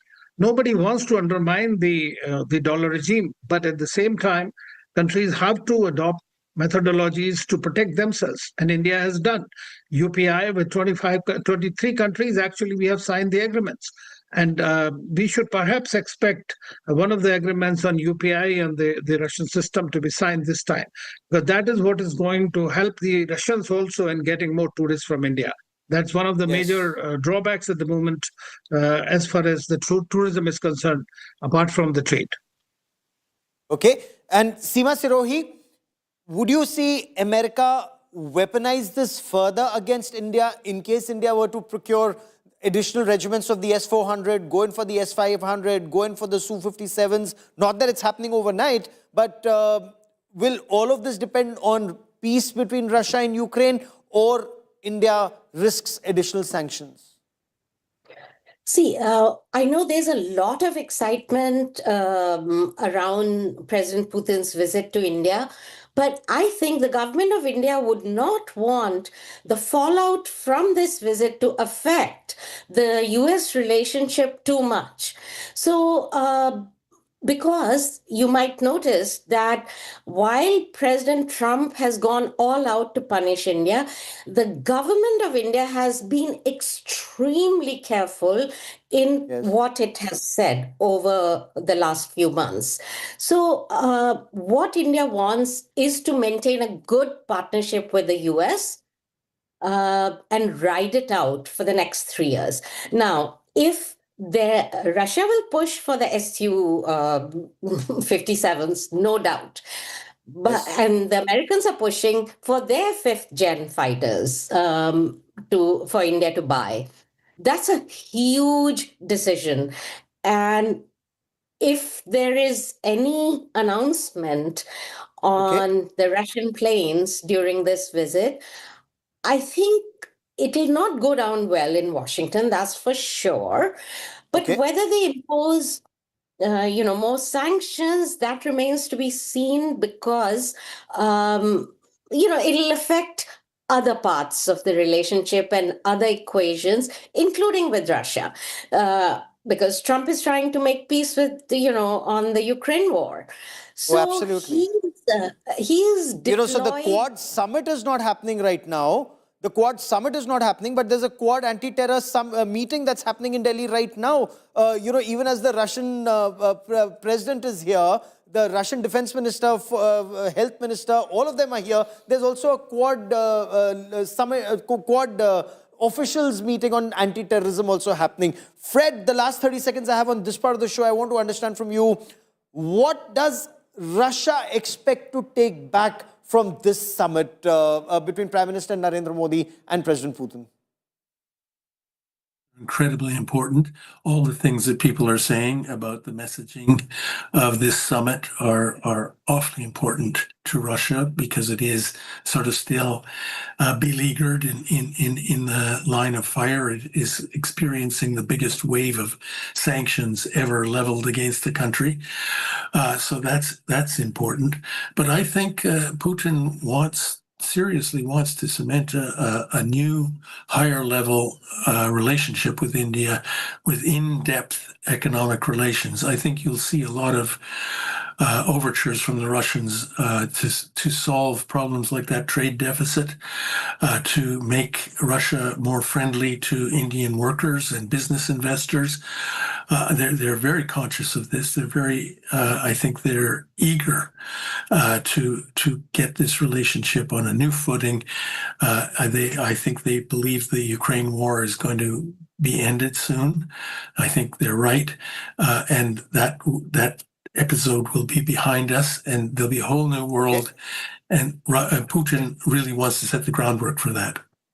Okay, so just 9 minutes to go for that India Today World Exclusive coming up, Sandeep. And perhaps more access for Indian pharmaceuticals, healthcare, agricultural products to Russia. That's something that India is also keenly looking at, Sandeep. Absolutely, Gaurav. And the aim is to diversify beyond the traditional areas that we have is energy and defense. And we're looking at other areas like, as you mentioned, pharmaceuticals. Shipping is another major area of cooperation, Gaurav. You know, the government of India has a vision to become a major shipping power in terms of manufacturing its own ships, and unveiled a very, very big plan. And Russia plans to build its ships in India. There's a lot of collaboration that's on there, especially on the Arctic route, the northern route. There are multiple routes that India and Russia are discussing where they can actually collaborate and all that. So the aim is to get to that 100 billion figure by the end of this decade, Gaurav. And I'm sure they would want to have a more balanced relationship between India and Russia, the trade figures, rather than this hugely skewed trade deficit that's usually in favor of Russia, and to move away from those traditional areas to go into other new areas like, pharma, electronics, automobiles, another very big area. Yes. President Putin has praised India's automobile sector repeatedly, and he's, spoken about how India has created this huge automobile sector all by itself in the last couple of decades. Those are areas that we can talk about. The fact is that a lot of Indian manufacturers do not have a presence in Russia. Why is that? Those are areas of cooperation that can be worked out. So literally, Gaurav, the sky is the limit.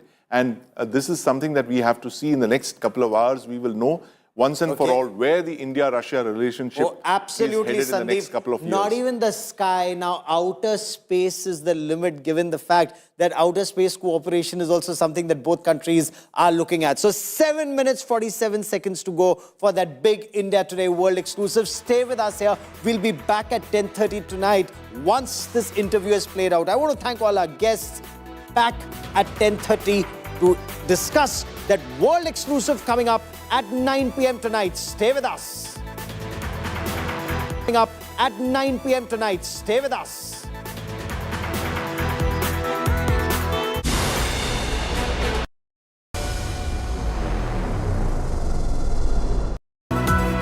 Pathway draped in the Indian tricolor and the Russian flag, but also the lights that you notice, the Indian flag and the Russian flag. The two very comfortable together. Preeti, both of them, the Indian Prime Minister and the Russian President, they've been friends for a very long time, and they're very, very comfortable with each other.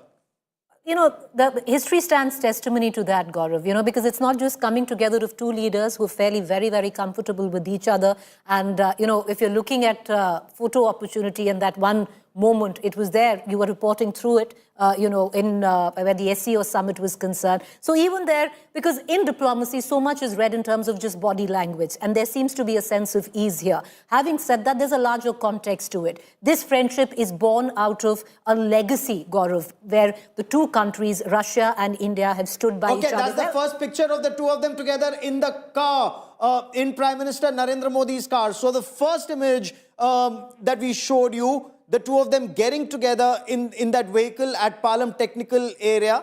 And this is a selfie. It's actually a picture that's been taken by somebody on the front seat of the Toyota. And they're very, very comfortable together. Prime Minister Narendra Modi and the Russian President Vladimir Putin. In Tianjin, we saw President Putin wait quite some time for the Prime Minister to arrive, and then the two sat in the car and had a long conversation, and then they drove out together. India Today's Gita Mohan and Anjana Om Kashyap put that question to President Putin, and in about 50 minutes from now, you'll hear the answer. He explains why he waited for Prime Minister Narendra Modi, why they spoke in the car, and how they traveled together to that destination. Let me also tell you, Kremlin has just reported that they were pleasantly surprised to see Prime Minister Narendra Modi at the airport to receive President Putin. They're expected India's External Affairs Minister, Dr. S. Jaishankar, to receive the Russian president. But Prime Minister Narendra Modi was there to receive him, and they traveled together in the Prime Minister's car. the signal to the world is ye dosti hum nahi chhodenge. Kitna bhi pressure dunya bana le. Sandeep, the world may want to mount a lot of pressure on India, impose an additional 25% tariffs, but then ye dosti hum nahi todenge. That's the signal that goes out from New Delhi tonight. Absolutely, Gaurav. And just look at that photograph. Look at that bonhomie. Look at that camaraderie. It's like, Jay and Viru literally from Sholay. And, that is the kind of bonhomie, the chemistry that these two leaders share. And Gaurav, very importantly, today is Navy Day. And I have to raise this here, the fact that it was 54 years back tonight that the Indian Navy carried out one of the most devastating naval attacks in the 20th century when they used Russian-supplied equipment, Russian missile boats, Russian P-15 missiles to inflict a very big, catastrophic naval defeat on the Pakistan Navy. They bombed sank Karachi. 3 ships. They bombed Karachi, and this was it. December 4th, 1971. It was this night, 54 years back, that the Indian Navy made its fiery debut in this war, the 14-day war against Pakistan. And that war, again, Gaurav, could not have been possible but for Russian hardware. So you're literally looking at the anniversary of that great moment 54 years back. And it continues, Gaurav. That support from Russia continues with the Brahmos missiles, with the S-400, and let's not forget, with the diplomatic support that Russia gives us on the world stage. It was the vetoes. So give me a moment as I try and bring in a perspective from Moscow. I have Fred Wire joining me from Moscow. Fred, welcome.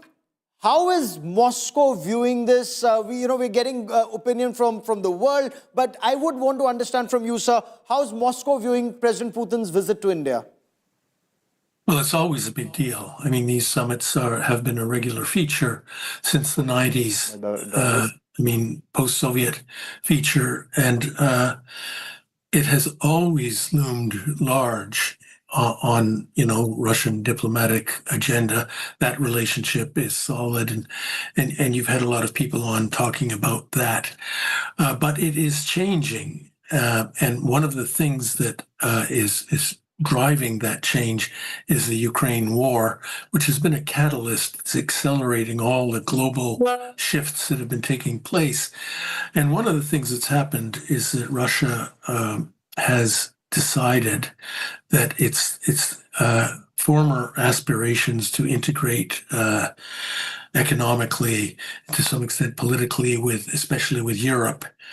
It was a big thing in the first decade of the Putin era, that's finished. The experience that Russia has had, especially with Europe, and it goes on to this moment, has put Russia off Europe and also severed its economic links with it. So Putin comes to India with a whole new perspective about Russia's future. The war is winding to a close, and he is looking beyond that to the shape of a global order, Russia's place in it, and who its friends will be. And it's not a surprise that top of the agenda is India. This is,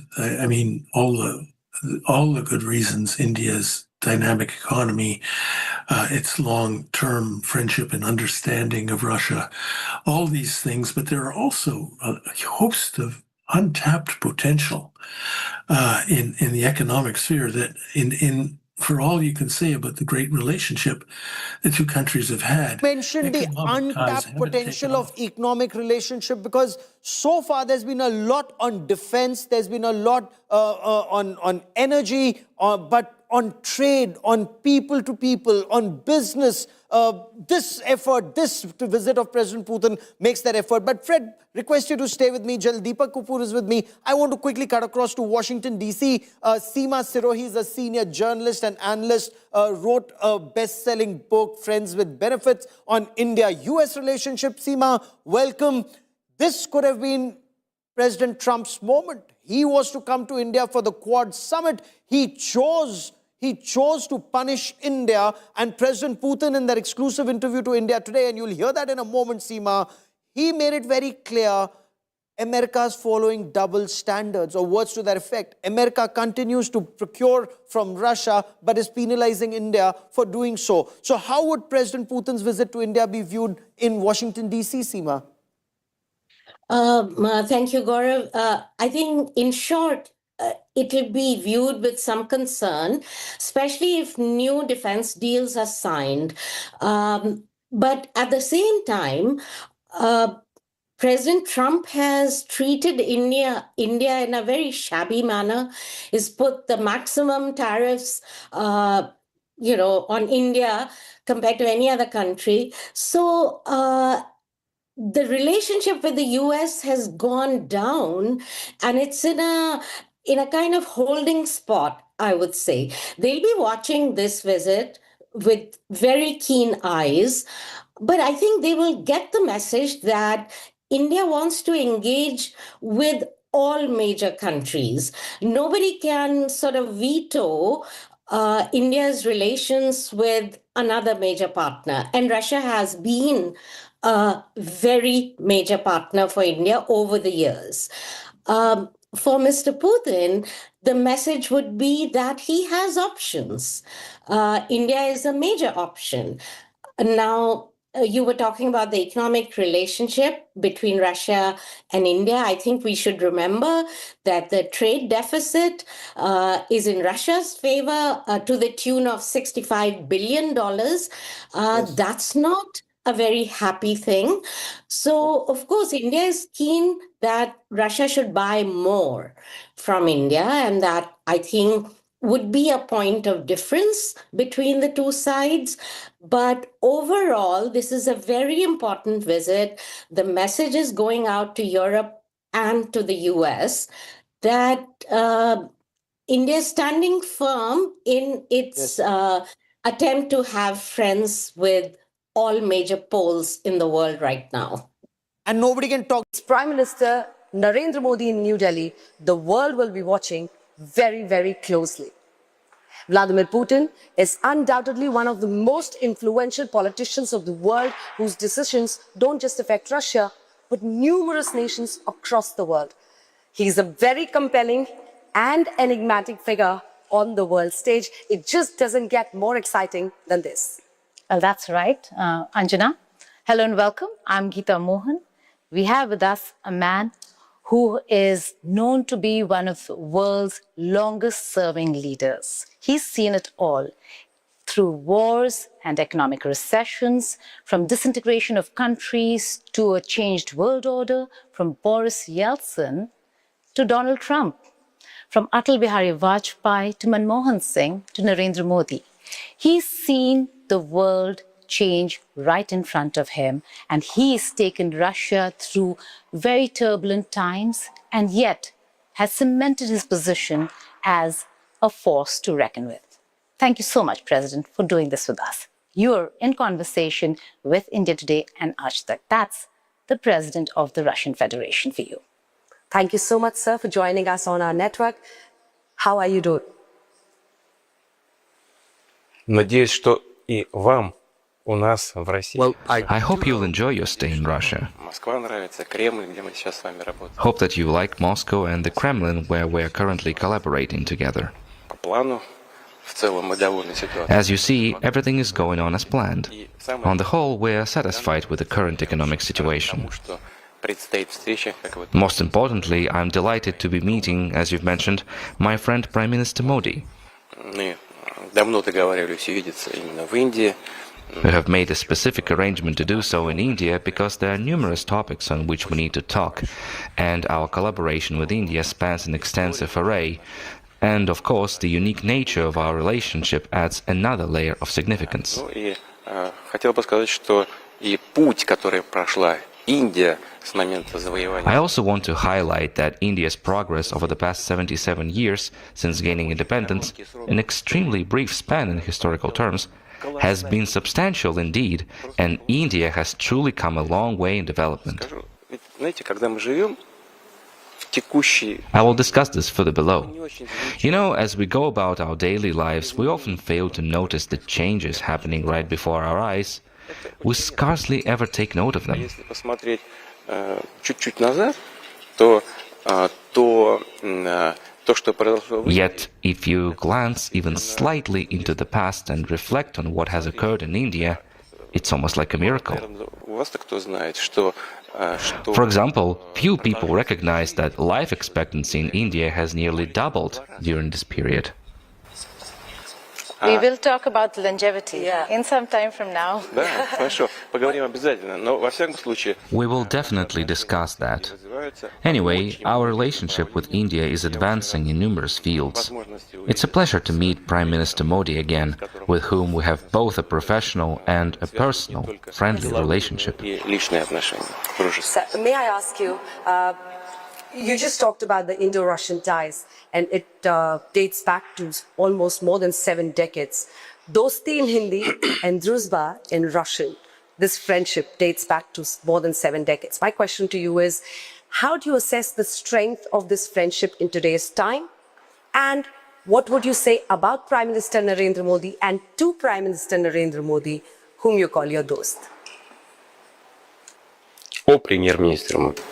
About the Prime Minister. Yeah? Ну, вы знаете, You know, the world is evolving rapidly, and this pace keeps getting faster, which is plainly visible to all. вот это все видят очень хорошо. The global configuration is changing with new centers of power emerging, and the global power landscape is changing too. Therefore, it's crucial to ensure stability among major nations, since this forms the groundwork for gradual progress in both bilateral and international relations. Она создает определенную базу, основу. In this context, our collaborative endeavors with Prime Minister Modi carry significant weight because they transcend our mutual ties. Работа вместе с премьер-министром Моди имеет очень большое значение. Given its direct relevance to both nations, ensuring stability in key areas of engagement is crucial, as it helps secure the fulfillment of our objectives. Стабильность в некоторых отраслях взаимодействия. Prime Minister Modi sets very challenging tasks for the country, and for himself in the first place, then for the administration, and eventually for the nation. Ставит перед страной и перед собой прежде всего, потом перед правительством и перед страной. Take, for example, his famous pitch, Make in India. It has a practical dimension, including for our bilateral relations. В том числе и в двусторонних наших отношениях. Мы когда встречаемся, он все время. When we meet, he always says, let's do this, let's do that, let's look at this area and that. Я готов их готов буду. I can list them all. Поэтому у нас много, очень много. Therefore, we have a lot of practical areas of cooperation. But before Gita takes on to the next question, one little small, very interesting question, because when you met Prime Minister Narendra Modi in SCO, and there was this picture and video of you and him going in a car, and we're showing it to our viewers right now. You were traveling in a car with him. Was it pre-planned, or how did it go about? How did it happen? And what did you discuss in the car? Вы знаете, обсуждали текущие вопросы. We have just gone over the current topics. This wasn't prearranged. We simply stepped out, and my car was waiting. I asked, would you like to come along? That's all there's to it. A gesture of human solidarity, camaraderie, and friendship. No hidden scheme was involved. We climbed into the car like old friends and talked en route. We always have things to discuss. What's more, we continued our conversation and just remained in the car. Eventually, I suggested, let's go. They're already waiting for us. There's nothing special here. It simply indicates that we have matters to discuss, and those matters are very important to us. Right. President Sir, the fact that you're going to go to India, you just said that both leaders are going to cement the guarantees that you give each other. What are the kind of announcements that we can expect? We've heard about technology transfer, we've heard about trade enhancement. What are the solid announcements during this visit? And I ask you this is because the world, and you know who I mean, would be watching.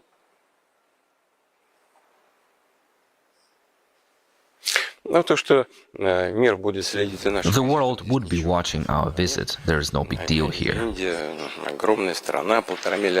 India is an enormous country, home to 1.5 billion people, boasting a growing economy with a 7% annual growth rate, leading among major global powers. After all, Mr. Modi has made this possible. It's something both the Indian nation and Prime Minister Modi himself can rightfully claim as their achievement. Naturally, there will always be critics who think that improvements could have been more significant, but that's an achievement. We've laid out an ambitious plan for our collaboration in key domains. The most critical areas are indeed forward-looking. I'm referring specifically to high technology. Our partnership with India encompasses such fields as space exploration, energy, notably nuclear power, exemplified by the prominent Kudankulam nuclear power plant project, shipbuilding, and aviation. There are many interesting areas for cooperation that are looking to the future. Take, for example, artificial intelligence. We'll likely discuss it further down the line.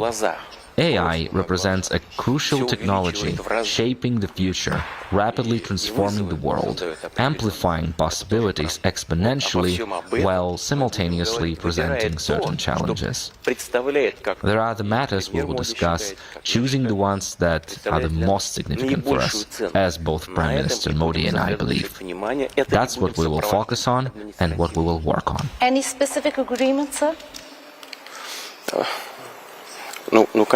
Well, of course. However, perhaps we shouldn't reveal them just yet. We will do that during the visit, when we can unveil everything publicly. Then our colleagues will first share with us all the documents they have prepared, and it would require our final approval. We'll now come to the energy sector, yeah. Okay, just talking about sustainability and trade. There's immense pressure on India and on Russia. When it comes to oil, India has suffered in terms of the kind of pressure that we're seeing from West. How can both countries handle this Western pressure and sanctions? The issue here is that the pressure you have referred to typically involves employing political instruments to influence normal competition. Our energy cooperation with India remains unaffected by current conditions, fleeting political swings, or indeed the tragic events in Ukraine. Regarding hydrocarbons, well before the Ukrainian situation, our business entities had already built a solid and efficient commercial relationship that is based on mutual trust. It's widely known that one of our leading companies acquired an oil refinery in India. This investment represented one of the largest foreign inflows into the Indian economy, totaling more than $20 billion. Our company has been continuously expanding operations of this refinery, working with its partners, and operating successfully year after year. As a result, India has become one of the major refined product suppliers to Europe, not just because it buys our oil with a discount. It took years to achieve and is in no way connected to the current economic environment. Certain actors clearly dislike India's growing role in international markets owing to its ties with Russia. Consequently, they're seeking means to constrain India's influence for political reasons by imposing artificial obstacles. Right. Right, President, that's an important point to make, but my question to you now would be about defense. And India continues to be the biggest defense buyer, roughly 38% of the market from Russia is bought by India. My question to you, sir, is in view of the sanctions by the US or the tariffs they have laid on India, the arm twisting methods that are being adopted, and I name it's America. How do you plan to circumvent all this? Will you pull back or push harder?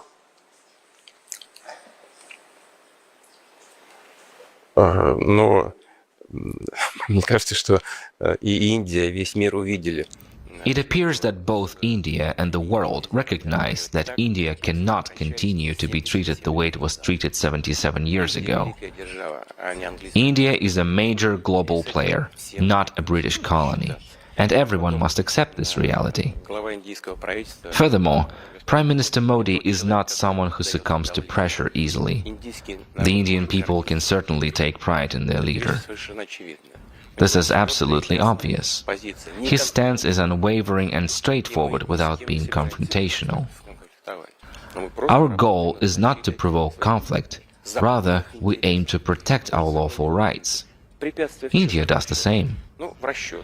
What are the obstacles? Obstacles in settlements. However, over 90% of our transactions are already conducted in national currencies.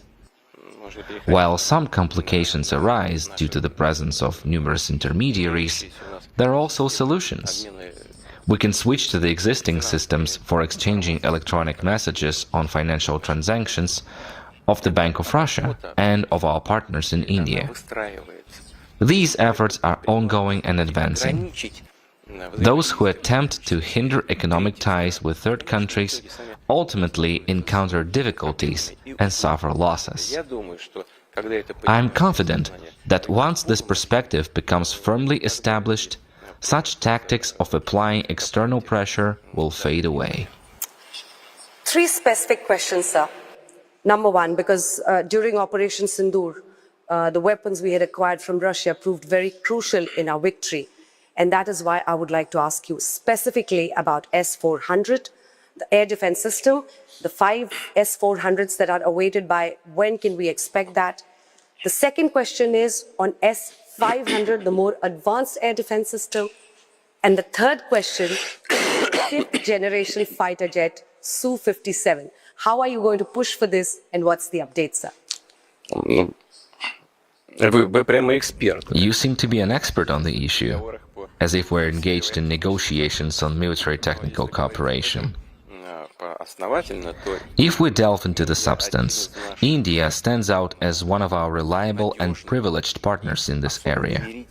We are not merely selling something to India, and India isn't merely buying something from us in the sphere of defense and security. No. It is a different level, a different quality of relations we have with India, and we value this. We see how India values this relationship too. Why? Allow me to emphasize again. We are not simply selling technology, we are sharing it, and it is a very rare thing to see in the sphere of military technical cooperation. It speaks to the level of trust between the two countries and the level of trust between the two peoples, I would put it this way. We have a broad portfolio indeed, including naval construction, rocket and missile engineering, and aircraft engineering. You have just mentioned the Su-57 aircraft. India operates several other Russian-made aircraft too. And there's the production of armored vehicles. India is manufacturing our renowned T-90 tanks. Trust me when I tell you that these tanks rank among the best in the world.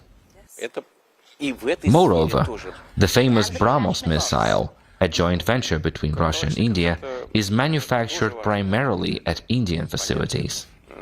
Therefore, Prime Minister Modi's Make in India initiative should be implemented in this area as well. The Kalashnikov is certainly an important weapon, but we have been discussing high, one might even say cutting-edge technologies.